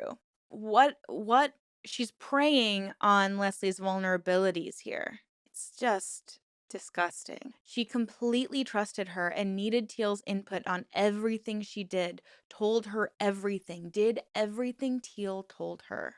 That was back when Teal was small potatoes, a local weirdo in Utah, only 4,000 Facebook followers, still with her first husband, so at least 3 marriages and 2 last names ago. Leslie was the first person she did that to, and the most blatant admission that that's what she was doing. She didn't even try to hide it or act sad while she said this stuff over the podium in front of all of the mourners at Leslie's funeral. No one was recording or paying much attention to her back then, so she didn't think she had to be careful. But Teal has incorporated that advice into her teaching more and more publicly over the years. It's part of why she started shifting a lot of her retreats overseas to places like Costa Rica. After that case where the woman was arrested for encouraging her boyfriend to kill himself, Teal started looking for countries that didn't have laws that could hold her responsible criminally or in a civil suit from an angry family member. Wow. She's a real sadist. She gets real pleasure from watching people suffer because they're so devoted to following her. I really think that having Leslie do that to the point of completing unaliving was such a power trip and sadistic thrill for her that she keeps chasing that high. That literally makes me nauseous reading that. It really does. It's really horrifying that someone's capable of it. This is our third Reddit story. Disclaimer. Everyone's experiences are different, and levels of involvement, of course, determine degrees of harm as well as histories and boundary ability. To keep in mind, Teal Swan practices are targeted towards alleviating the suffering that survivors felt wasn't addressed in previous healing therapies. So, most, not everyone, folks are coming into this exceptionally desperate, vulnerable, and ill equipped to set the necessary boundaries or even have the awareness to keep from experiencing further harm. It is not a fault of survivors, but a consequence of great trauma that ideally should be regarded with great care, patience, and hope. And I agree wholeheartedly with this writer's statement. I started off doing the completion process with one of the cult's original members. For me, the sessions were 3 hours long, sometimes 2 or 3 times a week. Gosh, that feels excessive, doesn't it? and involved breaking down into child selves repeatedly in order to re experience past traumas. The goal, I think, was to re experience them so you could write a new narrative of safety and agency. But each time it forced a reliance on the practitioner to stop the replay. I was helpless once the practice began. And once in an emotionally broken down state, the way out was only at the hand of the practitioner. I watched dozens of friends mentally collapse, laying in bed for days, powerless and re traumatized, trying to regain presence and safety within themselves and their world. Everyone was worse and needed another session to make it better. Not just it gets worse before it gets better, which was said, but with each session, after a year and a half, I felt considerably more codependent and wanted to unalive myself than before. And that is something that these practices can do. They create a dependency on the practitioner or on Teal or on Teal's inner circle. There's also this feeling of wanting to do it right, wanting to please the master, wanting to do a good job in your healing, wanting to prove to Teal that her way works and you support her. Because when it works for you, you become a practitioner. And in order to become a practitioner, you have to pay thousands of dollars to get trained by Teal. But you're willing to do it because it also gives you more access to Teal. It's just this cyclical thing that happens over and over and over again. I've never interacted with Teal Swan personally. When I was a member of this cult for 2 years, it was honestly impossible for anyone to. Sort of like an untouchable idea. When I did see her at some of her workshops, she claimed her teachings were parallel to that of Christian, Jesus, and as part of an alien council, she was meant to save us all. I was told that the completion process is the best work you could do in this lifetime. That because the world was in turmoil, we needed to do the completion process and get as many people to do it as possible to save it, as in save the world. I would be at practitioner held retreats where we'd have to tell each other how the other person was feeling and do these exercises intended to trigger each other. People would scream, cry, and shake. And that went on for days. I started seeing things after not sleeping or eating in 2 or 3 days. There were beds and food everywhere, but I was being groomed into rising through the invisible tears to meet and work alongside Teal. So I was encouraged to be like Teal and stay up and support each person, including the practitioners, through these hours long trauma breakdowns. At some point, it was declared that I was possessed by demons, and I spent another few days going through multiple exorcisms with little sleep and even less food. Now, this is a part of the cult ideology we haven't discussed yet in regard to Teal, and that is the idea of behavior control. We talked about behavior control as a part of the bite model recently, but not in her inner circle. It is a common cult leader tactic to sleep deprive and food deprive their followers. Because not only does this once again create a dependency on the basic needs that now only the cult leader or those within the inner circle can offer you, it also makes you far more suggestible. If you are exhausted and starving and you're literally, I think we've all been there before where we're like overworked, totally burnt out. You're just trying to get through the day, and you will do almost anything to just like get through the day and get back home. But here, the home would be Teal's acceptance and love. So imagine being burnt out for days, weeks at a time. You're going to start doing and believing in anything the leader tells you. You're more suggestible. You're far more desperate. You're more likely to do whatever you can to make the cult leader or those close to the cult leader happy. This is such a common tactic. It's the stripping away of all of your basic human needs. And it seems that Teal is one of those cult leaders that also claims that if you're spiritually enlightened enough, you don't need those things, those basic necessities like sleep and food. So if you're a follower of hers and you want to be just like Teal, you might challenge yourself to do these destructive things. Oh, I'm not enlightened enough until I don't need any more sleep. I'm not enlightened enough until I don't even need food anymore.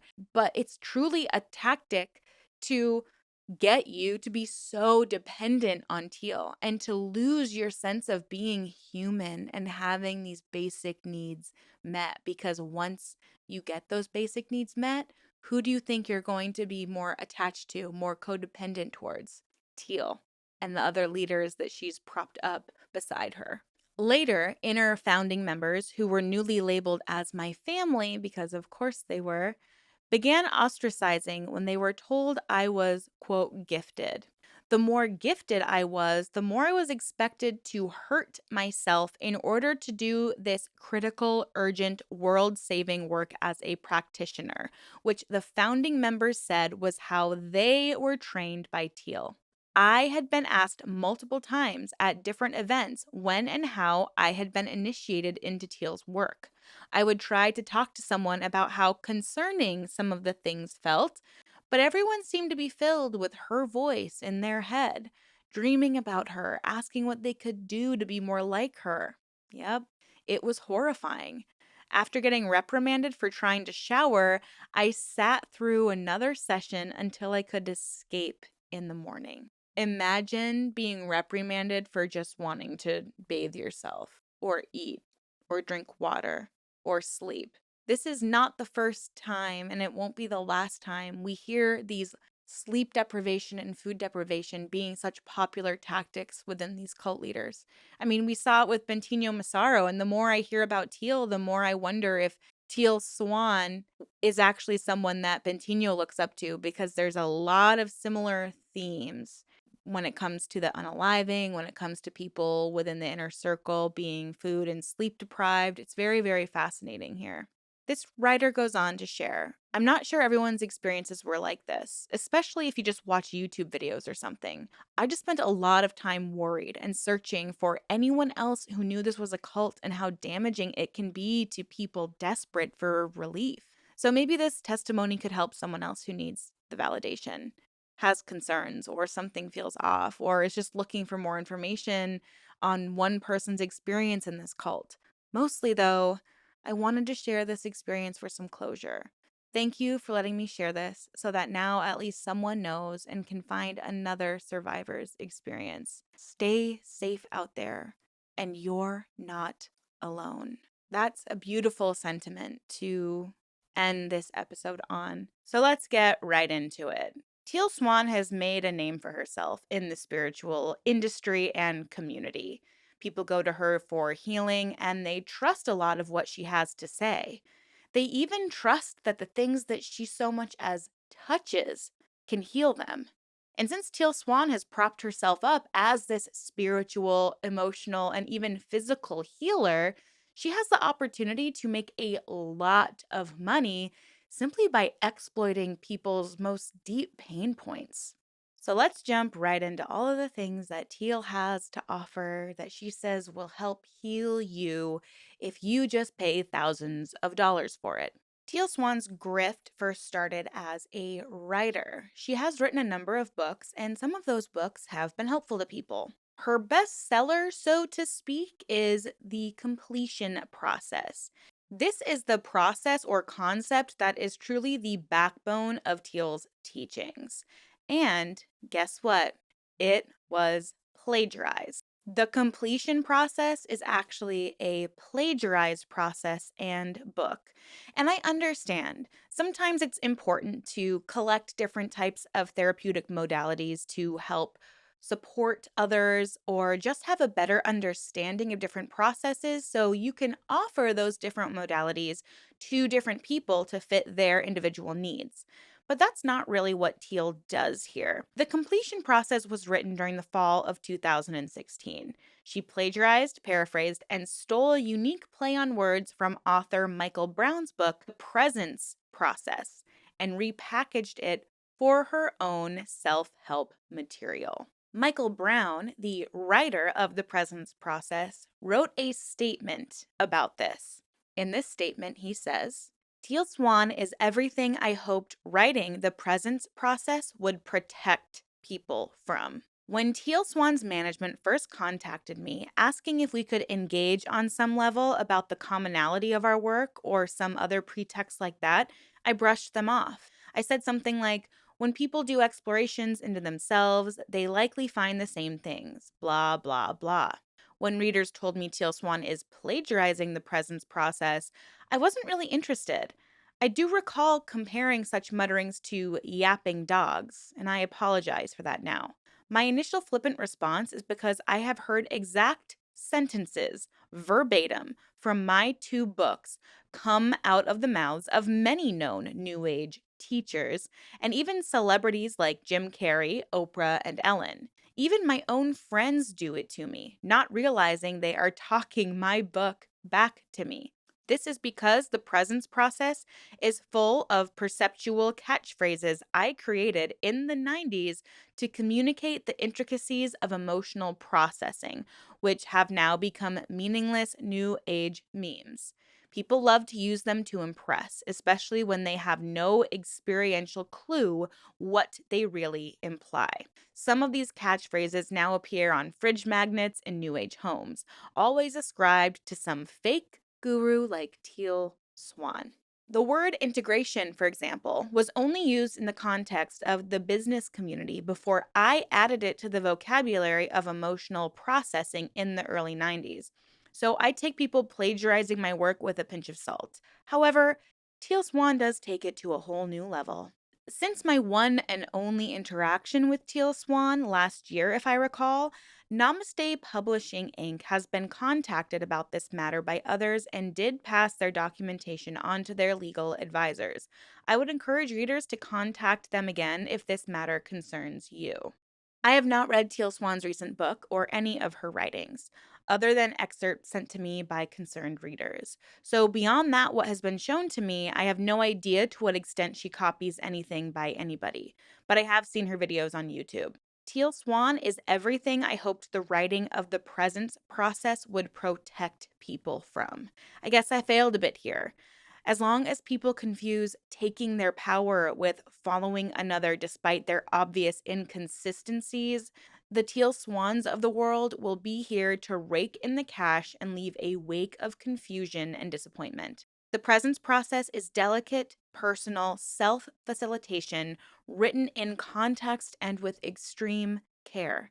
People using any part of it to gain followers are naive, reckless, irresponsible, and ignorant, or otherwise they are just power hungry, psychopathic narcissists. Okay, well, thank you, Michael Brown. So now that we have that all out of the way, it's very important to recognize that if Teal is making potentially millions of dollars off of a plagiarized work, it's obviously very, very problematic. And it goes beyond plagiarism itself. Because if Teal Swan is sharing this plagiarized piece of work and selling it as her own inner wisdom, then it's already a scam in and of itself. Because it's through this book and her completion process that she likes to facilitate for other people that make her followers want to be in close proximity with her. And this brings us to her synchronization workshops. So, what is a synchronization workshop? A synchronization workshop is basically an opportunity for you to go and listen to Teal Swan speak live. And she'll also bring up volunteers from the audience to ask her a question, and she will offer her wisdom. Something really interesting about these synchronization workshops is obviously everyone who attends wants to be the one that's picked to go up on stage and speak to Teal Swan herself, right?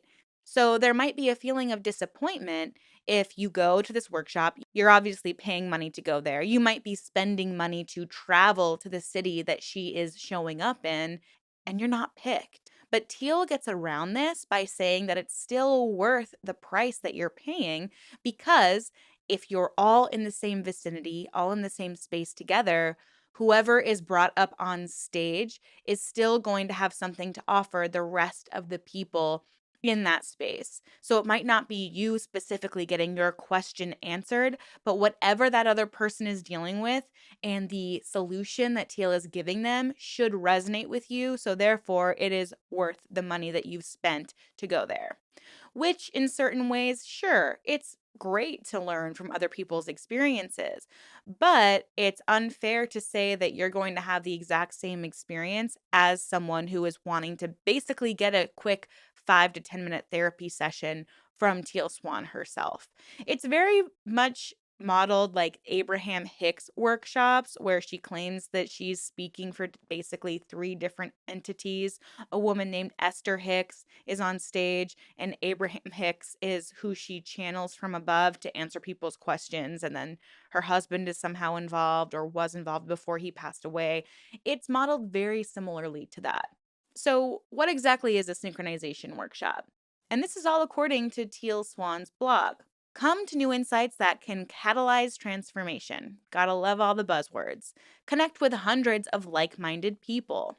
Red flag if you ever hear someone talking about being with a bunch of like minded people, because it's gonna shut off your critical thinking almost immediately. Participate in exercises that facilitate deeper connection with both yourself and others. Engage with the group energy as Teal Swan answers questions that are a vibrational match to your own problems and desires. And I think this is a fun little added side note, because I think that after all of the backlash, Teal kind of had to add this small print. In a tiny small print asterisk, it says, licensed psychiatrists and or psychologists are on staff at our events overseeing the process at all times.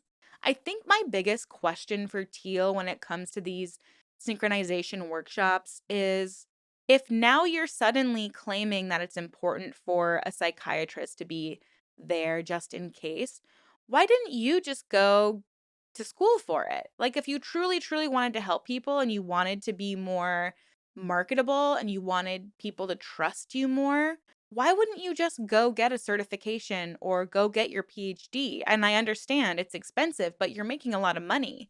For example, I've thought of going back to school and getting a degree in psychology just so I can better understand the nuances of the things that I am talking about just on my YouTube channel, because I don't want to misrepresent something simply because I don't have a deeper understanding of it. But I feel like Teal is happy to do that. And who knows if it's because she sees herself truly as this important, all knowing entity, or if she's just selling that as a way to make her quick money. Or maybe she truly, truly believes that she has these gifts. I mean, some people also believe that she has these gifts. So, how does it work? Teal Swan has a unique ability to visually observe vibrations.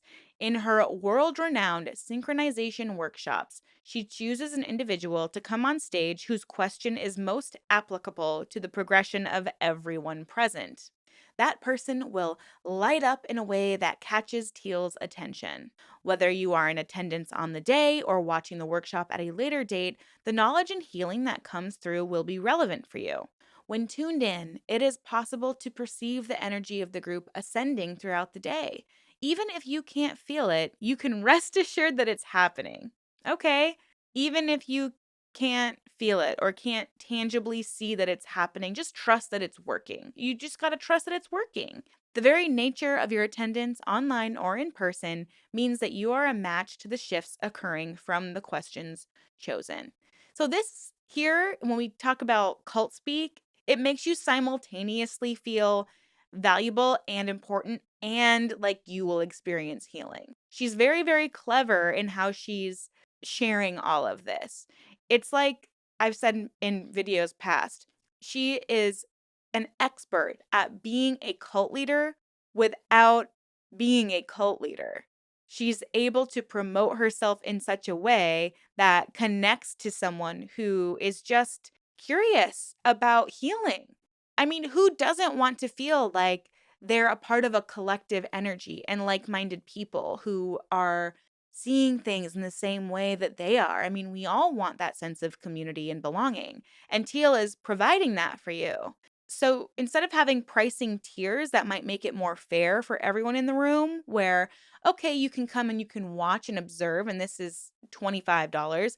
And then if you want to ask Teal your question, it's a $40 fee, and she'll pick you and bring you to the stage, and you'll get to ask Teal your question. But that's not what happens here. Everyone is paying the same amount of money. So, how much is a synchronization workshop, you ask? Well, the next one she's having is in Dubai. And what's interesting is I'm not seeing an actual date for this one, but there are pre sale tickets available. So, I guess you just buy the tickets and hope that you're available for the date that she decides to come.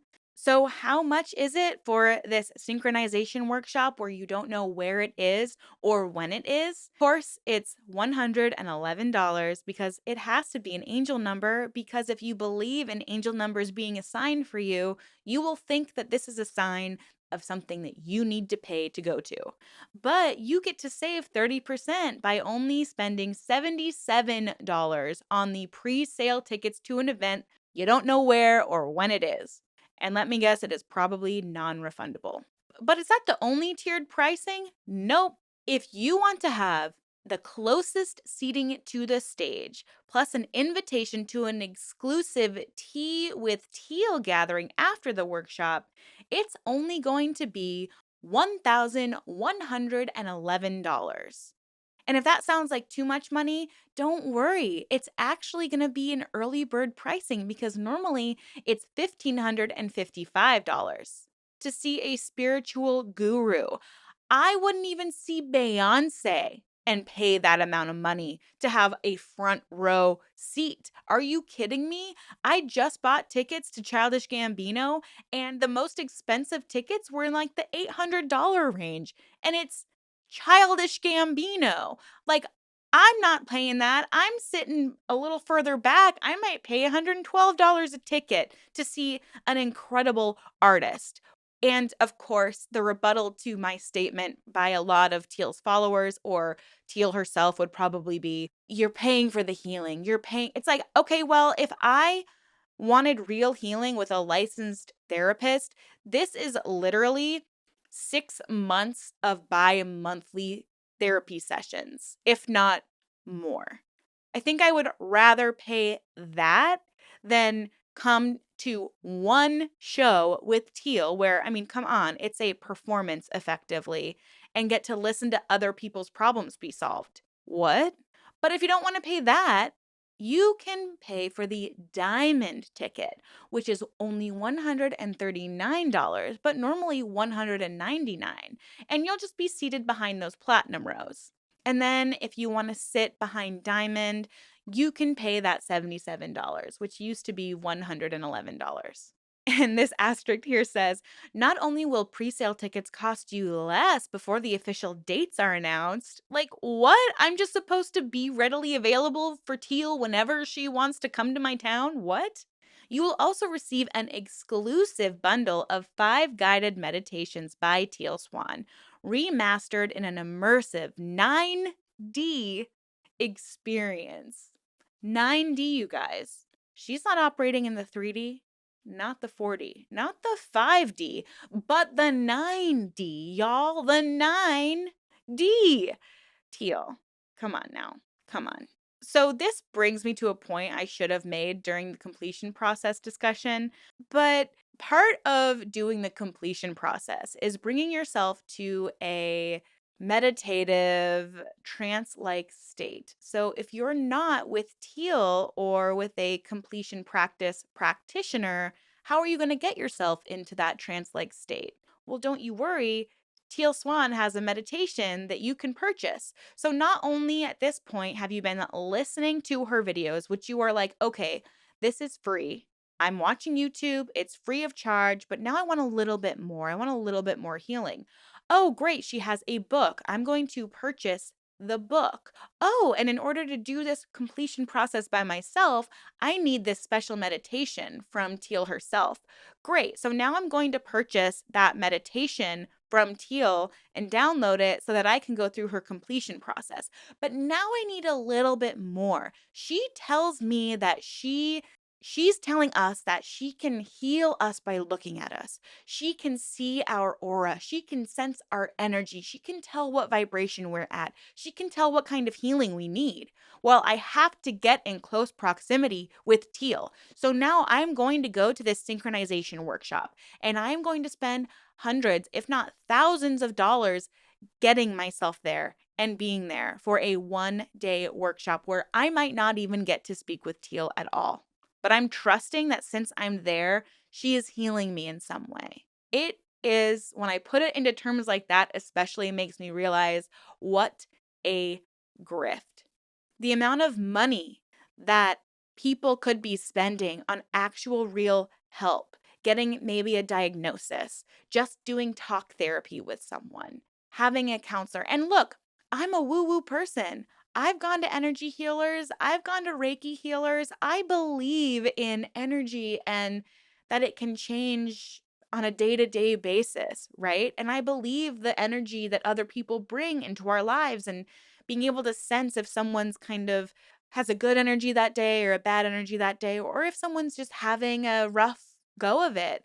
Sometimes I'll look at a friend and I'll see them and I'll feel like there's just a dimming of their light and maybe they need to talk something out. But that's also being in tune with my friend and wanting to check in on them. I would never claim that I could sense if someone's vibration was high or not. And to imply that you can spend $1,000 and just be near me and you will be healed, absolutely not. You're exploiting people who are in pain because we know she targets people who are in the depths of negative emotions and are, I hate to use the word desperate, but perhaps desperate for some kind of healing. And so they truly believe that just being close to Teal will help them. And so she's exploiting them and asking them to spend hundreds, if not thousands of dollars just to be near her so that she can heal them in some way. I can't help but wonder if they had put that money towards consistent help at home, if they would be better off. If they found a therapist that resonated with them and they could go and talk through their feelings, their emotions. Perhaps someone needs a diagnosis. Perhaps someone needs a little medical help. Perhaps somebody needs a different modality of healing than Teal is able to offer because not everyone is wired the same way. So mental health help is going to look different for each individualized person. So for Teal to claim that her plagiarized process is what will work for everybody is a scam in and of itself. And it is so frustrating to know that there are people getting exploited by this woman. And look, it's totally fine if what she has said has resonated with you. I understand. But with cult leaders, there is always something that resonates within people. There is always something that attracts people to them. But as you go deeper and as you spend more money and you are still kind of in the same mental space and state that you came to Teal in, you start realizing, oh my gosh, I'm no better off than I used to be. Or with some of the stories we've heard from her survivors, she tells you that your literal physical ailment is in your head. It is heartbreaking and frustrating. And she's making thousands of dollars at each of her synchronization workshops. Thousands of dollars. So let's say you've been following Teal for a while. You've attended synchronization workshops, but you want to be in closer proximity to her. Well, lucky for you, she has retreats where you can go spend time with Teal and a select group of other people who want to heal themselves. One of the workshops/retreats that she has is in Costa Rica. There's one coming up this year, literally next month in just a couple weeks, called The Curveball. And according to her website, it's Welcome to the Curveball, Teal Swan's most exclusive, in-depth, and intensive event. In this, when I first came upon it, was absolutely shocking because you have to apply to go to this curveball retreat. And it's kind of giving that like false exclusivity sales tactic that MLMs like to use, where it's like, only a few spots, sign up today. And it's like, no, you will take anyone who signs up because you want to make money. Don't give me that BS. But with this, you have to apply, and there is a $500 application fee. A $500 application fee. That's not the fee to attend the workshop. It's a $5 application fee. Applying does not guarantee attendance. The deposit is fully refundable in the case that your application isn't accepted or you cannot attend the upcoming event, which great that it's fully refundable, but I highly doubt it's this exclusive. I think she just wants to make quick money. That's my opinion, just my speculation. So then you have to ask, okay, well, if it's basically a $500 down payment to apply, so how much is it? Well, for a week-long retreat, if you want to share a room, it's $7,500 to share a room with 3 to 4 people. $7,500 for a 1-week-long retreat. $7,500. And if you want your own room, it's $8,400. Like, this is a lot. And this application, it's not that intensive. It's literally like, what's your occupation? Why would you like to attend? Where do you live? What's your phone number? Like, oh, is this really going to be why someone wants to be here? Like, is this really going to be an application? It just sounds like basic information. The only thing that feels really like a full-on application is the question, why would you like to attend the curveball? And obviously they want people who are going there with the intention to heal. And then they want you to send your headshot, which is interesting. Your headshot is a part of your application. Like, only the prettiest and saddest people get to come to the curveball retreat. Like, give me a break. So if you want to go, you're spending at least $7,500. And there's a $500 application, which it doesn't say anywhere that it goes towards the cost of the curveball. So it could be minimum $8,000 for this retreat, not including your flights, because it's in Costa Rica. So what is the curveball experience?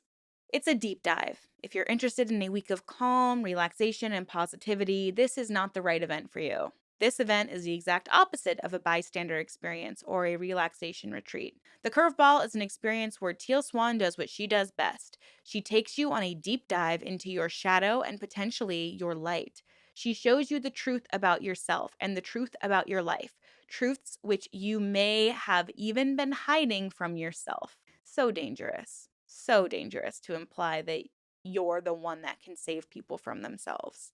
Curveball requires a willingness to be vulnerable. It requires the courage to let go of coping mechanisms that have been keeping you safe, because although these coping mechanisms have kept you safe, they have also kept you safe from the life you want to live. We call this event the curveball because Teal Swan does not prepare in any way for this event. Sorry, that's so crazy. Imagine imagine asking people to spend $8,000 to come spend a week with you so you can heal them, and you literally say, I am not going to prepare at all for this event. What? Are you joking? This is, wow. Wow. Instead, she shows up on the first day, energetically reads each person as well as the group, and designs her curriculum accordingly. In this event, you will also be actively participating in the transformation processes of the other attendees within group exercises guided by Teal Swan and our handpicked completion process practitioner team. Man, these cult leaders love run-on sentences, my lord. If you are ready to be brave enough and see and do what is necessary to create a shift, and if you are ready to get your hands dirty in the raw awareness that is necessary for genuine healing to occur for yourself and the other people in attendance, then we would feel blessed to have you there. Holy moly, yet another run-on sentence. The thing is like she's not offering anything that you can't get for less expensive from an actual, real, legit therapist or psychotherapist, or even a really good friend. I apologize for getting a little snarky here, but my God, she's not going to prepare. She's going to read you energetically, and now You're expected to it's all such a scam. It is all such a scam. Come and take a deep dive with us. In this extraordinary workshop, you will be going into it completely blind, and so will she. As an extrasensory, Teal Swan, the internationally recognized personal transformation leader, will show up completely unprepared. That is not a flex, Teal. That is not the flex that you think it is. I'm going to spend $8,000 to come and you have nothing prepared? I don't think so. This is honestly just, I think, her like recruitment of who's going to be in her inner circle, like the real cult, because a big question with this series has been, is Teal Swan a cult leader? And I think it's like a lot of these spiritual practitioners online where when we zoom out, it doesn't seem like a cult because there's so many people, they're all over the nation, they're not necessarily controlled in their behavior, their time, they're not providing free labor, they're not being like physically, maybe they're being a little more mentally, emotionally, but like her following is spread so far out that on the outside you're like, no, it's not a cult. She's just like a spiritual leader that like tells us a bunch of BS and some people believe it, right? But as you get closer and you get more ingrained, you realize this is how the cult forms. She does have an inner circle around her. She does have people that want to be in close proximity to her. She does have a lot of people that want to serve Teal's cause and will do so by any means necessary. I mean, what if she meets people at this retreat who she starts saying, "Oh my gosh, you have such potential. You should become a completion process practitioner. You are special. I am attracted to you," because we all know she uses her beauty and her sexuality as a tactic to bring people in closer to her. It wouldn't surprise me if the reason there's this application process is so she gets people to think that she thinks they're special enough to be in her proximity. And then once they attend the retreat and she heals them and they go through the most if you go through the most transformative process and you impress Teal with your vulnerability, maybe you'll be asked to stay and then you'll become a healer just like Teal. It is so predatory and dangerous. She will observe the group, and based on her observations, she will custom design the workshop to the specific attendees that stand before her. A curveball is something that's unexpected, surprising, and disruptive. We call this workshop the curveball because those of us who know Teal know that she loves to throw curveballs. It is a guarantee that by attending this workshop, you will encounter the unexpected, you will be surprised, and the patterns that are holding you back will be disrupted. Wow. Oh, here's a fun little tidbit. This retreat will consist of 4 days in a row of workshops. This is an all-inclusive retreat where food, accommodation, activities, and the workshop itself are all included in the price.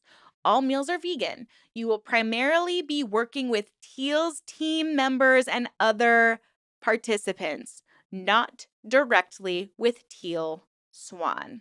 Read the fine print. It's not even fine print. At least she's like blatantly sharing it, but it's at the very, very end of this page-long sales pitch. It is ridiculous. What a scam. What a scam. Well, folks, I lost my backlight. My backlight ran out of batteries.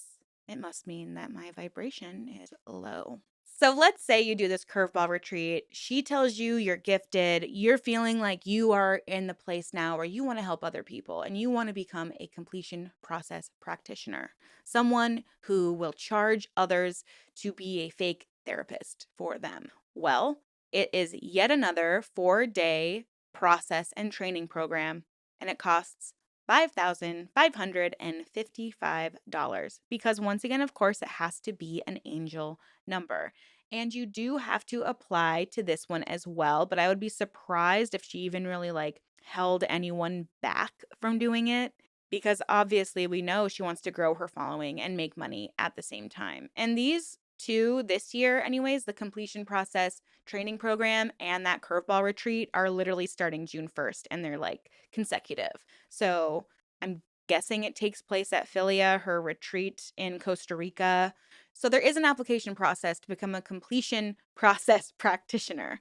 And it says that they do prefer people who have credentials in psychology, counseling, and therapy, but it's not a requirement.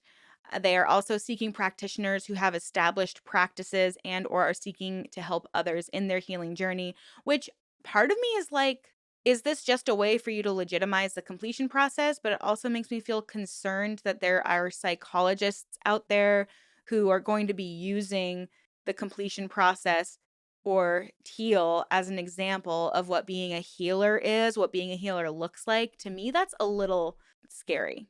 It makes me feel concerned. Also, so you apply to this process and you want to become a practitioner, which means effectively that you could be making money as a completion process practitioner. And then it says here before you fill out your application, because we hold our practitioners to a very high standard, not everyone who attends our training passes.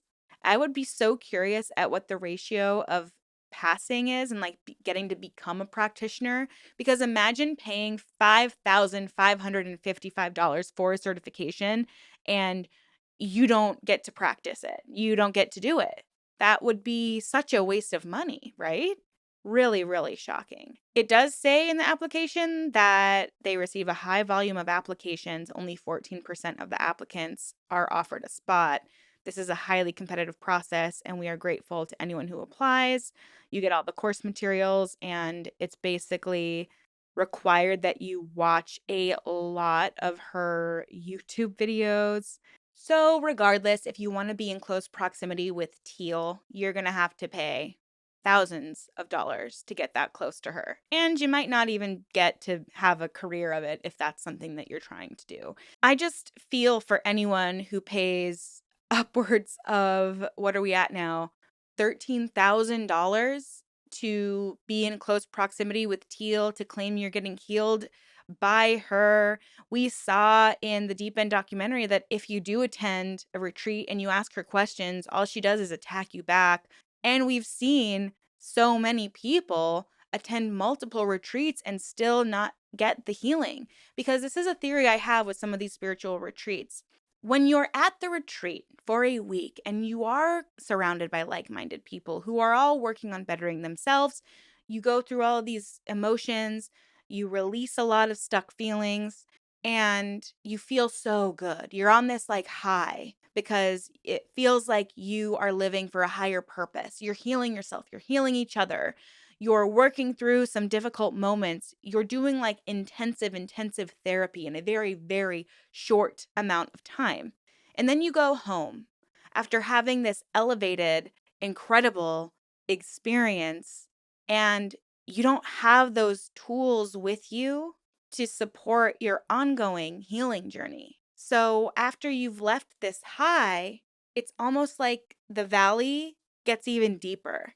So when you're working with Teal on and off, to me, or doing any type of spiritual based retreat and you're not being given any modalities or tools to take with you, like an actual therapist might give you some, if you're getting triggered, they might give you some tools or exercises to do internally to help your trigger slow down. Or if you feel your nervous system is getting activated because of a stressor, you might be provided with breathing exercises that you can use when you're starting to feel those things. Those are tools that a licensed therapist will provide you so that you don't necessarily need that person there in order to feel like your best self. But with these spiritual retreats and gurus, we've seen time and time again that they are not being offered those tools that they can use over and over and over again when they're away from their guru, when they are away from the retreat.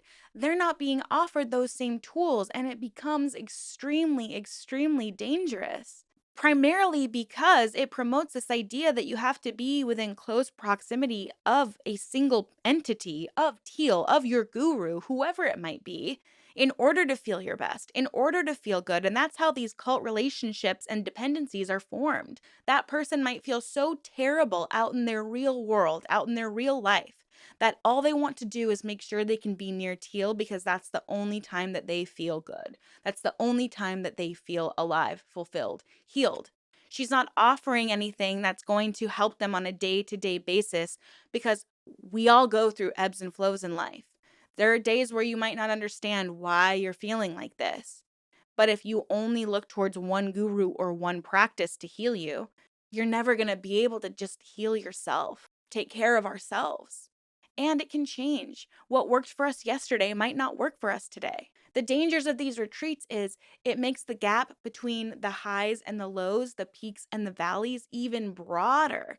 So you're starting to go like this instead of balance out, because there's always going to be peaks and valleys.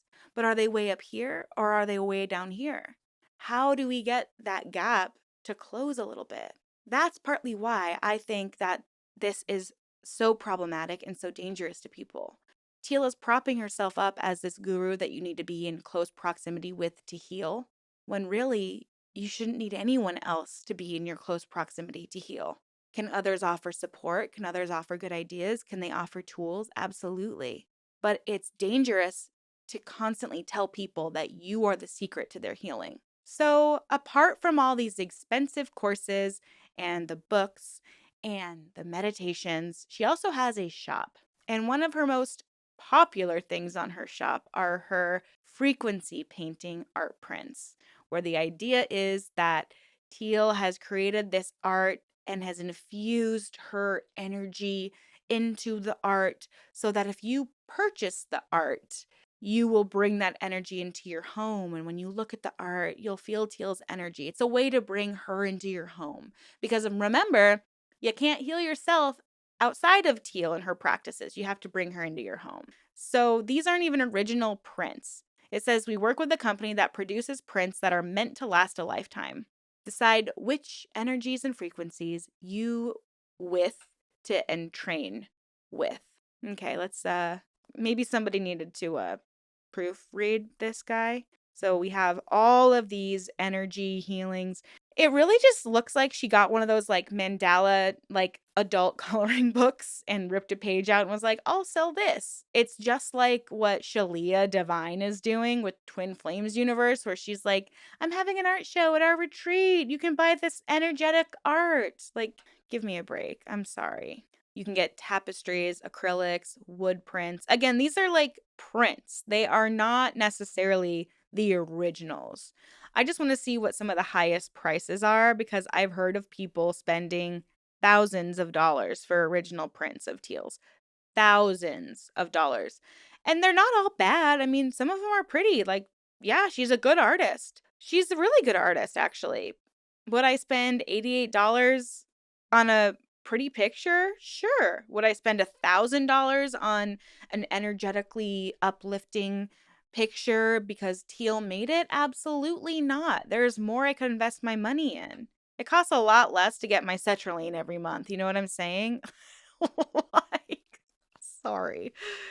Oh, she also has a calendar, frequency ornaments, jigsaw puzzles, frequency socks, greeting cards, puffer jackets. I mean, she has basically created a gift shop, right? Like, Teal Swan could have a museum and sell all of this, and it would look just like all of the tacky museum things that you buy. Or it's kind of reminding me of like a gift shop at Disney World that's like devoted to one of the Disney movies, and it's like everything is really kitschy and like corny, but like if you're a fan, you love it, like stuff like that. And that's not to say anything bad about Disney. I love Disney, but it's just it's not really saying spiritual leader to me. It's saying grifter.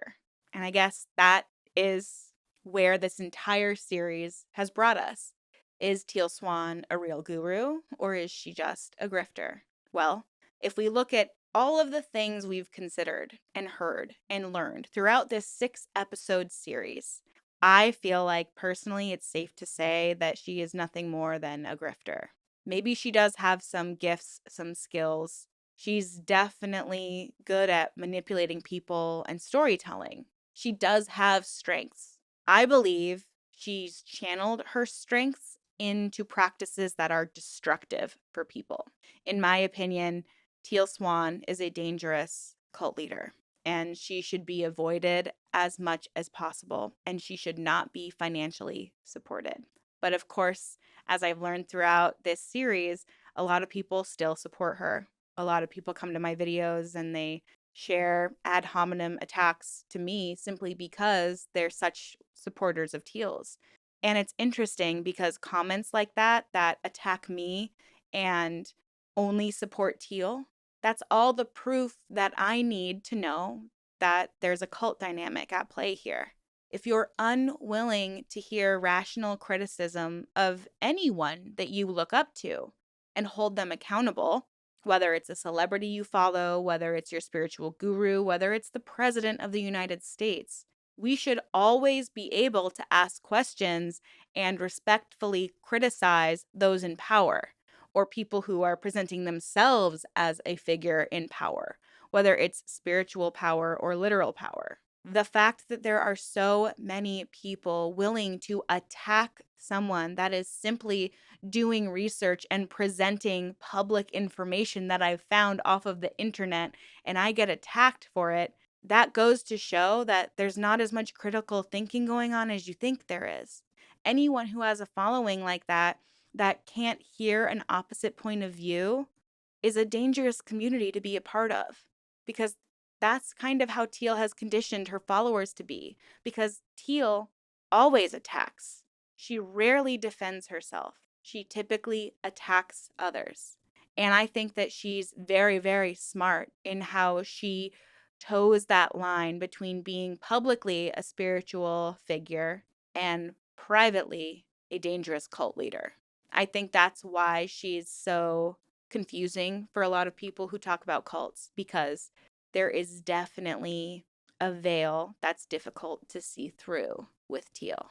You have to dive deeper. You have to ask a lot more questions, and you have to hear people's perspectives and points of view on what happened to them while they were engaged in just Teal's content online, or if they were part of her close inner circle. In my opinion, Teal Swan is a dangerous cult leader. And when you're consuming her content, I would advise you to please be very, very careful. This is not to say that I have any ill will or hate towards Teal Swan.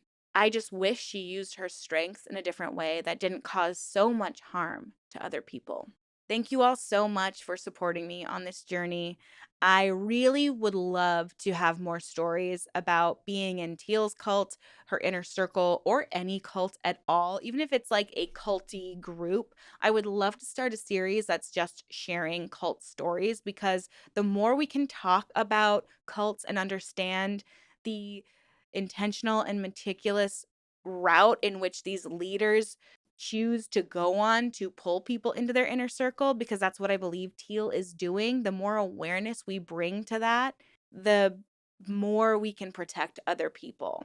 Because I think the more I learn about cults and groups like this, the more I realize how much more common it is.